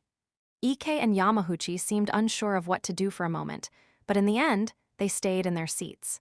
I couldn't tell whether they were afraid Sudo might lose his temper or because they were jealous of Hirata's popularity. 8.1 Are you free for lunch? Do you want to eat together? During our break, Horikita came up and invited me out. It's unusual to get an invitation from you. I feel nervous. There's no reason to be. I can treat you to the vegetable meal set if that's okay with you. Wait, wasn't that the free meal? I'm joking. Seriously, whatever you want to eat is on me.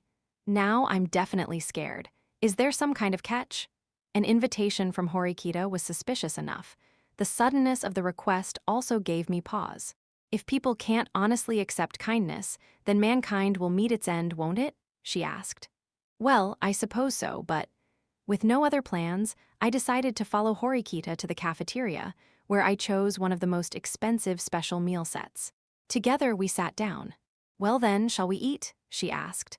Horikita started at me intently, as if she were waiting for me to begin.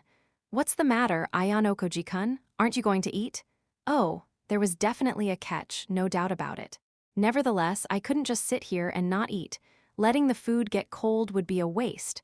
I hesitantly bit into my croquette. I know this is rather sudden, but I want to talk to you about something. I have a bad feeling about this.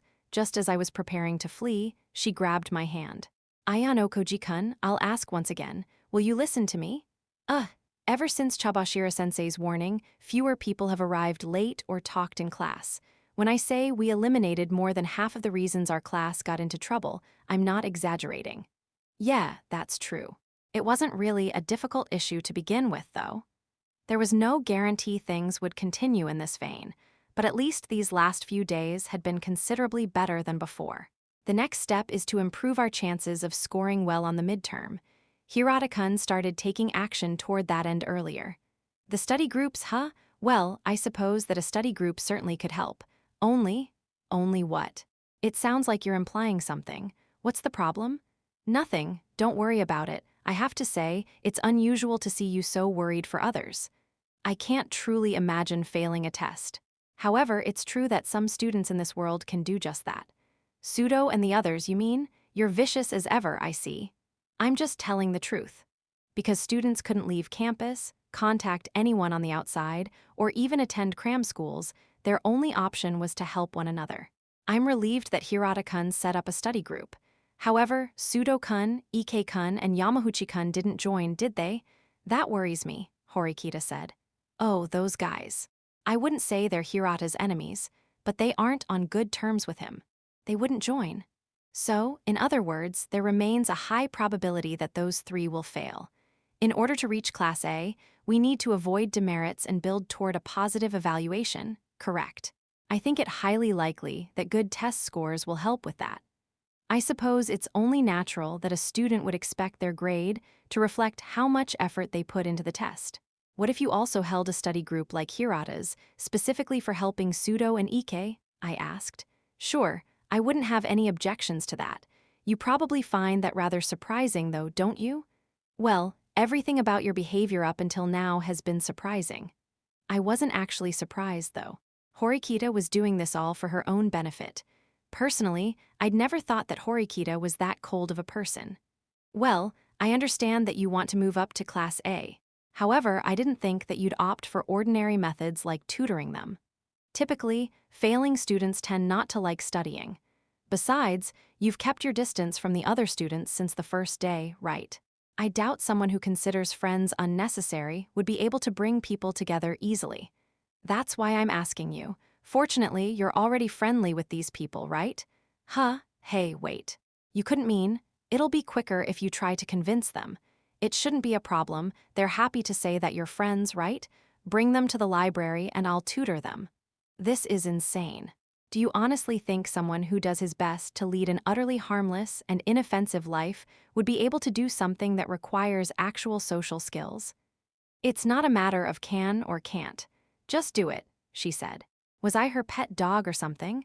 You can aim for Class A, but don't involve me. You ate the food I treated you to, right? Lunch, the special set, a wonderful, delicious meal. I simply received the honest goodwill of another human being. Unfortunately, that wasn't out of goodwill. I had an ulterior motive. Sorry, I didn't hear a word you said. Here, have some points, my treat. Now we're even. I refuse to stoop so low as to accept handouts from others, she said. I think this might be the first time I'm actually angry at you. So what will you do? Cooperate, or make me your enemy? It almost feels like you're holding a gun to my head. No, not almost. I really am threatening you, replied Horikita. The power of violence certainly was effective. Well, if all I did was gather them together, there wasn't anything particularly wrong with cooperating. After all, due to Horikita's stance against friendship, she wouldn't be effective at diplomacy. Furthermore, it had taken a lot of time and trouble to become friends with Sudo and Ike. I'd hate for them to have to drop out so quickly. Sensing my hesitation, Horikita pressed me. You don't think I've forgiven you for conspiring with Kushida-san and inviting me out under false pretenses, do you? She asked. You said you wouldn't blame me. Bringing that up is unfair. I said that to Kushida-san. I don't remember saying that to you, Ayan Okoji-kun. Wow, you play dirty. If you want my forgiveness, cooperate with me. It looked as though I'd never had an escape route in the first place. At this juncture, the only way to avoid a hassle would be to help her. I can't guarantee anything. Are you okay with that? I believe you'll find a way. Oh, here's my phone number and email. If something happens, contact me. Although the circumstances were unusual, I'd gotten a girl's contact information for the first time in my high school life. It was Horikita's, though, so I wasn't particularly happy. 8.2, I glanced around the classroom. What was I supposed to do now? If I said, hey, want to study with me after class? Would anyone even come? Sudo and I were close enough that he might, but I wasn't sure about the others. Well, with nothing to lose, I decided to try. Hey, Sudo, have a minute? I called as he headed back to the classroom after lunch. He was sweating and a bit short of breath. Probably played some basketball during his lunch break. What are you going to do about the midterm? Oh, I don't know. I've never really studied seriously before, he said. Oh, yeah? Well, I have just the thing. I wanted to form a study group to meet every day after class, starting today. Want to join? Sudo stared at me, his mouth slightly agape. You serious? If the lessons are a pain in my ass, why would studying after class be any better? Besides, I have club activities, so it's pointless. Plus, you're going to be tutoring, your scores weren't great either. Don't worry about that part, Horikita's the tutor. Horikita, I don't really know anything about her. Sounds fishy, I'll pass. I'll be fine cramming for the test the night before. Sudo had refused to join, just as I'd guessed. If I persisted, it'd fall on deaf ears. Damn, was it really useless? If I tried to press him further, he might punch me. Perhaps there was no helping it. Maybe I should start with someone more manageable. I called out to Ike, who was playing on his phone. Hey, Ike H. Pass, I heard you talking with Sudo. Study group? No way. Not my thing. You do know you'll be expelled if you fail, right? Well, yeah, I might have gotten failing grades before, but I'm doing much better now. I'll just cram the night before with Sudo. Was he really fine with that? He didn't seem to grasp the danger of this situation. If the last test hadn't been such a surprise sucker punch, I probably could have gotten, like, 40 points. I know what you mean, but wouldn't it be better to stick together on this? I asked. A high school student's free time is precious, you know? I don't want to waste it studying. He waved me off, completely focused on texting with some girl. Ever since Hirata had managed to get a girlfriend, Ike was desperate to find a girl of his own. My shoulders slumped as I returned to my seat. Maybe if I told Horikita I'd tried my best, she'd forgive me. No good, she said. What do you mean by that? I asked. I said no good. You really didn't think it would be that simple, did you? Damn it. She'd completely ignored my appeal. How shameless. No, of course not. I still have 425 plans remaining, I grumbled. I looked around the room.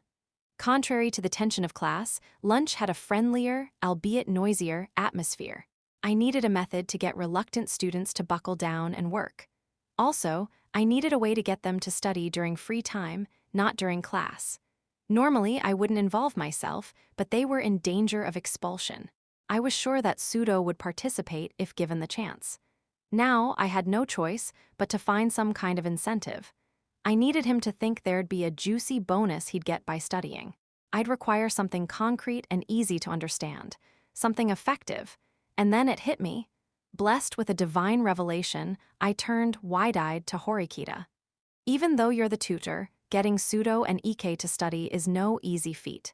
I'll need more of your abilities. Can you help me? I asked. More of my abilities? What exactly am I supposed to do? How about this? If they get a perfect score, you agree to be their girlfriend or something. They'll definitely jump at the chance if we offer that kind of incentive. Girls are great motivation for guys. Do you want to die? She asked. No, I'd rather live. I listened because I thought you had a serious plan. I was an idiot to think so. No, I truly believed that'd be effective. It'd be the biggest impetus to study they'd ever had in their entire lives. However, Horikita clearly didn't understand men. Okay, how about a kiss? If they get a perfect score, you give them a kiss. So, you really do want to die. No, living would still be preferable. Something sharp jabbed the back of my neck. Damn it. Horikita definitely didn't acknowledge the value of my methods. It would be exceptionally effective, though. Well, that meant I had to go back to the drawing board. As I considered this, I noticed someone quite conspicuous. It wasn't Hirata, but another person who might easily rally the class around her. Kushida Kikyo. She looked great, of course, and she was bright and energetic. She was so sociable that anyone, regardless of gender, could chat with her freely. Also, Ike was madly in love with Kushida, while Pseudo and the others at least had a good impression of her. On top of that, her test scores were relatively high. She was absolutely perfect. Hey, just as I called out, I remembered that Horikita didn't want to be friends with Kushida. I stopped there. What is it? Kushida asked. Oh, it's nothing. Horikita fundamentally disliked mingling with other people. When Kushida and I had tried to enact Operation Friendship, it had made Horikita furious. Horikita probably wouldn't approve of Kushida's involvement. I'd put my plan on hold until Horikita returned to the dorms. 8.3 before I knew it, class had ended for the day. Horikita quickly departed and went straight home. The time had come to enact my plan. I needed to capture Kushida. Hey, do you have a minute? I called out as she prepared to head back to the dorm. Kushida turned around. Oh, it's unusual for you to come talk to me, Ayano Koji-kun. Do you need something? She asked. Yeah, if it's okay with you, could we talk outside? Well, I was going to meet up with my friends, so I don't really have much time, but okay. Smiling, she followed me, not a trace of unpleasantness to be found. After we turned the hall corner, Kushida waited for me to speak. I was trembling with excitement. Rejoice, Kushida, you've been selected as an ambassador of goodwill. Tomorrow, your hard work begins. What? I'm sorry, but what do you mean? She asked. Etc., etc., etc. I basically explained to her that I wanted to form a study group to save Pseudo and the others. Of course, I also told her that Horikita would be tutoring. I thought that you could use this study group as a way to get closer to Horikita. What do you think? I asked. Well, I do want to get closer to her, but, well, I won't worry about that now. Besides, it's only natural to help out a friend in need. This girl was just way too good. She seemed to truly want to prevent Ike and Pseudo's expulsion. Are you really okay with this? If not, I won't force you to join, I said. I'm sorry. I didn't hesitate because I disliked the idea. I hesitated because I was happy. Kushida leaned against the wall, gently kicking it. It's cruel to expel someone for getting a bad grade. Isn't it awful to have to say goodbye after you've worked to become friends with everyone? When Hirata-kun told us that he was holding a study group, I greatly admired him. But you could say that Horikita has been much more observant than I. She noticed Pseudo and those other guys, after all. It's like Horikita is now starting to think of her classmates as friends. I'll do anything I can to be useful. Kushida took my hand and smiled. Whoa, she was seriously way too cute. There wasn't a man alive who wouldn't fall for that smile. I couldn't afford to get carried away, though. I tried to look safe and inoffensive. Great, we could definitely use your help. If you're there, our chances will improve 100 times over. Ah, but there's just one thing I want to ask you. I want to participate in the study group too, Kushida said. Huh, really? Yes, I want to study with everyone. My wishes had all come true. Kushida's presence would brighten our study group, which would otherwise be pretty glum. However, since she didn't get bad grades, there really wasn't a reason for her to be there. So then, when do we start? She asked. We plan on starting tomorrow. In my mind, I added, Horikita does at least. I see. Then I'll have to talk to everyone by the end of the day. I'll contact you later, okay? Oh, do you need Pseudo and the others' contact information? It's okay. I already have it. The only people whose numbers I don't have are you and Horikita-san, actually. Well, I hadn't known that. This might be too forward, but are you two already dating? Kushida asked. Where did you hear that? Horikita and I are friends, no, just neighbors. It's a big rumor among the girls in our class, you know. They say that even though Horikita-san is always alone, she only seems to get along really well with you, Ayano Koji-kun. And you guys eat together after all. So the girls had already started spreading rumors about us. That's a shame because, unfortunately, there's nothing going on like that between me and Horikita. So, there's no problem swapping phone numbers, right? Not at all. And so, I got another girl's number. 8.4, I was lazing around my room that night when I received a text message from Kushida. Yamaguchi-kun and Ike-kun said okay. Japanese symbol W, Japanese symbol B, that was fast. Ike had waved me off when I tried to invite him earlier. A girl's presence had likely played a large part in changing his mind. Lust held unlimited power. I just contacted Pseudo right now, but I have a good feeling about it. W, another text message. Wow. At this rate, we'd probably get everyone together tomorrow. Because of these speedy developments, I thought it'd be a good idea to relay information to Horikita. I wrote a message basically saying I had Kushida's help, that Ike and Yamaguchi had agreed to come, and that Kushida would also be participating. Then I sent the message to Horikita. All right. Time to take a bath, I think. The moment I rose from my bed, Horikita called. Hello, I answered. I don't quite understand the message you just sent me, she said. What do you mean you don't understand? I wrote it all out plain as day, didn't I? I said those 3 guys would probably come tomorrow. Not that part. The part about Kushida, I didn't know about that. I asked her a little while ago. Having someone like Kushida on our side increases the odds of getting everyone together. So I asked her, and now Pseudo and Ike and Yamaguchi are coming. Okay? I don't remember giving you permission to do that. Her grades aren't even failing. Okay, look. By asking Kushida, who spent more time networking, to help us, our chances of success have improved significantly. I don't like it. Shouldn't you have sought my approval first? I understand that you hate outgoing people like Kushida, but isn't this just a means to an end, or would you prefer trying to gather everyone yourself? Well, Horikita seemed to finally understand that getting Kushida on board was a good thing. But being prideful, she couldn't simply agree to it. We don't have much time until the test, either. Understand? Come to think of it, we really didn't have much time to make Horikita's plan work. However, Horikita was clearly stuck and unable to make a snap decision. She remained silent for a moment. I understand. I suppose anything worth doing requires sacrifice. However, Kushida may only help gather the students. She's not allowed to join the study group. But why? That was her condition for helping us. You're being ridiculous, I said. I will not allow her into our study group. I refuse to budge on this. Is this about what happened at the cafe? Are you just getting back at Kushida for deceiving you? This has nothing to do with that. She didn't fail the test. Inviting extra people will only mean more time spent and greater confusion. Although her argument sounded logical, I doubted that was her real reason for excluding Kushida. "Do you openly dislike Kushida?" I asked. "Don't you feel uncomfortable sitting next to someone you hate?" Huh. I didn't really understand what Horikita meant. Kushida had tried harder than anyone to befriend Horikita. I couldn't imagine why Horikita actually hated Kushida. Suppose the guys decide not to come if Kushida's out? "Sorry, reviewing these test materials is taking longer than I expected. I'm ending the call here. Good night." "Hey, wait!" She hung up on me, as expected of a misanthrope. However, if we wanted to reach Class A, compromise was necessary. I plugged my phone into my charger and lay down, thinking through everything that had happened since the entrance ceremony. Defective product, huh? That was what that second-year student had called us on our first day. In other words, we weren't just defective, we were fundamentally failing to serve our purpose.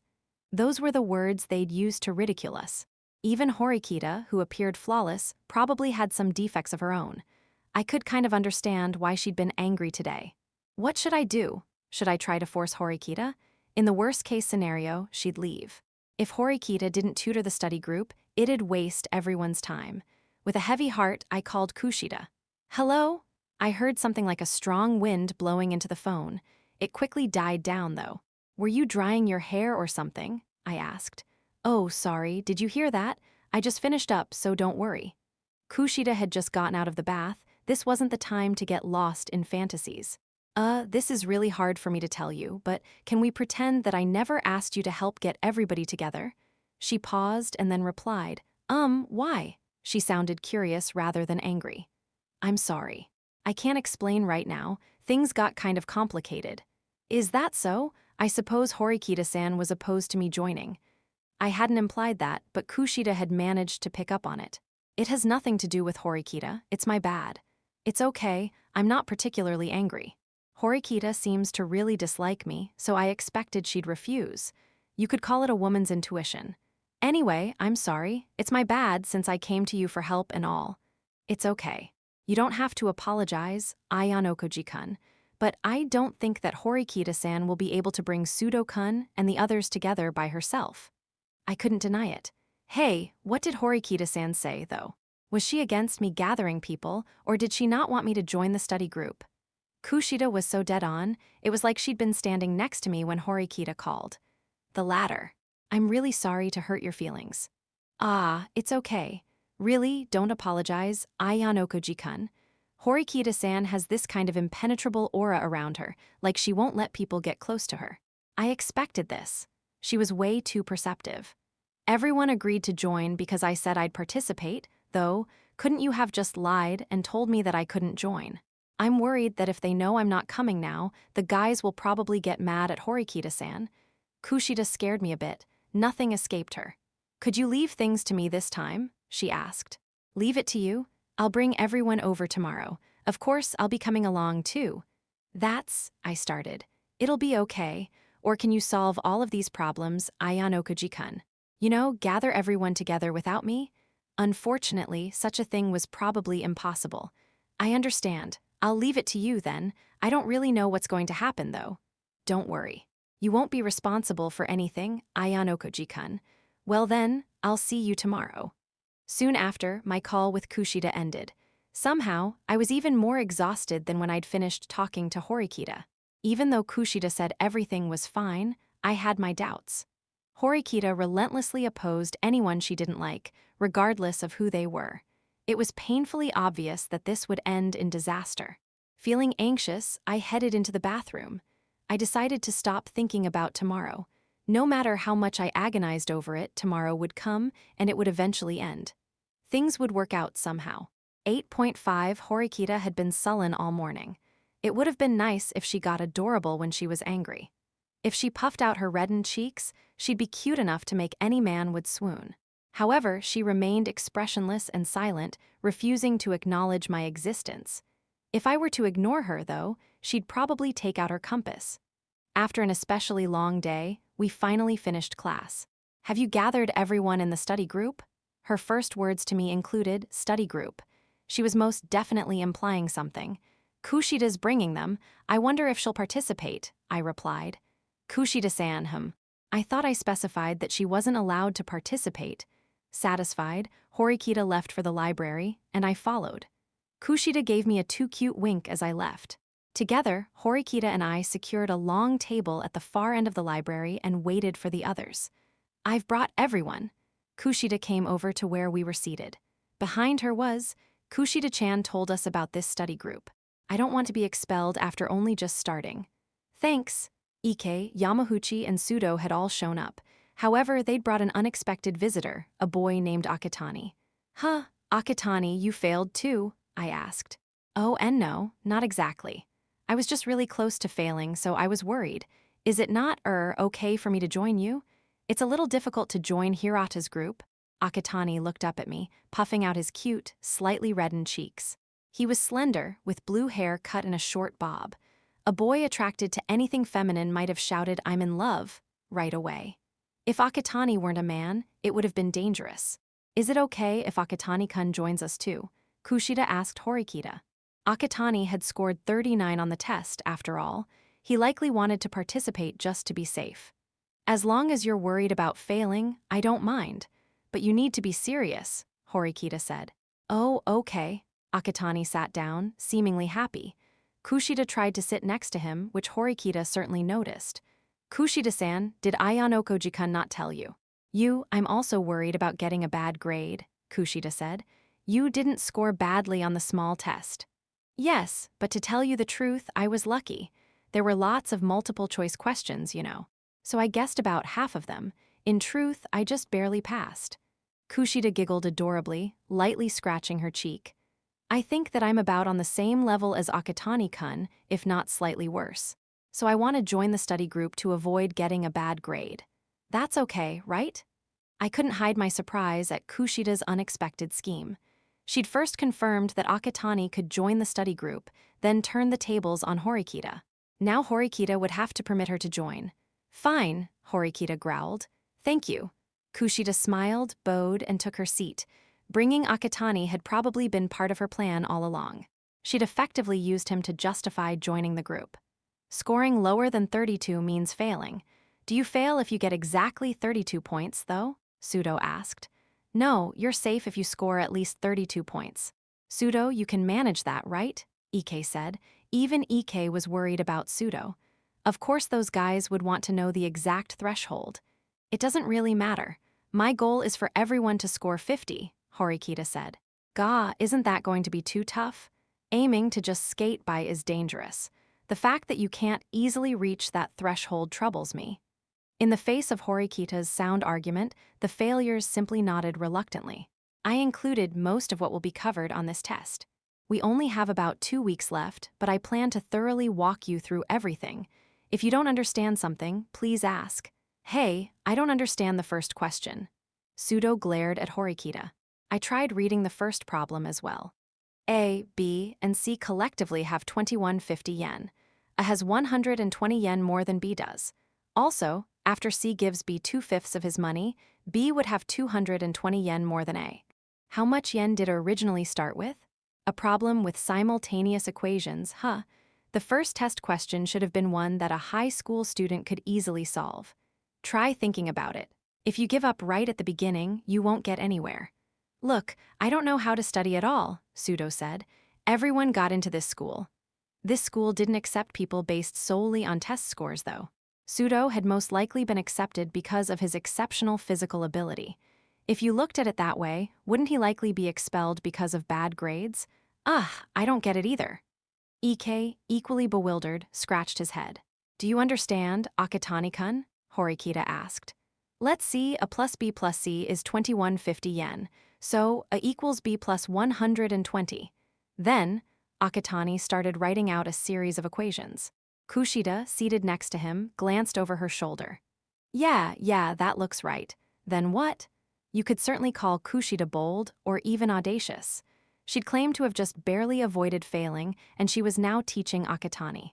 Honestly, first- and second-year junior high school students could easily solve this problem. If you stumble here, it'll be impossible for you to continue, Horikita said. So, what, we're like elementary school kids? Pseudo growled. Like Horikita-san said, it'll be bad if you get tripped up here. The math problems on the short test were about this difficult, but the last problems were really tough. I didn't understand how to solve them, Akitani said. Listen up. This can be easily solved using a system of simultaneous equations. Without hesitation, Horikita picked up her pen and got to work. Unfortunately, it looked like only Kushida and Akitani understood. What even are simultaneous equations? Asked Ike. Are you seriously asking me that? Said Horikita. Wow, these guys had really never studied at all, it seemed. Pseudo threw his mechanical pencil onto the desk. Stop, I'm done. This isn't going to work. Pseudo had quit before we could even begin. Horikita quietly seethed at this pitiful display. W8, everyone, let's give it a shot. If you learn how to solve these problems, you can apply what you learned to the questions on the test. Okay, Kushida said. Well, if Kushida-chan says so, I guess I can try. But if Kushida-chan were teaching, I'd probably try even harder. Kushida seemed ready to ask Horikita about that, but Horikita stayed silent. Her refusal to even answer yes or no was troubling. However, if she remained silent much longer, the failures might abandon this study group. Kushida made up her mind and grabbed the mechanical pencil. Like Horikita-san said, you can solve this problem by using a system of simultaneous equations. So let's try writing them out. Quickly, she wrote down 3 equations. It looked like the others were trying their best, but it still seemed hopeless. This was more like detention than a study group. They didn't seem to understand her methods in the slightest. So, the answer I got is 710 yen. What did you get? Kushida, confident in Pseudo's ability to follow along, flashed him a smile. So you used this to get the answer? How? He asked. Kushida immediately realized what had happened. None of them understood. I'm sorry, you're far too ignorant and incompetent, said Horikita, who'd been silent until now. If you can't solve this problem, I seriously shiver at the thought of what the future will bring. Shut up. This has nothing to do with you. Pseudo slammed the desk, understandably irritated by Horikita. You're right. This has nothing to do with me. Your suffering won't influence me at all. I just pity you. You must have spent your whole life running from anything that presented a challenge, she said. Say whatever you want. Academics will be useless in the future anyway. Academics will be useless in the future? That's an interesting argument. How do you justify that? I don't care if I can't solve this problem. Studying's useless. Aiming to become a pro basketball player will help me a lot more. Incorrect. Once you learn to solve these kinds of problems, your entire life will change. In other words, studying increases the possibility that you'll solve the problems you face. It's the same principle as basketball. I wonder if, so far, you've been playing basketball by your own set of rules. When you run into difficulties in basketball, do you run from your troubles the way you do with academics? I doubt you take basketball practice seriously. You're a natural-born troublemaker, someone who brings disruption wherever you go. Pseudo got in close to Horikita and grabbed her by the collar. Pseudo-kun, Kushida grabbed Pseudo's arm faster than I could move. Despite Pseudo's intimidations, Horikita didn't flinch. She simply fixed Pseudo with an icy glare. You don't interest me in the slightest, but I can tell what kind of person you are just by looking at you. You want to play professional basketball. Do you honestly believe you can make such a childish dream come true in this world? A simpleton like you who gives up right away could never hope to go pro. Furthermore, even if you managed to become a professional player, I doubt you'd earn an annual income sufficient to live on. You're a fool to have such unreasonable aspirations. It was clear that Pseudo was on the brink of losing control. If he raised his fist, I'd have to wrestle him down. So, you're just going to immediately give up on studying or on school in general? Then discard your dreams of playing basketball and spend your days toiling away at a pitiful part-time job. HMPH. That's just fine. I'll quit, but it's not because it's difficult. I took a day off from my club activities for this, and it ended up being a complete waste of time. Later, Pseudo said. What an odd thing to say. Studying is difficult. Horikita took a parting shot at Pseudo. If Kushida weren't there, Pseudo probably would have smacked Horikita. He stuffed his textbooks into his bag, not even hiding his irritation. Hey, are you okay? I don't care. It's pointless to care about someone who lacks any motivation whatsoever. Even though he's facing expulsion, he has no will to fight. I thought that it was weird for someone like you, who doesn't have any friends, to put this study group together. You probably just wanted to call us stupid. If you weren't a girl, I'd smack you. So, you lack the courage to hit me? Don't use my gender as an excuse, Horikita said. The newly assembled study group was already falling apart. I'm quitting, too. Partly 'cause I can't deal with studying, but mostly 'cause I'm annoyed. You might be smart, Horikita-san, but that doesn't mean you can act like you're better than us. Ike, clearly fed up, threw in the towel as well. I don't care if you get expelled. Do what you want, Horikita shot back. Well, I'll just pull an all-nighter. Interesting. Didn't you come here because you can't study? Even the typically easygoing Ike stiffened under the sting of Horikita's barbed comments. Yamahuchi started putting his textbook away as well. Finally, the easily influenced Akatani got out of his seat. Is this really okay, everyone? He stammered. Let's go, Akatani. Ike left the library, trailed by the hesitant Akatani. Now only Kushida, Horikita, and I remained. Soon, even Kushida would probably reach her limit and leave. Horikita-san, we're not going to be able to study with anyone if things continue like this, Kushida murmured. I was certainly mistaken. Even if I'd helped them avoid failure this time, we would have faced a similar dilemma soon after. We'd have to go through this irritation all over again. Eventually, they'll fail.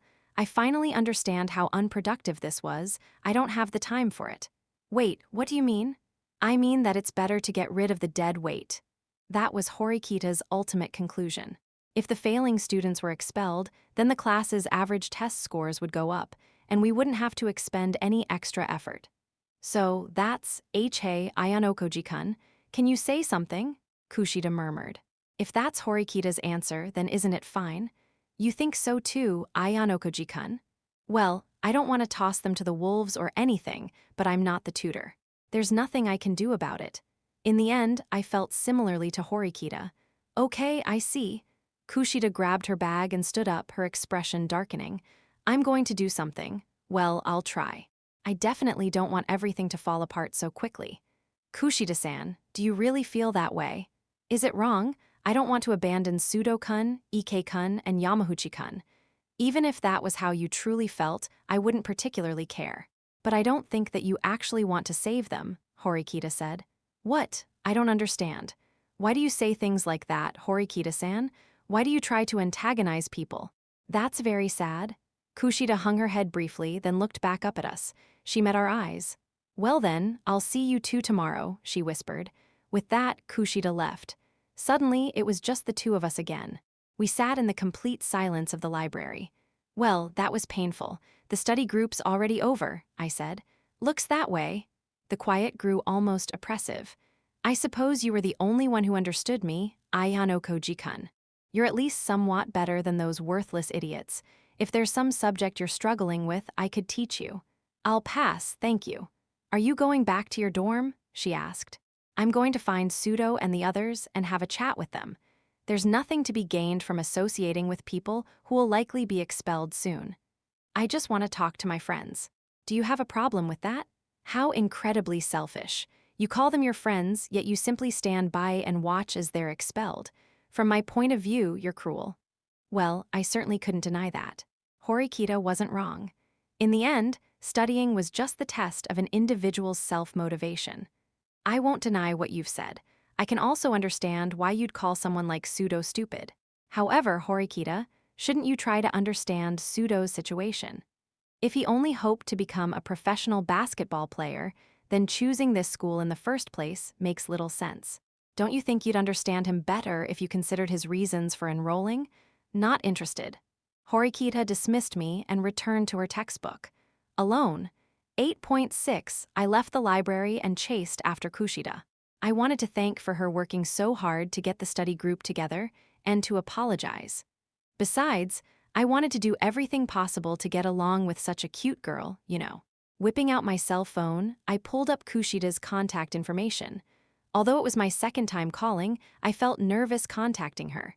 The phone rang twice, then 3 times. However, she didn't pick up. Did she not notice me calling, or was she refusing to answer it? Kushida wasn't around campus, so I continued to search for her. When I got inside the school, I glimpsed someone who looked like Kushida from behind. It was already around 6 p.m., so the only people here should have been involved in club activities. Well, this was Kushida we were talking about. She was probably waiting for one of her good friends to finish club stuff. I decided to keep up the chase. If she were busy, I'd talk to her again later. Bearing that in mind, I pressed on. I took out a pair of indoor shoes from the cubicles in the hallway, but didn't see Kushida. Had I lost her? I thought I had, until I heard the faint clack of shoes. I followed her up the stairs to the second floor. The sound of footsteps continued up to the third floor. The next level after that was the roof, wasn't it? Students were free to use the roof during lunchtime, but it should have been locked after class. While I thought it strange, I went up the stairs, trying to hide my presence as best I could in case she was meeting with someone. Then, I stopped partway. Someone was up there. I gently leaned against the handrail and peeked through a crack in the rooftop door. Through the opening, I glimpsed Kushida. No one else was with her. Was she waiting for someone? A rendezvous at such a secluded place? Could she possibly be waiting for her boyfriend? If that were the case, I could end up cornered on all sides. While I agonized over how to sneak away, Kushida slowly set her bag down on the ground. And then, so annoying. Her voice was so low that it didn't sound at all like Kushida. She's seriously annoying. God, how irritating. It'd be better if she just died, she grumbled to herself, as if chanting the words to some kind of spell or curse. I hate stuck-up, snobby girls who think they're so cute. Why is she such a bitch? A rotten girl like her couldn't possibly tutor me. Was Kushida annoyed with Horikita?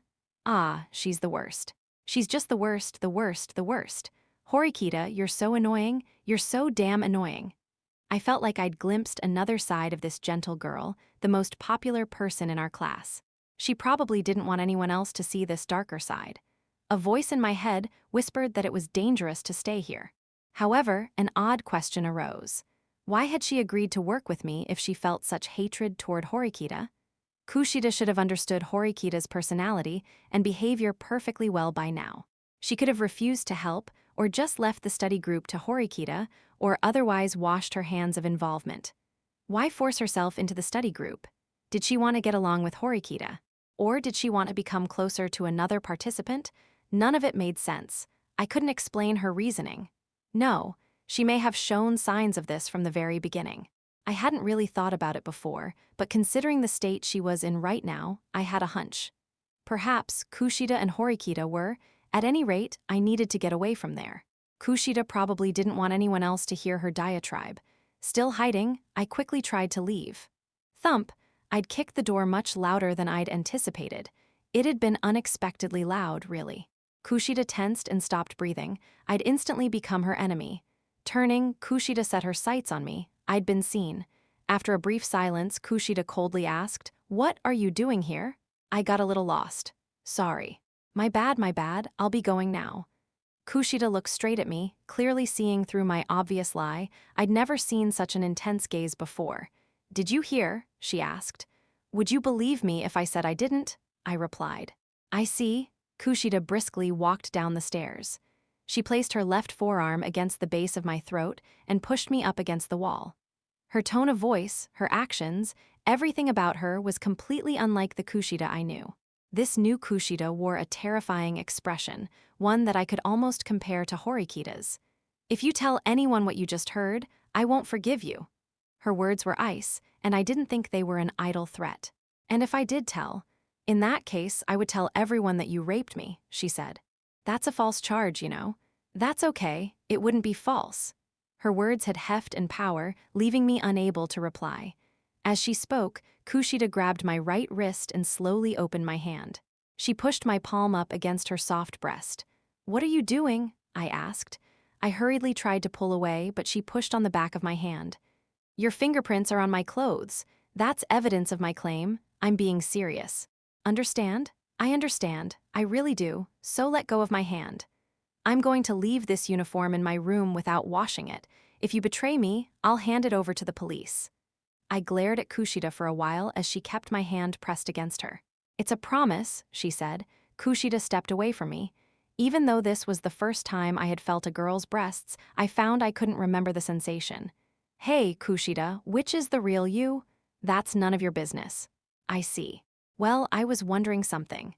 If you hate Horikita, then you don't need to involve yourself with her, right? I knew she probably wouldn't like that question, but I was curious about her motivation. Is it bad to want everyone to like you? Do you understand how difficult it is to accomplish that? You can't know, can you? She asked. Well, I don't have that many friends, so I guess not. Ever since the first day of school, Kushida had made an effort to exchange contact information with, invite out, and of course, talk with the pessimistic Horikita. One could easily imagine how difficult and time-consuming that would be. At least on the surface, I wanted to appear to get along with Horikita. But the stress of that just kept building, huh? Yeah, that's what I want out of life, though. That way, my existence has meaning. She answered without hesitation. Kushida had a singular way of thinking. Her own internal rules demanded she get close to Horikita. Let me tell you something, while I have the chance. I absolutely despise gloomy, ordinary guys like you. The fantasy of a cute Kushida that I'd carried until now had been shattered, but I wasn't actually that shocked. Most people possessed both a public face and a private, inner self, after all. However, I felt like Kushida was both telling the truth and lying right now. I'm just speculating, but did you and Horikita know each other before this year? Maybe you both attended the same school in the past? The instant I said it, Kushida shuddered in response. What the? I don't know what you mean. Did Horikita-san say something about me? She snapped. No, I had the impression that this was the first time you'd met, but something seemed strange. Strange? I recalled the first time Kushida had spoken to me. You learned my name only when I first introduced myself, right? So what? Kushida responded flatly. Well, where did you learn Horikita's name? Back then, she hadn't introduced herself to anyone yet. The only person who knew was Sudo, but I doubt you'd met him by then.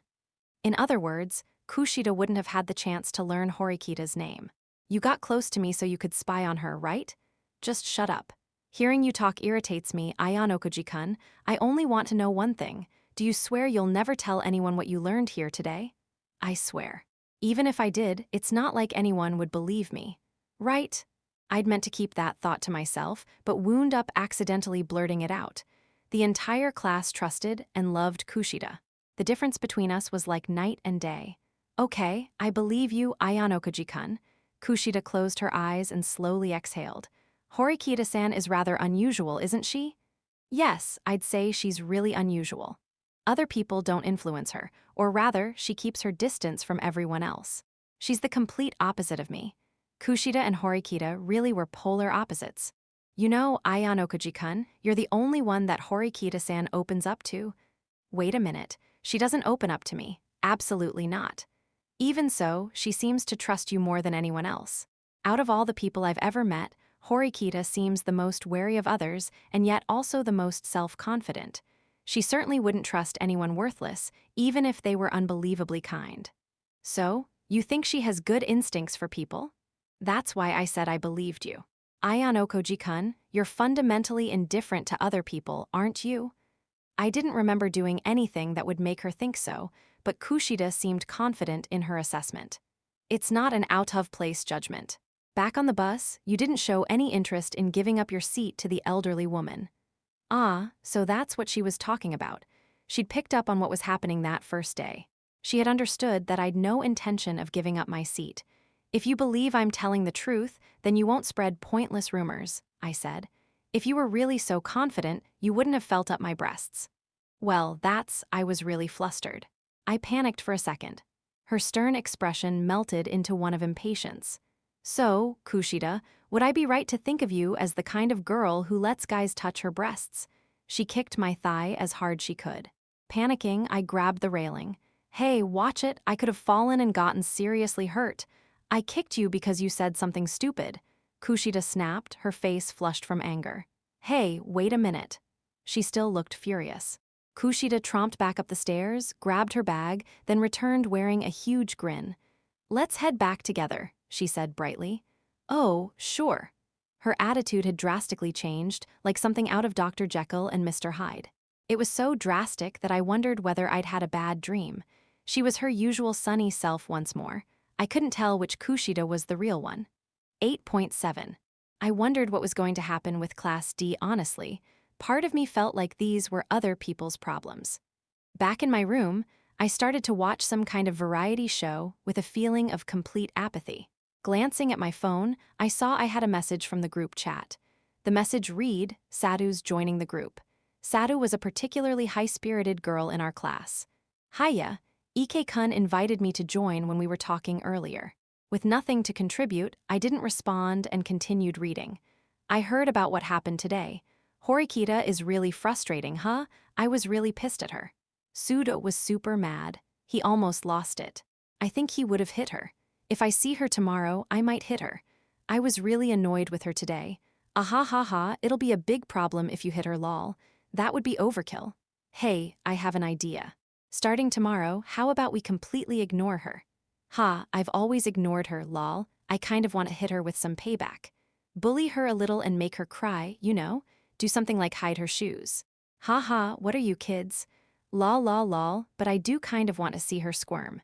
Soon after Sadhu joined the group chat, Horikita became the main topic of discussion. "Hey, Ayanokoji-kun, you want in on bullying Horikita lol na? Ayanokoji-kun is all obsessed with her, so he probably can't." "Hey, whose side are you on? Ours or Horikita's?" I supposed everyone's irritation with Horikita was inevitable.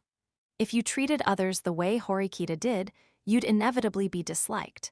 But hitting her would be going too far, and I couldn't understand how anyone might condone ignoring her or hiding her things. That was bullying, and acting like that would leave little difference between them and Horikita.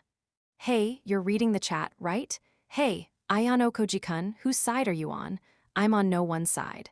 If you guys want to bully her, I won't stop you. So you're neutral. That's the craftiest answer, lol. Think whatever you want, but you won't gain anything from this. If the school learns you're bullying her, it'll cause trouble for you. Keep that in mind. So you're sticking up for Horikita, huh? Haha. Because we couldn't see each other face to face, it was easier for them to be jerks. If Ike and I were having this conversation in person, I doubted he'd act this way. However, by focusing their anger on Horikita, the others were building solidarity. It would be a waste of time to continue pointlessly chatting like this. I decided to bring this conversation to a halt. If Kushida heard about this, she'd probably hate you. Lol. After I sent that message, I closed my phone. I received an immediate response but left it alone.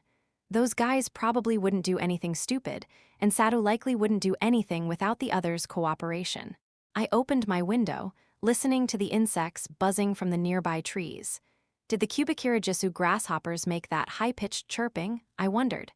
The gentle night breeze rattled my window. I'd met Horikita on the day of the entrance ceremony. We just so happened to be placed in the same class, and then I was assigned the seat next to hers. Before I knew it, I'd become friends with Sudo and Ike. On top of that, I'd been caught in the school's trap and knocked all the way down to rock bottom. Horikita had tried to help repair our situation, but her personality had ruined everything, further pushing her into isolation. Now, other people grew excited at the thought of bullying her. I should have been at the center of this situation, and yet I felt like I was drifting past it. No, drifting's the wrong word. It wasn't a pleasant situation. I felt like I was in a haze because I didn't know the urgency of near expulsion. This was everyone else's problem, not mine, so it just didn't register as important. Only a fool wouldn't use his innate abilities. Those words stuck in my head. A fool, huh? I wonder if that's what I am, after all. As I closed the window, the television's cacophonous laughter pierced my ears. 8.8 I couldn't get to sleep, so I got up and left. I bought some juice from the lobby's vending machine and headed back for the elevator. I could see that the elevator had stopped on the 7th floor. Curious, I decided to check out the CCTV, which showed what was happening inside the elevator car. I saw Horikita, still dressed in her school uniform. Well, I don't really need to hide, but seeing her might be awkward right now, so I hid behind the vending machine. Horikita arrived at the 1st floor. Looking wary of her surroundings, she exited the building. After she'd vanished into the night, I decided to follow after her. However, I instinctively hid again after I turned the corner. Horikita stopped in her tracks. I sensed another person was with her. "Suzune, I didn't think you'd follow me this far," he said. Had she left in the dead of night to rendezvous with some guy? HMPH. I'm far different from the useless girl you once knew, Nielsen. I came here to catch you. Catch me, Nielsen? In the dark, I couldn't see the person she was talking to. Was she meeting her older brother? I heard you were placed in Class D. I suppose nothing has really changed in the last 3 years. You've always been fixated on following me, and as a result, you don't notice your own flaws. Choosing to come to this school was a mistake. You're wrong about that. I'll show you. I'll reach Class A right away then. It's pointless. You will never reach Class A. In fact, your class will fall apart soon enough. Things at this school aren't as simple as you think. I will definitely reach. I told you it's pointless. You really are a disobedient little sister. Horikita's brother stepped closer to her. From my hiding spot, I could see him plainly. It was Student Council President Horikita. He displayed no hint of emotion. It was like he was staring at an uninteresting object. He grabbed his younger sister by the wrist. She offered no resistance and pushed her against the wall. No matter how I try to avoid you, the fact remains that you're my little sister. If people around here learned the truth, I would be humiliated. Leave this school immediately. I can't do that. I will definitely reach Class A. I'll show you. How incredibly stupid. Do you want to relive the pain of the past? Nielsen, you possess neither the abilities nor the qualities needed to reach Class A. Get that through your head. He moved forward, as if about to act. The situation looked fraught with danger. Resigned to facing Horikita's anger, I leapt out from my hiding space and went after her brother. Before he knew I was there, I grabbed his right arm, which he was using to pin his sister. What, you? He stared at his arm and slowly turned to me with a sharp gleam in his eye. Ai Hanokoji-kun? Horikita cried. You were about to throw your sister to the ground, weren't you? You do realize the floor here is concrete, right? You might be siblings, but you should know the difference between right and wrong. Eavesdropping is not an admirable quality, he said. Fine. Then let go. That's my line. We glared at each other in complete silence. Stop it, Ayano Koji-kun, said Horikita, her voice strained. I'd never heard her voice like that before. Reluctantly, I released her brother. Instantly, he tried to backhand me in the face. I instinctively took a step back to avoid it. For such a lightly built guy, he was a nasty attacker. He then aimed a sharp kick at my unguarded spot. Watch it! He had enough power to knock me out with one blow. Looking slightly confused, he exhaled deeply, extended his right arm, and opened his hand. If I grabbed his hand, he'd probably throw me to the ground. Instead, I slapped his hand away. Good reflexes. I didn't imagine you could evade all of my blows so quickly. Also, you seem to understand quite well what I was trying to do. Have you been taught? After the attack stopped, the questions began. Yes, I was taught piano and calligraphy. Also, when I was in elementary school, I won a national music competition, I said. You're in Class D too, aren't you? What a unique boy, Suzune. After he let go of his younger sister, he turned to face me. No. Unlike Horikita, I'm pretty incompetent. Suzune, is this boy your friend? I'm honestly surprised. He's not my friend, just my classmate. Horikita faced her brother fully, as if denying him. You continue to confuse independence with solitude. And you, Ayano Koji, with you around, things might get interesting. He walked past me and disappeared into the night. So, that was the distinguished student council president. His presence explained some of Horikita's weird behavior. I'm going to drag myself up to Class A even if it kills me, she said. With her brother gone, the night was silent once more. Horikita sat up against the wall, her head hanging low.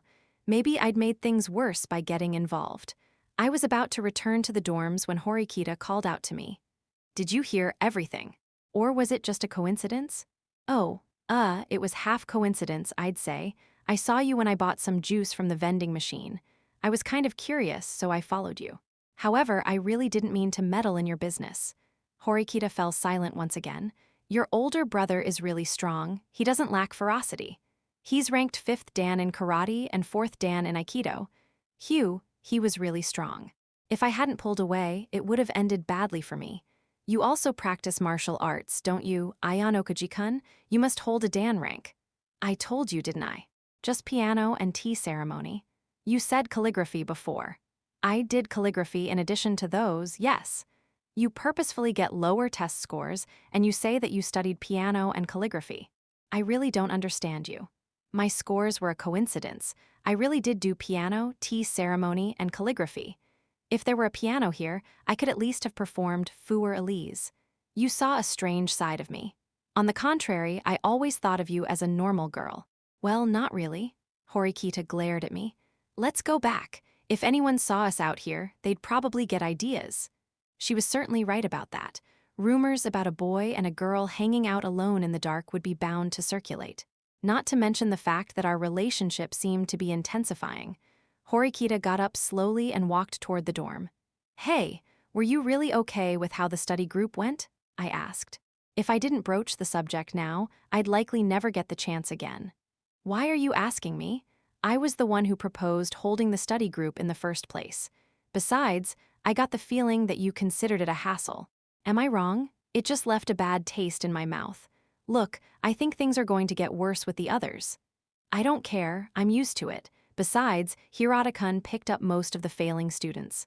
He knows how to study, he seems to get along with others, and unlike me, he'll be a good tutor. At the very least, they should all pass. It was pointless to try teaching the failing students myself. We would go through this same scenario for every test until graduation. It would be pointless to try making up for their failure every single time. Sudo and the others don't much like Hirata. I doubt they'll participate in his study group. That's their decision, which has nothing to do with me. Besides, if they're facing expulsion, they shouldn't grumble about trivial nonsense. If they don't get closer to Hirata-kun, then they'll be expelled. Of course, my goal is to have Class D reach Class A status. However, that's for my own sake and no one else's. I don't care about anyone else. Really, if we dump the failures on this next midterm, then the better students will be left. That's what I need, correct? In that case, attaining a higher rank will be simple. Everything will work out perfectly. She wasn't wrong about that. Our conversation continued. Horikita was strangely talkative tonight. Horikita, isn't that way of thinking flawed? Flawed? What's flawed?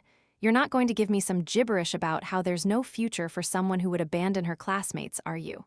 Relax, I understand you well enough to know that you don't really understand me. Then what is it? There's no strategic advantage to helping failures. There are probably very few advantages, certainly. However, it does help prevent a setback. Demerit? Do you really think that the school hasn't considered this? They've deducted points for students arriving late or playing around during class time.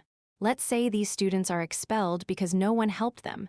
How many points do you think they'll deduct from us then? She began.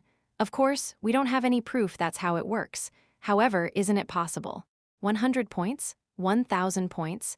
They might even deduct 10,000 or 100,000 points. If that happens, it'll be very difficult for you to reach Class A. We've gone down to 0 points because of our infractions. We can't go any lower.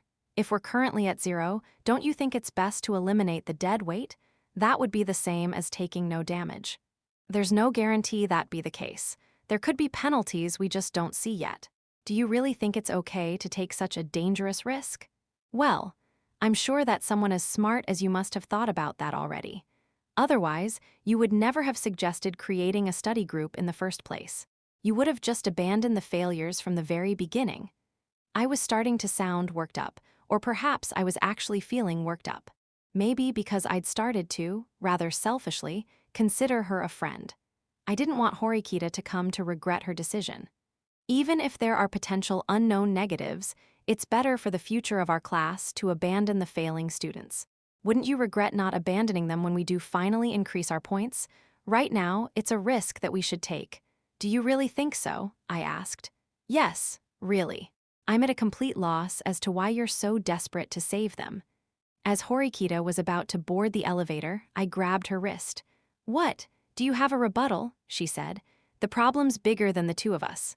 In the end, the school has all the answers. All we can do is argue back and forth. I'm free to interpret the situation as I see fit, and you may do the same. That's all there is to it, right? You're quite talkative.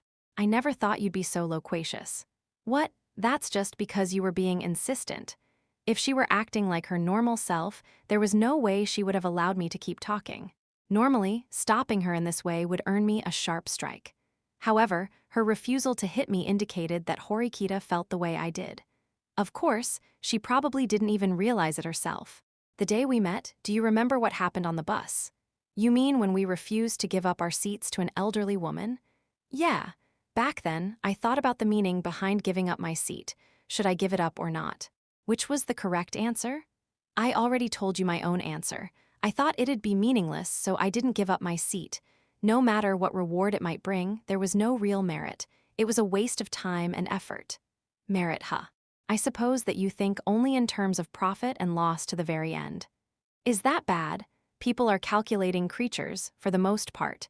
If you sell goods, you receive money. If you do someone a favor, that debt of gratitude will be repaid. By giving up a seat, you gain the joy of contributing to society. Am I wrong? No, I don't think you're wrong. I think the same thing, I replied. So then, if you keep to that belief, you'll need to maintain a broad perspective on life. You're so angry and dissatisfied, you can't see what's in front of you. Who do you think you are? Do you even have the ability to find fault with me? I don't know what abilities I have, but I see what you don't. It's the one flaw of the seemingly perfect person known as Horikita Suzune. Horikita gave an amused snort. It was as if she was saying, if you think I have a flaw, say it. Your flaw is that you think of everyone else as a burden, and so you detach yourself and never let anyone come close. Isn't it possible they placed you in Class D because you consider yourself superior to everyone? It's almost as if you're saying I'm the same as Pseudo-kun and his group, she muttered. Are you saying that you aren't equal? Yes. It's obvious if you look at our test scores. That's proof enough that they're mere baggage for our class to carry. If we're talking about studying, then Pseudo and the others are certainly 2 or 3 steps behind you, Horikita. No matter how hard they worked, they likely couldn't overtake you. However, that only applies to what happens at a school desk. We know that this school doesn't just focus on intellect. Suppose that the next exam was related to sports. The results would be different then. Am I wrong? You're physically capable. From your swimming, I can tell you're one of the most capable girls in the class. Superior. However, we both know that Pseudo's physical abilities far exceed yours. EK has better communication skills than you. If the test took the form of a discussion, EK would certainly be useful. Really, you'd most likely bring the class average down. So, does that make you incompetent? No. Every individual has his or her own strengths and weaknesses. That's what it means to be human. Horikita tried to throw my words back at me, but she looked stuck. This is all pure conjecture. It's nothing more than armchair speculation, she said. Think back on what Chabashira-sensei said. When she called us into the guidance room, she said, "Who exactly decided that smart people are categorically superior?" From that, we can draw the conclusion that academic ability doesn't solely determine the rankings. Horikita looked around, as if searching for an escape so she could weasel her way out of the argument. I quickly cut her off before she could get away. You said you wouldn't regret abandoning the students who failed, but you would. You would feel a great deal of regret if Pseudo and the others are expelled. Horikita looked into my eyes. She still didn't seem to grasp our current situation. At least, that was the impression I got. You're rather talkative today, too. It's odd for someone who likes to avoid trouble to talk so much. You're probably right about that. It's frustrating, but what you said was basically correct. You've persuaded me, I have to concede that point. However, I still don't understand you. What do you want? What is this school to you? Why did you work so hard to convince me? I see. So that's what you think. If someone lacks persuasiveness, he or she won't be able to make others believe in their cunning theories. She clearly wanted to know why I was so desperate to persuade her that Pseudo and the others' expulsion was bad. Cut the crap, I want to know the real reason. Is it for points, to rise up even by 1 class level, or is it to save your friends? Because I want to know what a person with true merit looks like. What is equality? Merit, equality? I came to this school to find answers to those questions. The words freely spilled out of me before I could collect my thoughts. Could you let me go? Horikita asked. Oh, sorry, I released my grip. She turned around and looked directly at me. There's no way that you could fool me into believing you, Ayano Koji-kun, she said. After she said that, Horikita extended her arm. I'll look after Pseudo-kun and the others, but for my own sake. I'll make sure that they don't get left behind, but only as a strategic means of securing an advantage for our future. Okay? Don't worry. I didn't think you'd do it any differently. That's just like you, Horikita. We've come to an arrangement then. I took Horikita's hand. However, I would soon realize that I'd just made a deal with the devil. Chapter 9, The Failures Mobilize. Once again, the air was rich with the aroma of new tea. I'm grateful for your continued patience and cooperation, dear reader. A month and a half had already gone by since I started high school. For the most part, my days had passed without incident. Hey, can you hear me? Is your head okay? Horikita rudely smacked my forehead, then touched a hand to her own head. You don't seem to have a fever, she said. Of course I don't. I was just lost in thought, that's all. I let out a deep sigh, already regretting that I'd told Horikita I'd help her. I suppose there was no use crying over spilled milk. I'd offered to help as a means of encouragement, but thinking back, it really struck me as being out of character. So, my honorable tactician, what should I do, I asked. Let's see. Obviously, we'll need to persuade Pseudo-kun and the others to participate once again. That means you'll need to grovel and beg for them to return. Why should I have to do that? You're the reason the group split in the first place. The reason we split was because they couldn't take studying seriously. Don't get that twisted. Geez, did she even intend to help Pseudo and the others? We'll never get them back without Kushida's help. You understand that, right? I understand. Sacrifices are inevitable, she grumbled. She appeared to hate the idea of Kushida's involvement. Still, she agreed despite her dissatisfaction. This was a major compromise for Horikita, who didn't want Kushida getting close to her at all. Okay. Can you get Kushida-san to help us immediately? She asked. Me? Of course, we made a deal. You agreed to be my workhorse until we reach Class A, so you have to do as I command. I didn't remember making that kind of deal. Here, look at this written contract. Wow, a real contract. It had my name and my seal on it and everything. You realize they could charge you with forging documents, right? I asked. I tore up the contract and tossed it away. Horikita got up and went over to Kushida, who was tidying her desk. Kushida-san, there is something I would like to talk to you about. Would you care to have lunch with me? Horikita asked. Lunch. It's unusual to get an invitation from you, Horikita-san. Okay, I'll go. Kushida didn't waver at all. She walked with Horikita toward the school's most popular cafe, Palette. That was the scene of Horikita's previous anger when I'd invited her under false pretenses. Horikita said that she'd treat Kushida and paid for her drink. Of course, I had to pay for myself. Thank you. So, what did you want to talk about? Kushida asked. I'm putting together another study group for Pseudo-kun and the others. Will you help me one more time? What's your reason for doing this? Is it really for Pseudo-kun and the others? Kushida clearly understood that Horikita likely wasn't doing this out of altruism. No, this is for me. I see, so you look out for yourself as usual, Horikita-san. You won't help someone whose motives are selfish. You're free to think whatever you like. I just didn't want you to try to lie to me. I'm glad you were honest. Okay, I'll help. We're classmates after all, right, Ayano-koji-kun? Why yeah, you're really helping us, I muttered. There's something I want to ask you though, Horikita-san. You're not doing this for your friends or to get points. It's so you can get to Class A, right? Yes. I can't believe that though. I mean, isn't it impossible? Oh, I'm not saying you're stupid, Horikita-san. How do I put this though? More than half of the class has given up, you see. Because the gulf between us and Class A is so vast? Yes. To be perfectly honest, I can't imagine how we'd catch up. I'm not sure we can even get any points next month. It's disheartening. Horikita smacked the table. I'm going to do it. Definitely, she said. Ayano-koji-kun, are you aiming for Class A too? Kushida asked. Yes. He's working as my assistant.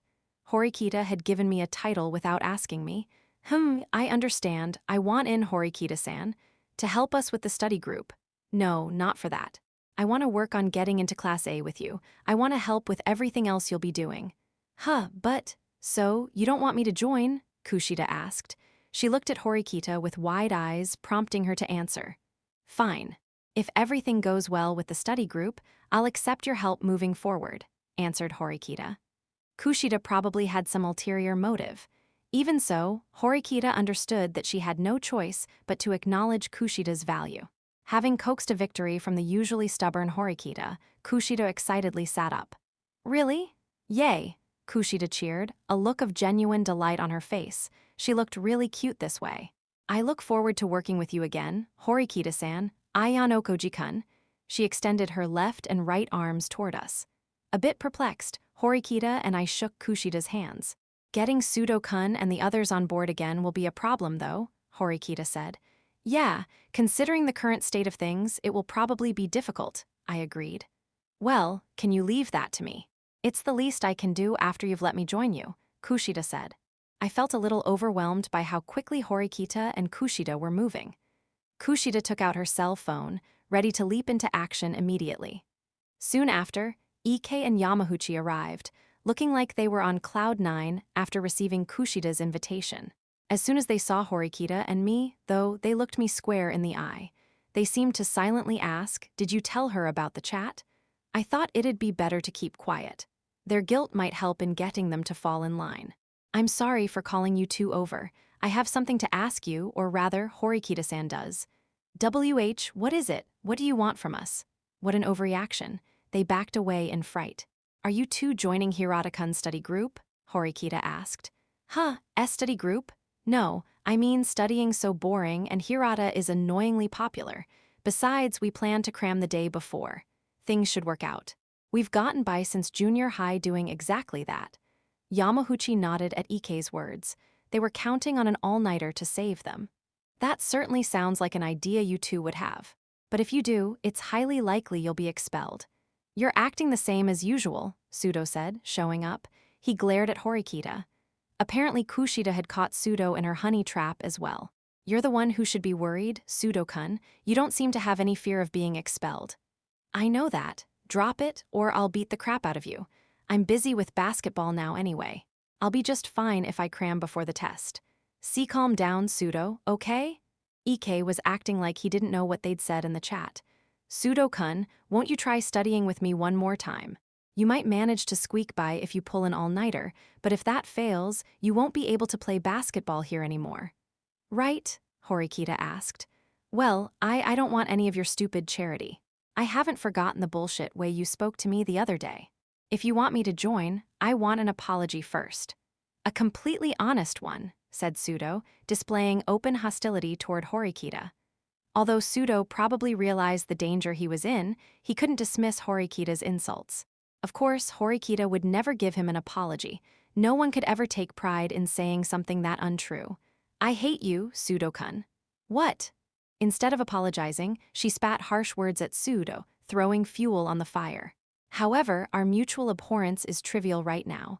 I will teach you for my own sake. You will do your best for your own sake. Am I wrong? You really want to get up to Class A, then? Even if that means inviting someone you hate like me? He muttered. Yes, exactly. Otherwise, why would anyone willingly involve you? Sudo grew more openly annoyed in response to Horikita's incredible bluntness. I'm busy with basketball. The others on the team never take study breaks, not even before a big test. I can't fall behind everyone else by doing something as boring as studying. As if she'd predicted Sudo's remarks, Horikita opened her notebook and showed it to him. On the page, there was a detailed schedule leading up to the test. During the last session, I noticed that style of studying didn't work for you. None of you understand the fundamental basics. For example, it would be like tossing a frog into the ocean. The frog wouldn't have any idea where to go or how to swim. Also, I understand that taking time away from your hobbies will only add to your stress. Therefore, I've come up with a plan. What kind of sorcery did you use to come up with that? All right, tell me the plan. He could make time for studying and club activities. Sudo, believing such a thing to be impossible, snorted in amusement. The test's 2 weeks from today. You'll all study every day during class like your life depends on it. I couldn't believe what Horikita had said. No one else could either. You three don't usually work seriously during class, do you? She asked. You can't know that about us, Ike objected. So, you work seriously? Well, no, we don't. We just sit around till class is over. So, in other words, you waste 6 hours a day doing nothing. Rather than struggling to study for the 1 or 2 hours available after class, we're wasting a far larger and more precious period of time. We must use this time better. Well, certainly, theoretically that would work, but that unreasonable? Kushida was right to be worried. They wasted time precisely because they couldn't study normally. If they couldn't manage to discipline themselves during class, I doubted they'd be able to understand the problems by themselves. I can't even keep up with class at all. I know. So we'll hold a short study session during our free time. With that, Horikita turned to the next page, spelling out the details of her plan. After first period, we'd all meet up and discuss what we hadn't understood in the lecture. During the 10-minute break, Horikita would explain the answers to those questions. We'd repeat the process over the next several periods. Of course, this wasn't as simple as it seemed. Since Pseudo and the others couldn't keep up naturally, they might not be able to learn the material in such a short time. Wait a minute, I'm kind of confused here. Is this really going to work? Ike could tell this would be difficult. Yeah, I mean, won't it be impossible to understand that stuff in just 10 minutes of break time? Don't worry. I'll compile answers to every question and make them easy to understand. After that, Ayano Koji-kun, Kushida-san, and I will each teach you individually, one-on-one. If we use this system, we might just be able to make them understand in short blocks of time. It's just a matter of explaining the answers. You two can handle it, right? Horikita asked. But I still don't think we can do it in that little time. Studying's so hard. One class period covers surprisingly little content. Typically, there'll be 1 page of notes, 2 at the most. If you narrow it down to only the things that will be on the test, you can probably whittle it down to a half a page of information. If we somehow end up not having enough time, we can always use our lunch period. I'm not saying that you have to understand the material. I just want you to memorize it. During class, you must focus on the teacher's voice and what's written on the blackboard. Forget about taking notes for right now. So, you're telling us not to take notes? Trying to memorize things is surprisingly difficult when you're writing down notes. She was probably right about that. A focus on note-taking would simply waste precious time. At any rate, Horikita had laid out a plan that didn't use up any time after school. Just try. Give it a go before you say no. I don't want to. I'd rather spend my time differently than a bookworm like you. Besides, I don't even think I could learn to study with such a simple, cheap trick. Horikita had carefully come up with a plan tailored to the 3 of them, and yet Pseudo still wouldn't agree. It seems you've misunderstood. There are no shortcuts or cheap tricks when it comes to studying. You just have to spend your time carefully. That applies not only to studying, but to everything else as well. Or are you telling me there are shortcuts and cheap tricks in something like basketball? Of course there aren't. You only improve by practicing, all the time.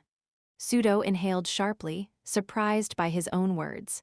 For people who can't focus or work seriously, it's impossible. However, you put all of your effort into basketball. I want you to apply some of that effort to studying, even if it's just a fraction of what you have. Put in the effort so that you can continue to play basketball at this school. Don't throw away your own potential. Horikita's compromise was small, but real.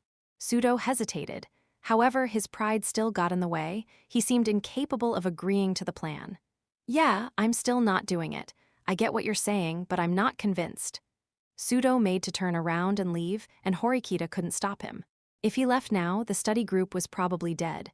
Normally, I'd stay out of it, but this called for drastic action. Hey, Kushida, do you have a boyfriend? I asked. What? I don't. Why would you suddenly ask me something like that? She cried. If I can get 50 points on the test, will you go out with me? I extended my hand to her. What are you saying, Ayanokoji? No, date me, Kushida. I'll get 51 points. Ike cried. No, me. Go on a date with me. I'll show you. I'll get 52 points. Yamahuchi said. Kushida immediately understood my plan. How embarrassing. I don't just judge people based on something like test scores, you know? She said. But they need a prize for trying. Look at how eager Ike and Yamahuchi are. They'd probably be motivated by a reward. Then, how about this? I'll go on a date with whoever scores highest on the test. I like people who work really hard, even when they don't like doing it. Whoa, yes. I'll do it. Ike and Yamahuchi breathed heavily in their excitement. I called out to Pseudo. Hey, Pseudo, what about you? This might be your chance. That was a bit subtler than yelling, do you want to date Kushida? I generally understood Pseudo's personality, but it was still difficult to predict whether he'd agree. So I had to find some common ground. A date, huh? That doesn't sound too bad. Geez, guess I don't have a choice. All right, I'll join, Pseudo said, his voice small. He didn't turn around. Kushida sighed deeply in relief. Remember, boys are the simplest creatures on earth. Horikita probably agreed with me. We welcomed Pseudo to our group. 9.1. The study group seemed to have gotten off to a good start. Of course, no one suddenly loved studying or found great joy in it.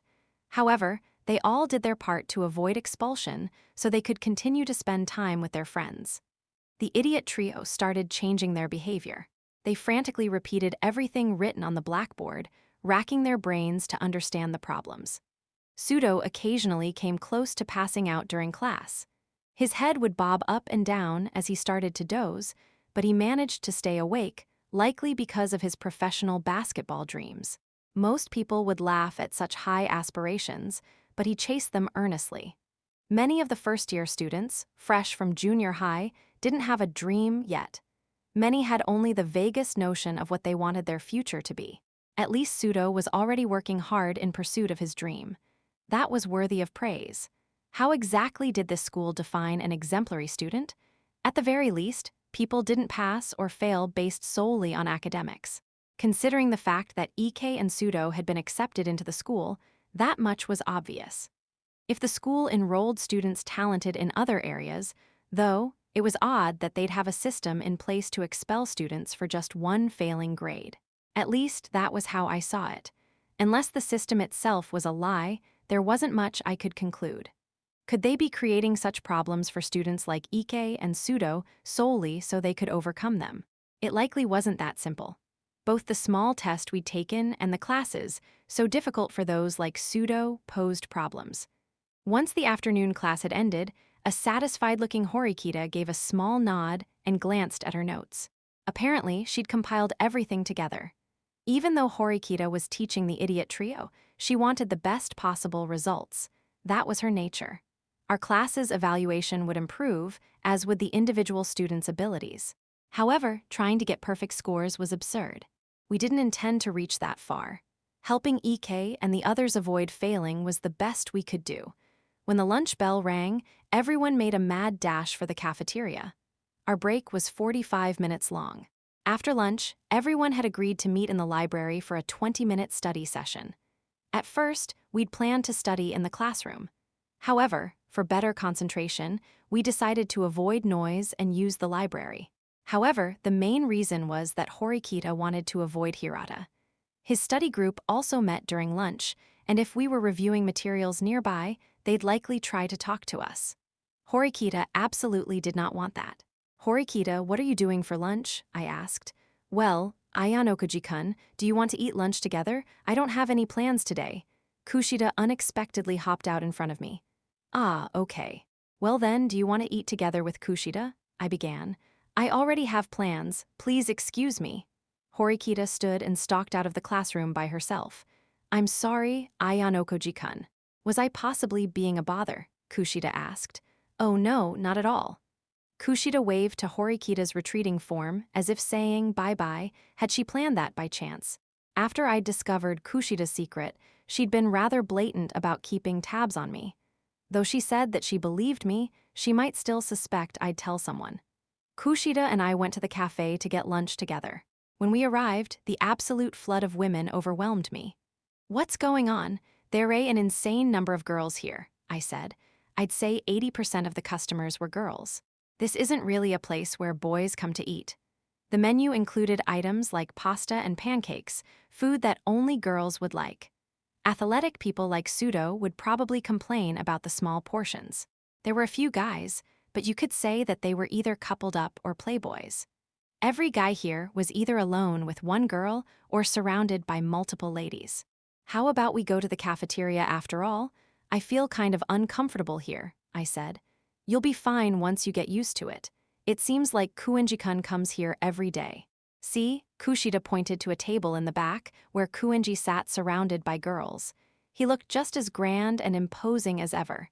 I'd never seen him around during lunchtime. Was this where he went?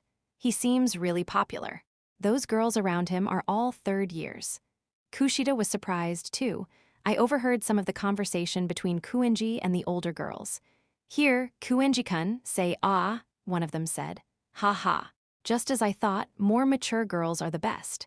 He certainly didn't act shy at all around the third-year ladies. Rather, he ate his food while they practically pressed up against him. That guy is really something else, I muttered. His name seems to be going around lately. People are talking about him. I see. So, were those girls after his money? What a sad world. Those girls are just being realists. You can't afford to eat on dreams alone, she said. Are you a realist, Kushida? I'd say I'm a bit of a dreamer. Something like a knight in shining armor would be nice. A knight in shining armor, We sat as far away from Kuenji as possible. What about you, Ayanoko Jikun? Do you like girls like Horikita-san? She asked. Why'd you bring up Horikita? Well, you're always with her. Isn't she cute? Well, I certainly thought she was cute. On the outside, though. Know something, Ayanoko Jikun. You've caught the girls' eyes for a little while now. You're on a first-year students' ranking chart. Caught their eye, me? Also, what the hell kind of ranking? Apparently, we men had been rated without even noticing. Was it like the ranking we'd made for the girls' breast sizes? Well, there are lots of different rankings, you know? The hot guy rankings, the rich guy rankings, the creeper rankings, and… Okay, that's enough. I don't think I want to hear any more. Don't worry, you're ranked a respectable 5th place in the hot guy rankings. Congratulations! By the way, Satanaka-kun in Class A is in 1st place. Hirata-kun's in 2nd. The 3rd and 4th place boys are in Class A. I feel like Hirata-kun gets lots of points because of his looks and personality. I'd expect nothing less from the Class D star. Even girls in Class C and above noticed him. Is it okay for me to be happy about that? I asked. Of course. Oh, but you also ranked pretty high in gloominess. Let's see. I looked at Kushida's cell phone. There really were a lot of different ranking charts. I saw a rather disturbing ranking titled, Boys Who Should Die. Better not look at that one. Are you not really happy about it? You're ranked 5th. I guess if I cared about popularity it'd be different, but I don't really feel anything. Besides, no girl had ever placed a letter with a heart sticker on it in my bag.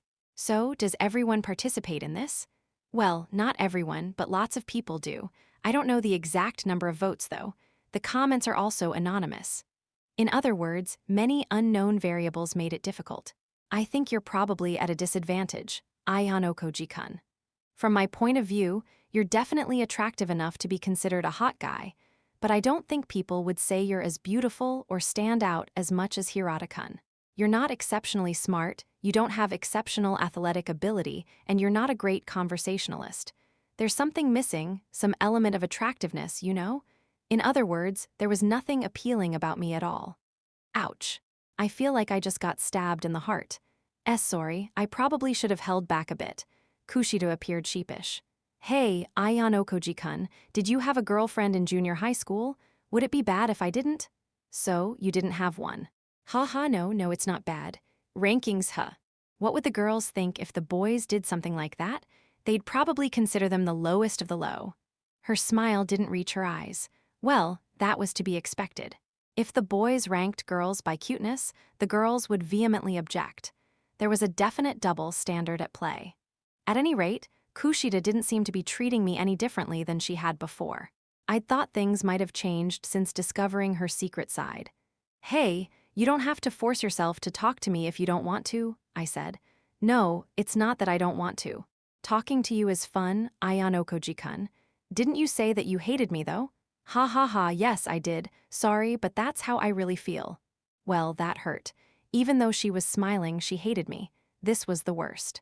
To tell you the truth, I invited you out to lunch today because I wanted to check with you. Hypothetically, if you had to choose either Horikita-san or me as your ally, whom would you choose, Ayanoko Jikun? Would you choose me? I'm no one's ally or enemy. I'm neutral. There are some situations where you can't avoid trouble by staying neutral. It's wonderful to oppose war, for example, but you may find yourself in the middle of turmoil at some point, you know. If Horikita and I happen to clash, I hope that you'll cooperate with me, Ayanoko Jikun.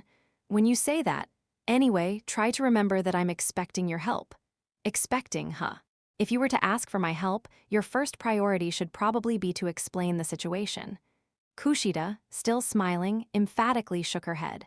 First, we'd need to build a relationship of mutual trust. I suppose. Neither Kushida nor I understood each other yet. Perhaps in the future, I'd come to have deeper knowledge of her. 9.2 We gathered in the library 1 minute later than we'd agreed. Everyone had their notebooks open, ready, and waiting. The library was a popular study spot, it seemed. First through third years fought to move up in the rankings. I understood it with a glance. "You're late," Horikita said. "Sorry, the crowds were tough." "You two didn't eat lunch together, did you?" Ike turned to us, his eyes suspicious. Kushida and I had actually eaten together, but perhaps it was better to keep that information private. "Yes, we did. We ate lunch together," Kushida said. It would have been better if she'd said nothing. Sure enough, Ike and the others glared at me, their discontent plain to see. Ike looked at me like I was his ancestral enemy. Horikita spoke without glancing up. "Hurry," she said. "Okay." At Horikita's cold command, I sat down and took out my notebook. I thought I might need more help on this, but geography is actually pretty easy. Chemistry wasn't as hard as I thought it'd be, either. Ike and Yamahuchi sounded pleased. Most of the problems boil down to memorization, right? You can't solve many problems in English or mathematics if you don't understand the foundation, though. Don't let your guard down. I think there might be current events questions on the test, too. Current events? Events of the recent past related to politics or the economy. That means that the questions may not be limited by what's written in the textbook. Isn't that against the rules? That means we have no idea what's going to be on the test, doesn't it? So that's why you should study everything. I suddenly hate geography. While the test might cover current events, I thought it'd be fine to ignore them for now. If you worried too much, you'd likely miss out on something important and suffer for it. "Shouldn't we hurry it up?" I asked. We were wasting precious time talking about this or that. "Yes, we've been wasting time because someone was late. Are you still harping on me for that? Here's a question for everyone. Who came up with inductive reasoning?" It was that guy we learned about in class before, right? That was, Ike racked his brain and spun his mechanical pencil. "Oh, that's it, that one guy. His name made me super hungry." "Francisco Xavier, or something like that, right?" Pseudo asked. "Close, but no cigar. I remember." "Francis Bacon," Ike cried. "That's correct."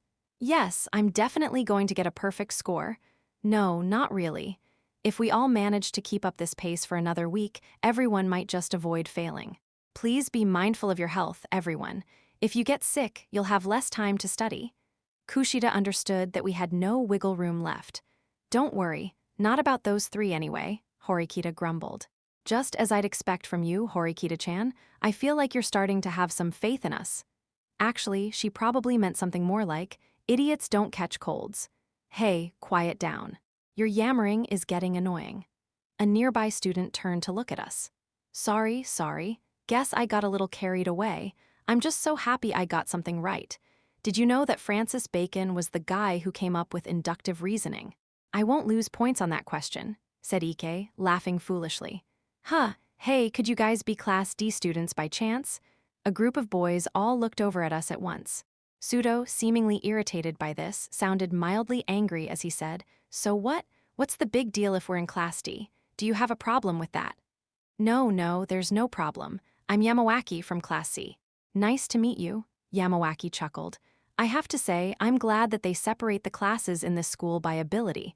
That way I don't have to study with losers like you." "What you say?" Pseudo's anger flared.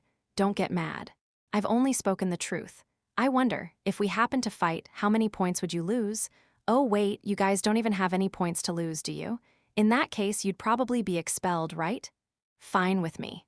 Bring it." Pseudo's shouting attracted attention and looks of disgust. If things got much worse, then the teacher would probably hear about it. "He's exactly right. We're not sure what'll happen if you create a ruckus. You should remember that you might be expelled as a worst-case scenario.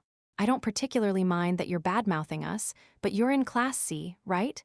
Honestly, you shouldn't really brag about that," Horikita said. "Clearly, there were errors of calculation in placing Class C and A. But you guys in D are on a completely different level. That's quite an inconsistent standard of measurement. The way I see it, everyone outside of Class A is lumped together." Yamawaki stopped laughing and now glared at Horikita. "Wow. For a defective product that can't make a single point, you're pretty sassy, aren't you? Did you think you could say whatever you like just because you have a cute face?" Thank you for your wholly incoherent and irrelevant statement. I was never very concerned about my appearance until now, but after being praised by you, I must say I feel rather uncomfortable. Yamawaki slammed the table and stood up. Hey, relax. If we're the ones who start fighting, then word will get around and we'll be in trouble. The other Class C students tugged at Yamawaki's sleeves, holding him back. You do know that you'll be expelled if you fail the next test, right? I'm looking forward to seeing how many of you get kicked out. Unfortunately for you, no one from Class D will be expelled. Before you worry about us, though, perhaps you should worry about your own class. Pride cometh before the fall. Ha ha ha, us fail, don't joke around. We're not studying just to avoid failing. We're studying so we can improve our test scores. Don't lump us together with you, Yamawaki said. Also, being happy because you know who Francis Bacon is. Are you nuts? Why are you studying things that aren't even on the test? Huh, Horikita looked stumped.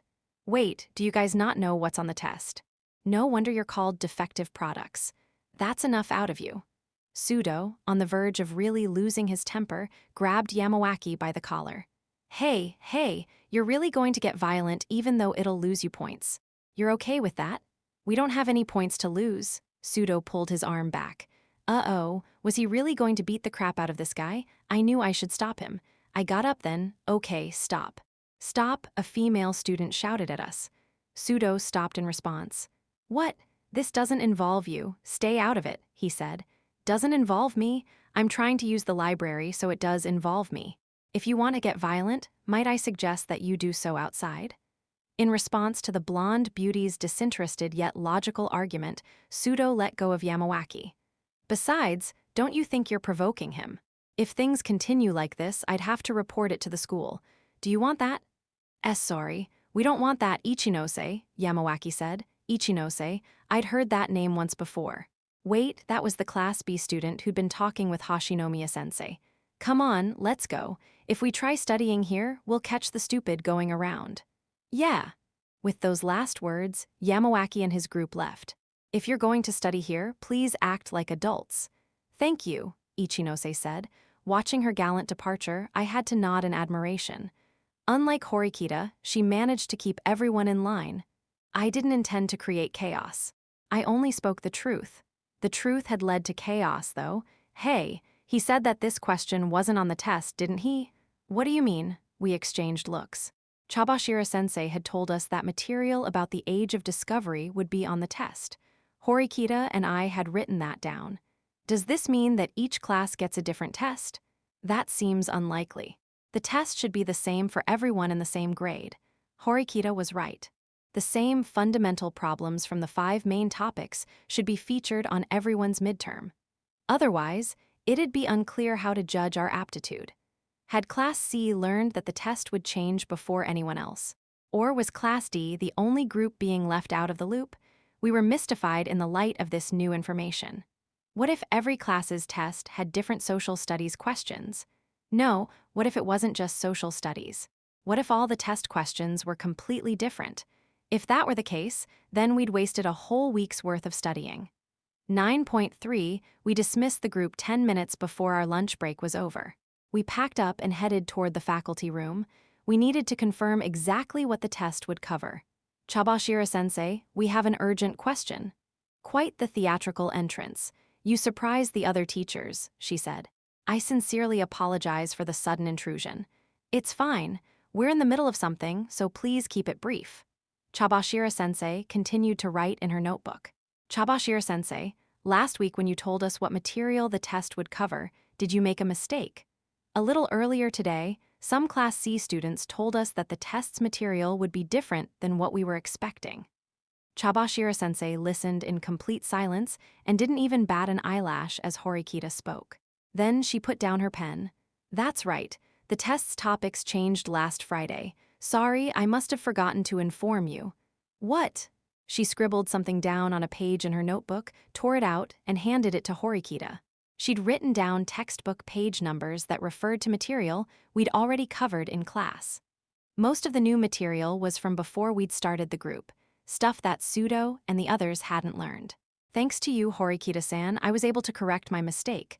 I'm grateful to all of you. That's all, thank you.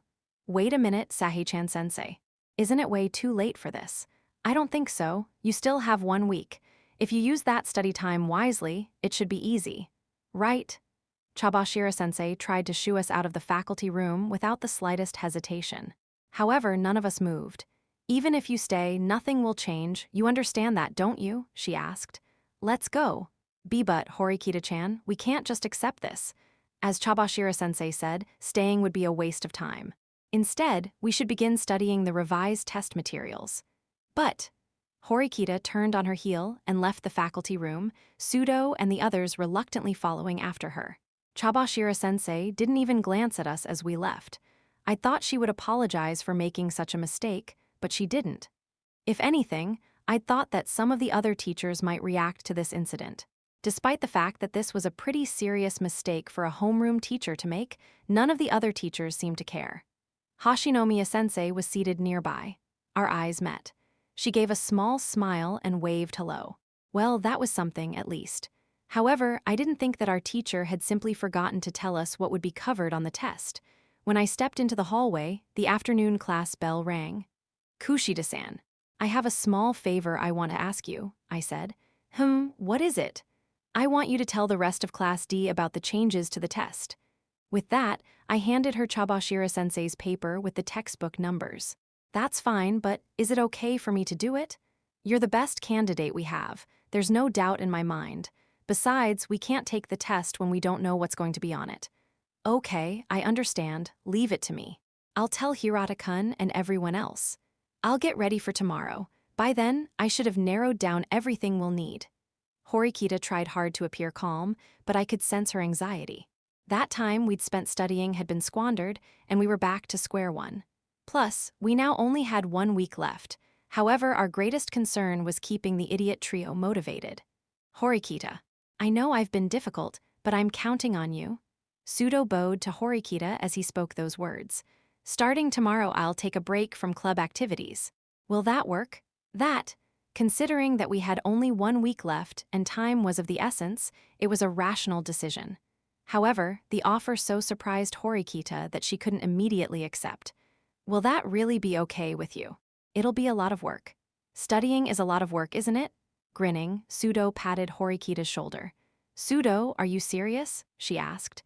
Yeah, I mean, I'm pissed at our homeroom teacher and those jerks in Class C now, too. You could call this a blessing in disguise. After being backed into a corner, Sudo had finally developed a positive attitude about studying. He probably realized if he didn't do his best, he couldn't pass the test. His declaration inspired Ike and Yamahuchi. Guess we don't have any choice. We'll try harder too, Ike said. I understand. If you're prepared, then we can work together. However, Sudo-kun? Horikita coldly removed Sudo's hand from her shoulder. Please do not touch me. If you do so again, I won't show you any mercy. You're not cute at all, lady. We're definitely gonna do this. Yeah, me too. Kushida, who also seemed motivated, stuck out her fist. Come on, Ayanokoji-kun. You do your best too, she cried. No, don't tell me, did you already give up on studying? I've thought about it a little. You promised you'd work with me, did you forget? Asked Horikita while glaring at me. I'm not a good teacher. People have different strengths and weaknesses, right? To be honest, Horikita and Kushida were better teachers than I was. I didn't consider myself really capable of tutoring others. Your test scores weren't that bad, were they? There isn't much time left, so it might be more effective if Horikita and Kushida work together to teach those three, rather than tutoring one-on-one. Also, something else is kind of bothering me. Something bothering you? What had happened in the faculty room was far too serious for me to overlook. 9.4, when lunchtime came, I jumped to my feet and headed toward the cafeteria with purposeful strides. Where are you going? Kushida had noticed me rushing out of class and followed. She popped up before me, stopping me in my tracks. It's lunch. I thought I'd go to the cafeteria. Mind if I go with you? I don't really mind. But there are a lot of other people you could ask, you know. It's true, I do have a lot of friends to eat lunch with, but you don't have anyone, Ayanokoji-kun. Even though you'd usually reach out to Horikita-san, you haven't talked to her today. The other day, didn't you say something was bothering you about what happened in the faculty room? What was it? Kushida, as usual, was quite observant. To be honest, I hadn't wanted to do this with anyone, but I decided that Kushida was probably fine. I'd come to learn her secret by sheer coincidence. She wouldn't do anything stupid. I can tell you if you promise that you won't tell anyone else. I'm good at keeping secrets. Kushida and I headed to the cafeteria together. We navigated our way through the crowd and finally reached the meal ticket machine. I bought tickets for 2 portions but didn't line up at the counter. Instead, I went to the side of the vending machine and looked at students perusing the menu. What is it? Kushida tilted her head and looked puzzled when I began studying the machine. This might answer what was bothering me. I continued observing students as they bought lunch sets from the ticket machine. After I'd observed about 20 students, my target appeared. He purchased his meal ticket and walked to the counter with heavy, plodding footsteps. "Okay, let's go," I said. Okay." We quickly exchanged our tickets for our meals and sat down in front of the heavy-footed student. Excuse me, are you an upperclassman?" I asked. Who are you?" The student regarded us calmly, a look of complete disinterest on his face. "Are you a second-year student? Third year?" "Third year. Let me guess, you're a first year?" "I'm Ayan Okoji from Class D. You're also in Class D, aren't you? What's that got to do with you?" Kushida looked at me with surprise, as if asking, "How did you know?" "Because he's limited to eating the free meals." "It's not very tasty, is it?" I asked. He was eating the free vegetable meal set. "What do you want? You're really irritating." He took his tray and made to stand, but I stopped him. "I want to ask you something. If you listen, I'll show you my gratitude." Gratitude? The cafeteria's hustle and bustle drowned out my voice. The students were all engrossed in chatting pleasantly with their friends. "Do you still have the problems from the midterm test from the first semester of your first year? Or, if not, do you happen to know someone from your class who does? Do you even understand what you're asking?" he said. "It's not particularly strange, is it? I didn't think it was against school rules to study using old test problems. Why are you asking me?" "That's simple. I believed I'd have the highest chance of success if I worked with someone who doesn't have any points. Honestly, that free vegetable meal doesn't look good. Of course, things would be quite different if you actually liked eating the vegetable set. What do you think? How much are you going to pay?" 10,000 points. That's as high as I'll go. I don't have the old test problems, but I know someone who does. If you want him to help you, though, you're going to need to offer at least 30,000 points. If you've got that, you're fine. I'm afraid that 30,000 is a no-go for me. I don't have that much. How much do you have? 20,000. Then 20,000, no, 15,000 should do. Nothing under that. 15,000, huh? If you'd go so far as to ask for old test problems from a stranger, then you must be pretty desperate, huh? Well, the school will mercilessly expel any student who gets a failing grade. None of my classmates are even here anymore. I see, I understand. I'll pay the 15,000 points. Then we have a deal. Of course, I'll have to ask you to transfer the points in advance. Fine, but if you do anything to stab us in the back, I won't forgive you. Even if you're an upperclassman, I'll do anything and everything I can to make sure you're expelled." "You're a freak." "Fine, I get it. Besides, when you transfer points, there's always a record of it. If rumor spreads that some first-year students ripped me off, it'd look bad." "All right then. Since I'm paying you 15,000 points, can you toss in a little bonus? I want to see the answers to the surprise test that we took after being admitted." "All right, I'll toss that in too. I think that your concerns are pointless, though." It seemed he understood what I was after. "Thank you very much." After we made our deal, he quickly left. He probably didn't want to be noticed. "Hey, Ayan Okoji-kun, what you did just now, was that really okay?" Kushida asked. "It's no problem. School rules allow point transfers, so there was no violation." "You might be right, but isn't getting the old test problems cheating?" "Cheating? I don't think so. If the school didn't allow it, they would have outlined it in the school rules to begin with. Also, I felt more confident after seeing that third-year student. That is to say, it's not unusual for students to barter points like this." "Huh." My request didn't particularly surprise him, and he accepted quickly. This probably isn't the first time he's negotiated like this. Not only did he have the answer sheet for the first-year midterm exam, but he also had the answer sheet for the mock test we took after being admitted. If he saved those, it's clear why. Kushida's eyes widened in shock. "Ayan Okoji-kun, what you did was unexpectedly daring." It's just a bit of insurance to prevent pseudo and the others from getting expelled. But if the old test answers are useless, then it will have been for nothing. I mean, the past test questions are old, aren't they? They might be completely unrelated to what's featured on this year's test. The problems may not be exactly the same, but there will definitely be similarities. I noticed a hint on that last mock exam we took. A hint? You noticed the really difficult problems alongside the simple ones, right? Yeah, I did. The final questions, right. I didn't understand them at all. I did some investigating, and I found that those questions were on the second and third-year students' tests. In other words, a first-year student generally wouldn't understand how to solve them. Wouldn't it be pointless for the school to purposefully throw us problems we can't solve? Those questions aren't there simply to measure our academic ability. Now, suppose that the problems on the mock test we took were exactly the same as the problems on the old mock test. What would happen? If I'd seen the old test, I would have been able to answer every question, she said. The same thing would likely apply to the midterm exam as well. Shortly thereafter, that third-year student sent me a message with an image file attached. It was the old test questions. First, I checked the mock test. The key was whether or not the last 3 problems were the same. Kushida must have been curious as well, because she drew closer and tried to peek at my phone. Well, she asked. They're the same. Every single word is identical. The test from that year and this year are exactly the same in every way. That's amazing. So if we show this to everyone in class, that would mean an easy victory. We should show this to all of our other friends, not just Pseudo-kun. No, we'll hold off. We won't show it to Pseudo and the guys yet. WHY. You went to all of the trouble of using up so many of your points for this. If they learn that the old test questions would be effective, their motivation to study would go up in smoke. We need to be wary of overconfidence.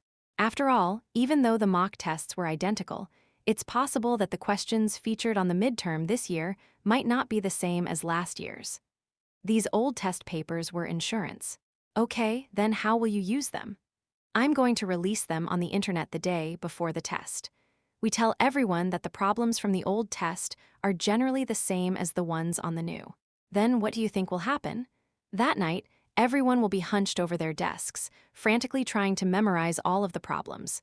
Exactly. The students with a poor grasp of the basics probably wouldn't be able to memorize everything in a single day. However, we weren't shooting for perfect scores this time around. The crucial thing was to avoid failing. If we got greedy, we might end up digging our own graves.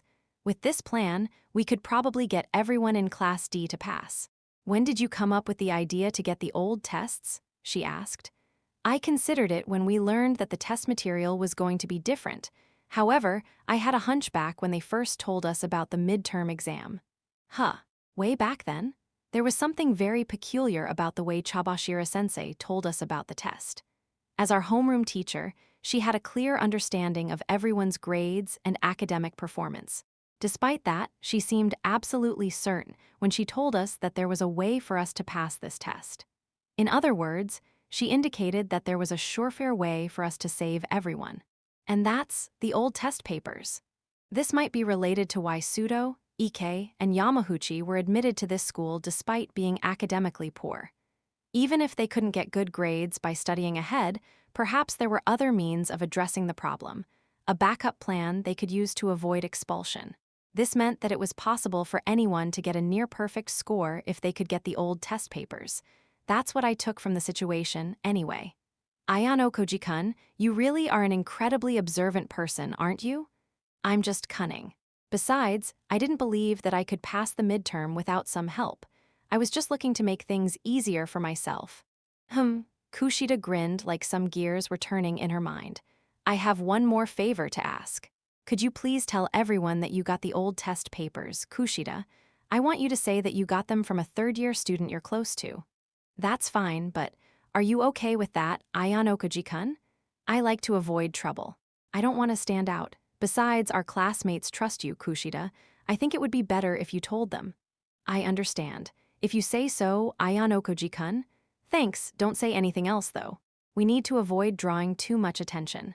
Okay, we can keep this secret between us. Yeah, that's what I was thinking. Don't you feel that a strange bond of mutual trust forms between people who share a secret? I don't know about that. I sure hope so.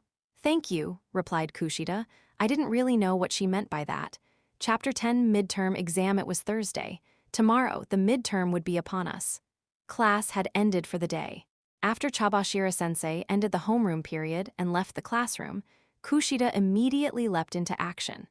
She took out printed copies of the old test that I'd made at the convenience store and brought them up to the podium.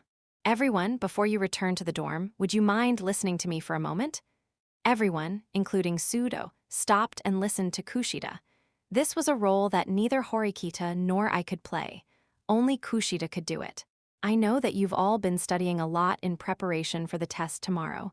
I have something to help you. I'm going to hand out some papers. Kushida distributed the question and answer sheets to the students in the first row. Teste questions? Did you make these, Kushida-san? Horikita was visibly surprised by this sudden turn of events. Actually, these are the old test problems. I got them from a third-year student last night. Old test problems. Huh? Wait, will these questions be on the test tomorrow? Yes. To tell you the truth, I heard that the midterm test from the year before last had almost exactly the same problems as this one. So if we study what's on this test, it'll surely come in handy. Whoa, seriously? Thank you, Kushida-chan. Overjoyed, Ike hugged his test paper. None of the other students could suppress their elation either. What the hell? If we had these, then wasn't it pointless to study so hard? Yamaguchi complained, even as he laughed. It looked like I'd been right. Sudo-kun, do your best when you study today? Yeah. Thanks, you really helped me out. Sudo also happily accepted the test papers. Let's keep this a secret from the other classes. Don't be scared, everyone. Do your best and aim for a high score. Ike shouted with joy and determination. I was inclined to agree with him. We didn't need to send supplies to the enemy. Everyone returned to the dorms with high spirits. Kushida-san, excellent work. Horikita gave Kushida genuine praise, which was unusual. Really? Kushida said. I'd never even considered trying to use the old tests. I'm also grateful that you verified that the questions were still useful. True, the always solitary Horikita hadn't come up with that idea. I just did it for my friends. It was nothing special, Kushida said. Also, I think that you were correct to announce that you had it today after class. If you'd carelessly let word get out about this test, it's possible that everyone would have lost their motivation to study. That was only because I received the test papers so late. If many of the same problems are featured on the test tomorrow, then everyone will probably manage to get pretty high test scores. Yes, it also means that the last 2 weeks we spent studying weren't for nothing. The past 2 weeks had probably been tremendously long for Sudo and the other failing students. Hopefully they'd gotten more into the habit of studying now. It was hard but fun. I don't think the idiot trio found it the least bit fun. Well, we'd done as much as we could. The next step for those three simply came down to effort. I just pray that I don't draw a complete blank during the actual test. Well, I couldn't really do anything about that part. No matter how much they were taught and what they demonstrated during the study group, everything came down to their performance on the actual test. At least the previous questions were one crucial bit of help. Well, should we head back? Horikita quietly looked over at Kushida as she put her textbook into her bag. Kushida-san. Really, thank you for everything you've done. If you weren't here, the study group would not have succeeded. Don't worry about it. I just want to get into the higher-ranked classes together with everyone else. That's why I did it, and why I agreed to help with the study group. I'll help you again anytime. Smiling, Kushida grabbed her bag and stood. Wait, there's just one thing I want to confirm, Horikita said. Confirm? If you say that you'll continue working with me for the sake of our class, then I need to be sure of something. Horikita looked straight at Kushida, who was still wearing that dazzling smile. You hate me, don't you? Hey, I'd wondered what she wanted to ask, but that was ridiculously unexpected. Why do you think that? Kushida asked. You're not answering my question because it's true. Right? Haha, you got me. She shouldered her bag and lowered her hands. Kushida faced Horikita without losing her smile. That's right, I really hate you. She answered clearly, making no attempt to hide it. She was direct. Do you want me to tell you the reason? No, that's unnecessary. Knowing that is good enough. I can continue working with you without hesitation. Despite what she'd just been told, Horikita spoke calmly. 10.1, there are no absences today. It appears everyone is present. Chabashira-sensei strode through the classroom with a bold smile on her face. That's the first hurdle for you leftovers. Are there any questions? We've studied diligently these past few weeks. I don't think that anyone will fail. Oh my, you sound quite confident, Hirata. Everyone wore a confident look. The teacher promptly took up the test papers and passed them out. Our first period test was for social studies. Out of everything we'd studied, it was probably the easiest subject. If anyone stumbles here, the other tests will be an uphill battle, quite frankly. You'll take this midterm and the final exam in July. If no one fails either test, you'll be rewarded with a vacation during your summer break. A vacation? That's right. A dream vacation on an island surrounded by the brilliant blue sea. Of course, the beach in summer meant we'd be able to see the girls in their swimsuits. What is this strange pressure? One of the boys muttered. Chabashira-sensei stepped back from the obvious tension the students exuded, mostly the boys. Everyone, let's do our best. Yeah, Ike howled along with our classmates. I shouted too, my voice getting lost in the cacophony. Pervert, Horikita glanced at me. I immediately fell silent. Before long, everyone had their test papers. On the teacher's signal, everyone began. I held off on starting for a moment and looked around at the others. With everything they'd learned, could the idiot trio avoid failing? First off, how many of this test's questions were the same as the ones from the old exam? I needed to check that first. All right, I discreetly clenched my fist in triumph. Despite my fears, the questions here were the same as the old ones. I hadn't looked them over in any detail, but I saw no great difference. If I'd memorized what was on the old test, it was clear that I could get a near-perfect score. Glancing around the classroom for assurance, I didn't notice any students looking flustered or confused. I assumed that many of them had engaged in some last-minute studying. Slowly, I went through and answered all of the problems. The second and third period exams were for Japanese and chemistry, respectively. While I worked, I discovered something else that intrigued me. Looking over the problems again, I realized that what Horikita had drilled into the study group was consistent with what was on the test. She'd been able to accurately predict what problems would appear just from the lessons. The silent girl beside me was even more impressive than I'd imagined. Then came fourth period, mathematics. All of the abnormally difficult questions that had been featured on the mock test also appeared here, but the content was the same as the old exams. Even if Pseudo and the other guys couldn't understand the problems, they could still apply the answers if they'd memorized them. Then came the break. Some members of our study group, including Ike, Yamaguchi, Kushida, Horikita, and myself, gathered together. An easy victory. We've got this test on lock.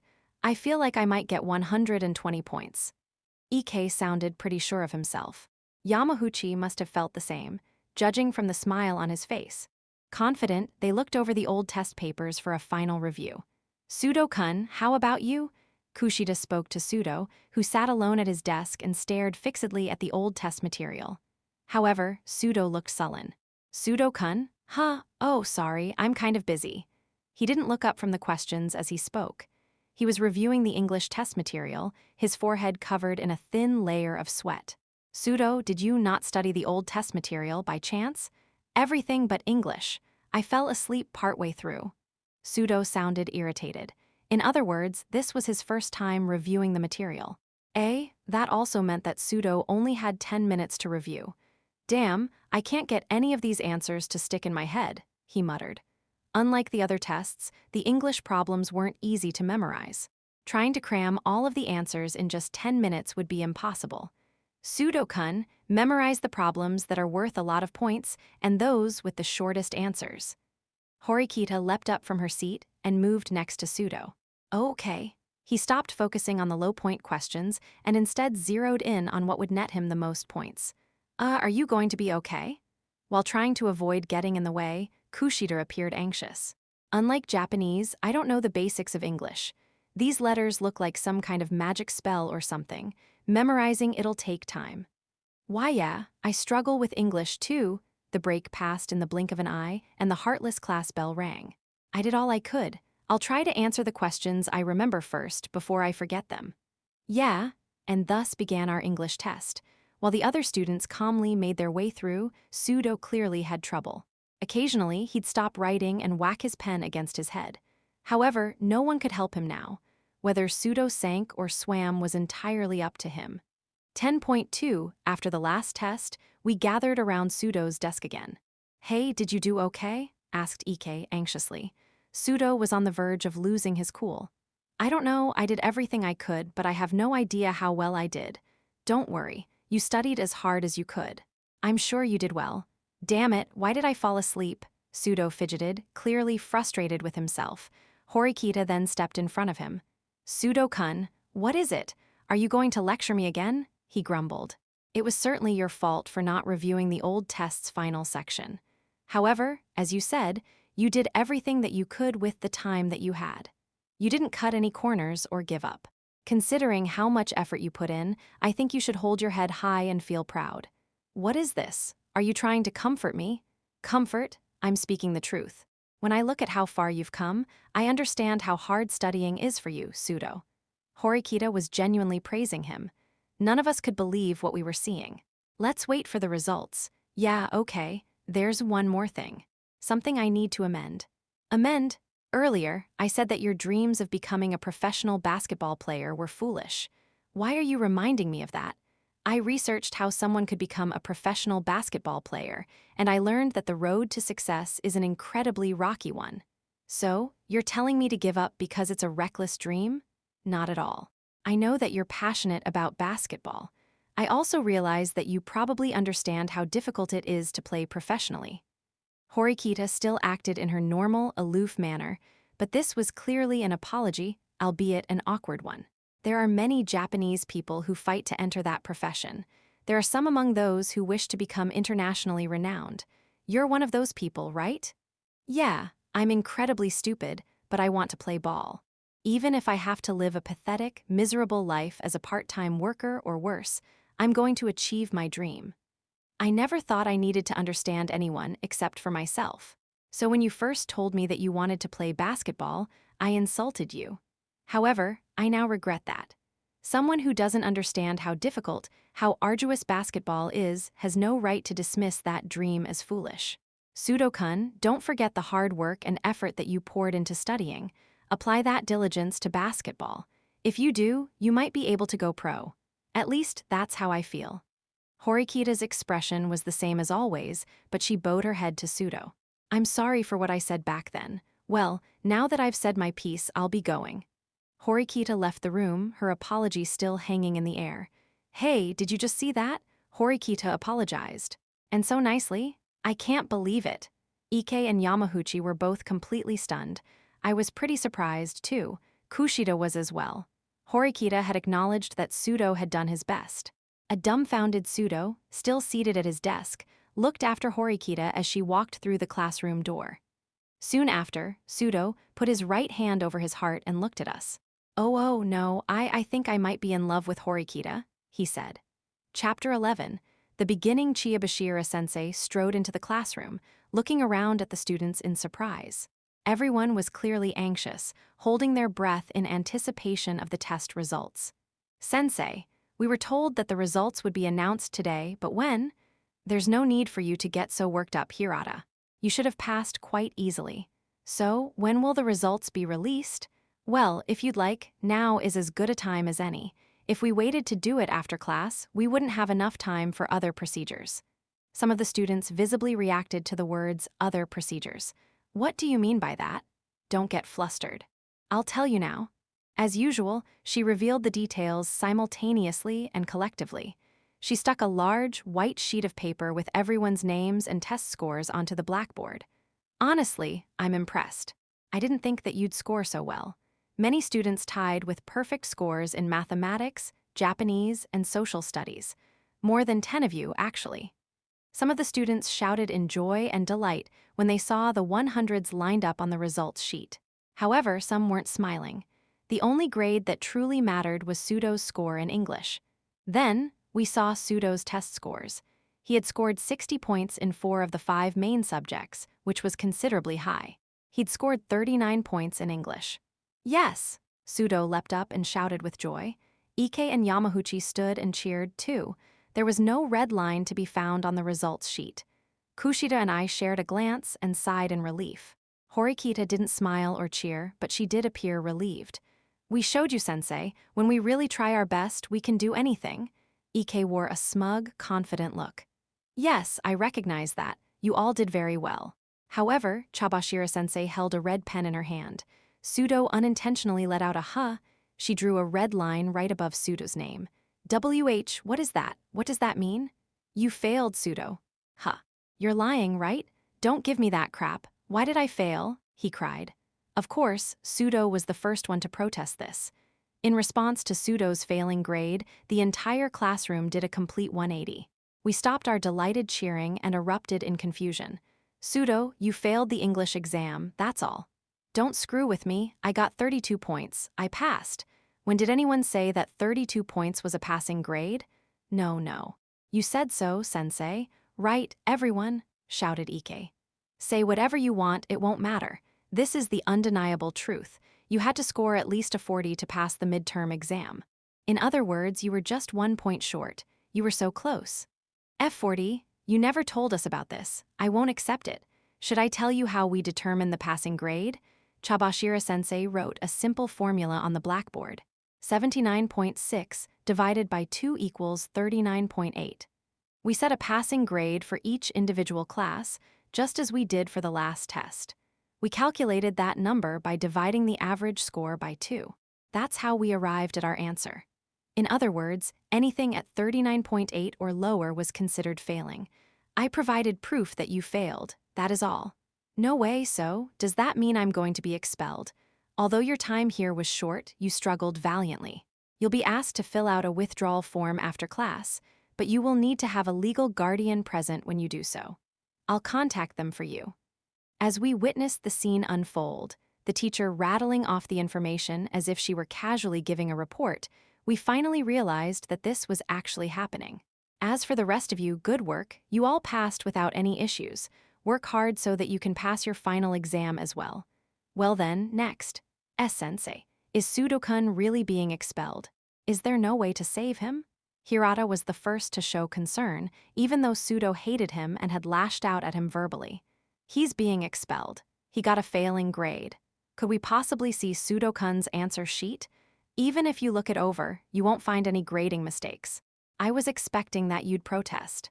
She took out Sudo's English answer sheet and handed it to Hirata, who immediately looked over every problem.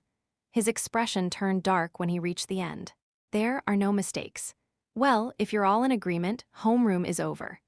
Chabashira-sensei had heartlessly announced Sudo's expulsion without offering him a second chance or the faintest bit of sympathy. Ike and Yamaguchi, knowing that words of comfort would probably have the opposite effect, stayed silent. Hirata remained quiet too. Sadly, some of the students appeared relieved by this. Were they happy that a nuisance like Sudo was being removed from the class? "Sudo, come to the faculty room after class. That is all." "Chabashira-sensei, may I have a moment of your time?" Though she'd stayed silent until that moment, Horikita raised her slender arm in the air and spoke. Thus far, Horikita had never voluntarily made any remarks. Chabashira-sensei and the rest of the class appeared shocked by this abnormality. "Well, this is unusual, Horikita. Why? Earlier, you said that the previous test had a passing grade of 32 points. You arrived at that number by the same formula you showed us today. Were there no mistakes in calculating the passing grade for the last test?" "There were no mistakes." "Then, that raises one more question. I'd calculated the average score for the previous test to be 64.4 points. If I were to divide that by 2, I would get 32.2 points. In other words, higher than 32 points. Despite that, the passing grade was set at 32. That means that you left off the decimal. That contradicts what you did this time." That's right. If you follow what you did last time, the passing grade for the midterm should be 39 points. In other words, Sudo's overall grade should have meant that he just barely passed. "I see. Did you anticipate that Sudo would just barely pass then? You only scored exceedingly low in English after all." "Horikita, Sudo had realized something. The other students gasped as they also realized what had happened. Horikita had gotten perfect scores in 4 of the 5 main subjects. but she'd gotten an exceedingly low score of 51 points in English. Her English stuck out from her other scores. You really? Pseudo noticed what she'd done. In order to lower the average score for the English test, Horikita had purposefully botched her own grade as far as she could. If you believe that my thinking is incorrect, could you please tell why the calculation differs between this test and the last test? She asked. The last ray of light? Our final hope. I see. In that case, I'll explain in more detail. Unfortunately, your calculation is off. We didn't simply omit the decimal when we calculated the passing grade. We rounded the numbers up or down. On the last test, we rounded down to 32 points, and on this, we rounded up to 40. There's your answer. Gee, you should have noticed that we rounded the numbers, but to hold on to that possibility, well, too bad. At any rate, first period will be starting soon. I'll be going. Horikita had nothing left to counter with, so she remained quiet. She couldn't contradict anything Chabashira-sensei had said. Horikita's last resort had been eradicated. The classroom door slammed shut, and silence enveloped the room. Pseudo, still struggling to wrap his head around this new reality, looked over at Horikita. She had purposefully lowered her grades as far as she could, all to stop Pseudo's expulsion. I'm sorry, I should have tried to lower my score just a little more, she muttered. Horikita slowly sat back down. However, Horikita's 51-point score on her English test was already considerably low. If she'd scored in the 40-point range, she could have run the risk of expulsion herself. Why? You said that you hated me, Pseudo said. Don't misunderstand. I did this for my own sake. It was all for nothing, though. I slowly got up from my seat. Where are you going, Ayano Koji? Bathroom. With that, I exited and quickly made my way toward the faculty room. I wondered if Chabashira-sensei had already arrived. As I thought that, I caught her staring out the window into the first-floor hallway, almost as if she were waiting for someone. Ayano Koji, Class will begin any minute, you know, she said. Sensei, would it be all right if I asked you one question? One question? Is that why you went to the trouble of chasing after me? I'm curious about something. First it was Horikita, now you. What in the world is it? Do you think that today's Japanese society is fair? What an incredible change in topic. So sudden, too. Is there some special meaning behind this question? It's very important. I would like your opinion. If you're asking for my personal opinion, then no, of course not. The world isn't fair, not even the slightest bit. I see, I feel the same way. I think that equality is a fiction. So, did you chase after me merely to ask that question? If that's all, then I'll be going. 1 week ago, when you told us that the test's material had changed, you also said something like, I forgot to inform you. Because of that forgetfulness, we were notified of the change 1 week after the other classes had already been informed. Yes, I said as much back in the faculty room. What of it? Every class got the same questions, the points were reflected in the same way for everyone, and every class faced the same threat of expulsion. However, Class D was compelled to test under unfair conditions. Are you saying that you can't accept what happened? But it's an excellent example of how unfair the world is. In fact, you could call it a microcosm of our unfair society. Certainly, society is not equal, no matter how idealistic you try to be. However, we are human beings, living things that can think. What are you trying to say? I'm saying that we should strive for equality, at least a little. I see. Whether or not you truly forgot to tell us, or if it was an intentional slip, isn't really the issue. The fact remains that one person is now being expelled from this school because of those unfair conditions. So, what do you want me to do? That's why I'm here. I would like to undertake the appropriate steps to meet with the school, the direct cause of this inequality. To tell them you disagree? I just want to confirm with the appropriate people that they believe the school made the correct judgment. That's unfortunate. What you've said isn't wrong, but I can't allow you to do that. Pseudo will be expelled. That decision cannot be overturned at this stage. Give up. She'd ignored my point, but her words remained logical. As I'd anticipated, her words always held some hidden meaning. You said it cannot be overturned at this stage, which means there may be a way to overturn the decision. Ayano Koji, I personally hold you in rather high regard. I've thought so since assigning this test. Obtaining the old test problems was certainly one correct solution. Such a notion goes beyond the range of what many would have considered. Furthermore, you distributed the old test problems to everyone in class and raised the average scores. I have to praise such a logical decision. Honestly, you did very well. Kushida was the one who obtained the problems and distributed them. I didn't really do anything. I understand why you don't want word to get out, but don't forget that there are senior students too.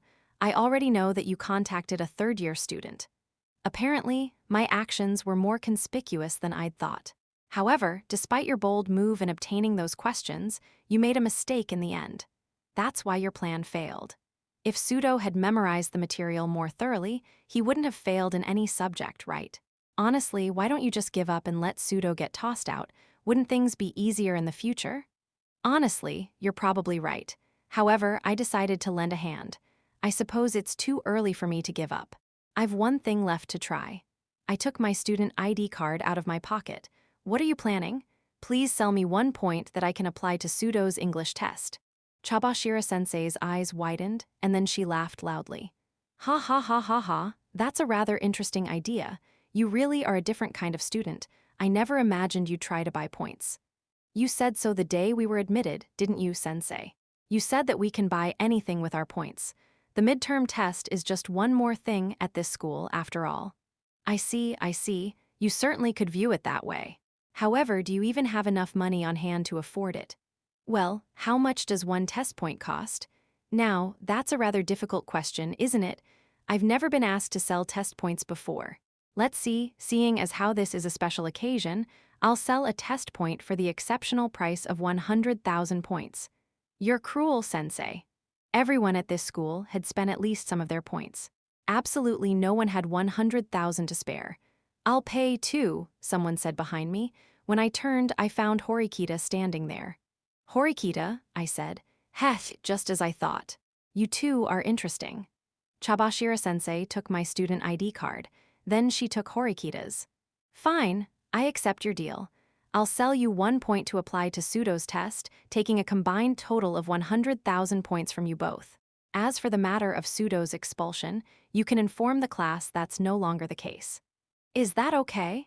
You promised to pay me 100,000 points. There's nothing more to be done. Chabashira-sensei seemed simultaneously exasperated and amused. Horikita, do you understand how talented Ayanokoji is? At least somewhat? I wonder. When I look at him, all I see is a disagreeable student. What do you mean, disagreeable? I asked. You get low scores on purpose when you could easily score higher. You were the one who came up with the idea of getting the old test problems, but you gave Kushida-san the credit. You were even crazy enough to buy test points. I don't think that you're special, or just deviate from the norm. I think you're disagreeable. So, she'd heard how I got the old test questions, too. Perhaps the pair of you really can reach the higher-level classes, Chabashira-sensei said. I don't know about him, but I most definitely will. No one from Class D has ever been promoted before. The school has already labeled you defective and will coldly toss you aside. How will you accomplish your goal? If I may, sensei. Horikita unwaveringly returned Chabashira-sensei's gaze. Honestly, maybe the students in Class D are defective. However, that doesn't mean they're trash. What's the difference between a defective product and trash? The difference is paper thin. However, with repairs, a defective product may become a superior article. I see. When you say it like that, Horikita, I admit it sounds oddly persuasive. I shared that opinion and found Horikita's words to be quite meaningful. Horikita, who had previously looked down upon others and thought of them as baggage, was changing. Of course, nothing was that simple. Though you could just barely glimpse the change from the outside, it was actually a major transformation. A faint smile appeared on Chabashira-sensei's lips, as if she also had noticed it. Well, I look forward to seeing what you do next. As your homeroom teacher, I'll be sure to watch over you with great attention and care. With that, Chabashira-sensei headed toward the faculty room, leaving the two of us in the hall. Well, let's head back. Class will be starting soon, I said. Ayanokoji-kun? Oof, Horikita chopped me in the side. What was that for? For whatever. She left me as I clutched my sides in agony. Geez, what a bothersome person. With that thought, I decided to chase after her. Chapter 12, Victory Celebration, Cheers! Ike shouted joyfully and toasted with a can of juice. That evening, The former association of failures had convened once again. Liberated from our studies, we were all overjoyed that no one had been expelled. Everyone smiled well, except for Horikita. We'd shared our burdens, and together we'd overcome the challenge. Perhaps that was the point of being young. I guess if you ignored the one dark spot, this wasn't terrible. What's with the long face, Ayanokoji? Pseudo wasn't expelled. Everything's fine now, right? I don't particularly mind that you're holding a celebration party, but why are you holding it in my room? Mine's a mess. So are Pseudo's and Yamahuchi's. And we can't go to a girl's room, right? I mean, yeah, I would have loved going to Kushida-chan's room, but your spectacularly plain and empty room is the best option. It's only been 2 months since school started. I think it'd be weird to have a lot of stuff. Aside from daily necessities, I didn't really need anything. What do you think, Kushida-chan? I think it's fine here. It's simple, but it feels nice and clean. Right. Man, it must be nice to have Kushida-chan praise you. Ha ha ha ha. Ike grudgingly pushed me. All things considered, though, that midterm was dangerous. If we hadn't put the study group together, I would have been fine, but Ike and Pseudo would have definitely gotten kicked out. Huh.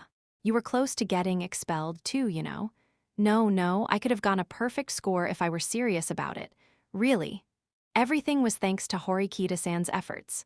She tutored Ike, Yamahuchi, and Pseudo. Horikita sat outside the circle, quietly reading a novel. When we said her name, she bookmarked her page and looked up. I did it for my own sake. If someone had been expelled, Class DS evaluation would have worsened. Just say that you didn't want us to get expelled, even if it's a lie. We'd like you better. It'd be fine with me if you didn't. Well, her attitude remained unchanged, but simply participating in this gathering was a sign of her progress. The old Horikita most definitely would not have come. Well, I guess, but you're a surprisingly good person, Horikita, replied Pseudo. Since Horikita had apologized to Pseudo, he'd completely stopped antagonizing her. Before, he'd said she was a bad person, but people could change. Anyway, why did Chabashira-sensei change her mind about expelling Pseudo-kun? I wondered about that too.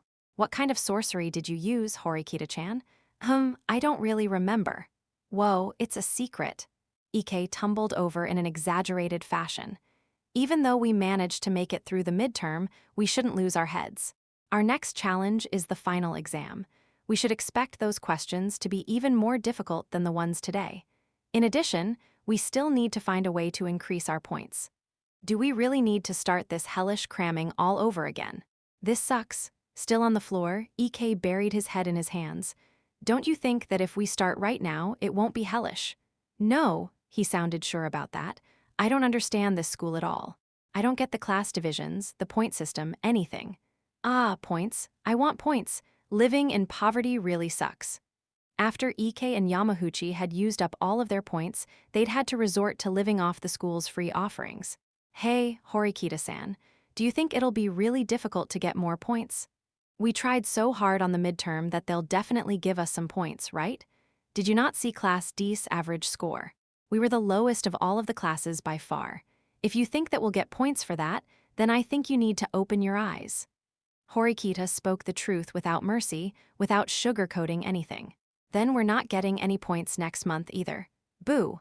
I think you should learn to live a more modest life and give up on points. Don't worry, Ike-kun, we may not get any points right now, but surely we'll get some soon. Right, Horikita-san? I wonder about that. Can I say something? We're all friends here, after all.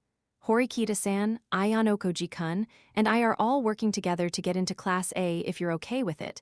I want you 3 to help us, Kushida said. Get into Class A? Are you serious? Ike said. Yes, I absolutely am. Increasing our points is an inevitable part of getting to the top as well. But isn't the idea of reaching class a kind of ridiculous? They're all smart, right? It'd be impossible for us to win against those guys by studying. When you considered their average test scores, everyone in that class was probably on Horikita's level. Studying isn't the sole factor in deciding who goes into what class, though. Right. Yeah, but if you can't study at all, then moving up is out of the question. The 3 least academically gifted people averted their eyes and whistled nonchalantly. We're still far from our goal, but we can do it if we all work together. I know it. What makes you so sure? What makes me sure, Well, you know what they say, a single arrow is easily broken, but not 10 in a bundle, I suppose. I think that even if you bundled these 10 together, they'd still break, Horikita said. Well, how about this? 3 heads are better than 1? Or something like that, Kushida said. I guess if you combined all 3 of their test scores, you'd get one normal person's grade. Every time Kushida tried to raise the 3 up, Horikita would knock them back down. What an amazing pair. If we keep going back and forth like this, though, we won't get anywhere. It's definitely better for us to get along. I suppose that, logically, you're right. Right? Horikita didn't try to argue further. At any rate, if we wanted to move up, we'd need to get along with as many of our classmates as possible. We gain nothing by fighting one another. So that's why I'd like to ask the 3 of you to help us. Gladly, replied Ike and Yamahuchi in unison. Well, if Horikita asked me to help, I would, I guess. Sudo tried to hide his embarrassment when he spoke. I never wanted your help, Sudo-kun. Besides, I have a hard time imagining how you'll be useful in the first place. GRR. I just thought I'd try to be nice, is all, and you were trying to be nice? I'm surprised. Unsurprisingly, Sudo looked angry, but it didn't seem like he was going to raise his fist. Wow, he was making progress too. You're a really annoying girl, he said. Thank you, I appreciate your words of praise. You are not cute at all, lady. You say that, but how do you really feel? Teased Ike. Sudo instantly glared at Ike and put him in a headlock. Ow, ow, ow, stop. If you say anything else, I'm going to strangle you. Why you already are strangling me, geez? I give. Horikita sighed deeply. Her eyes seemed to ask, is this male bonding? In this school, ability is paramount. I'm positive that our competition will grow even more severe moving forward. If you say you'll work with us, know that you can't do so half-heartedly. Otherwise, you'll be a burden. Well, if it comes down to physical ability, leave it to me. I have serious basketball and fighting skills. I really can't expect anything from you at all. Ability was paramount, huh? I felt my chest tighten. We'd been isolated from the world and now thrust into this situation. Perhaps we were cursed. Horikita seriously planned on getting into Class A. Her will was unshakable. However, our path out of Class D would not be an easy one. Considering our current performance, it was hard to imagine us even reaching Class C. What should we do from here? I imagined that things would turn out as they should. For the time being, I'd do my best. At the very least, though, I wouldn't mind seeing Horikita smile.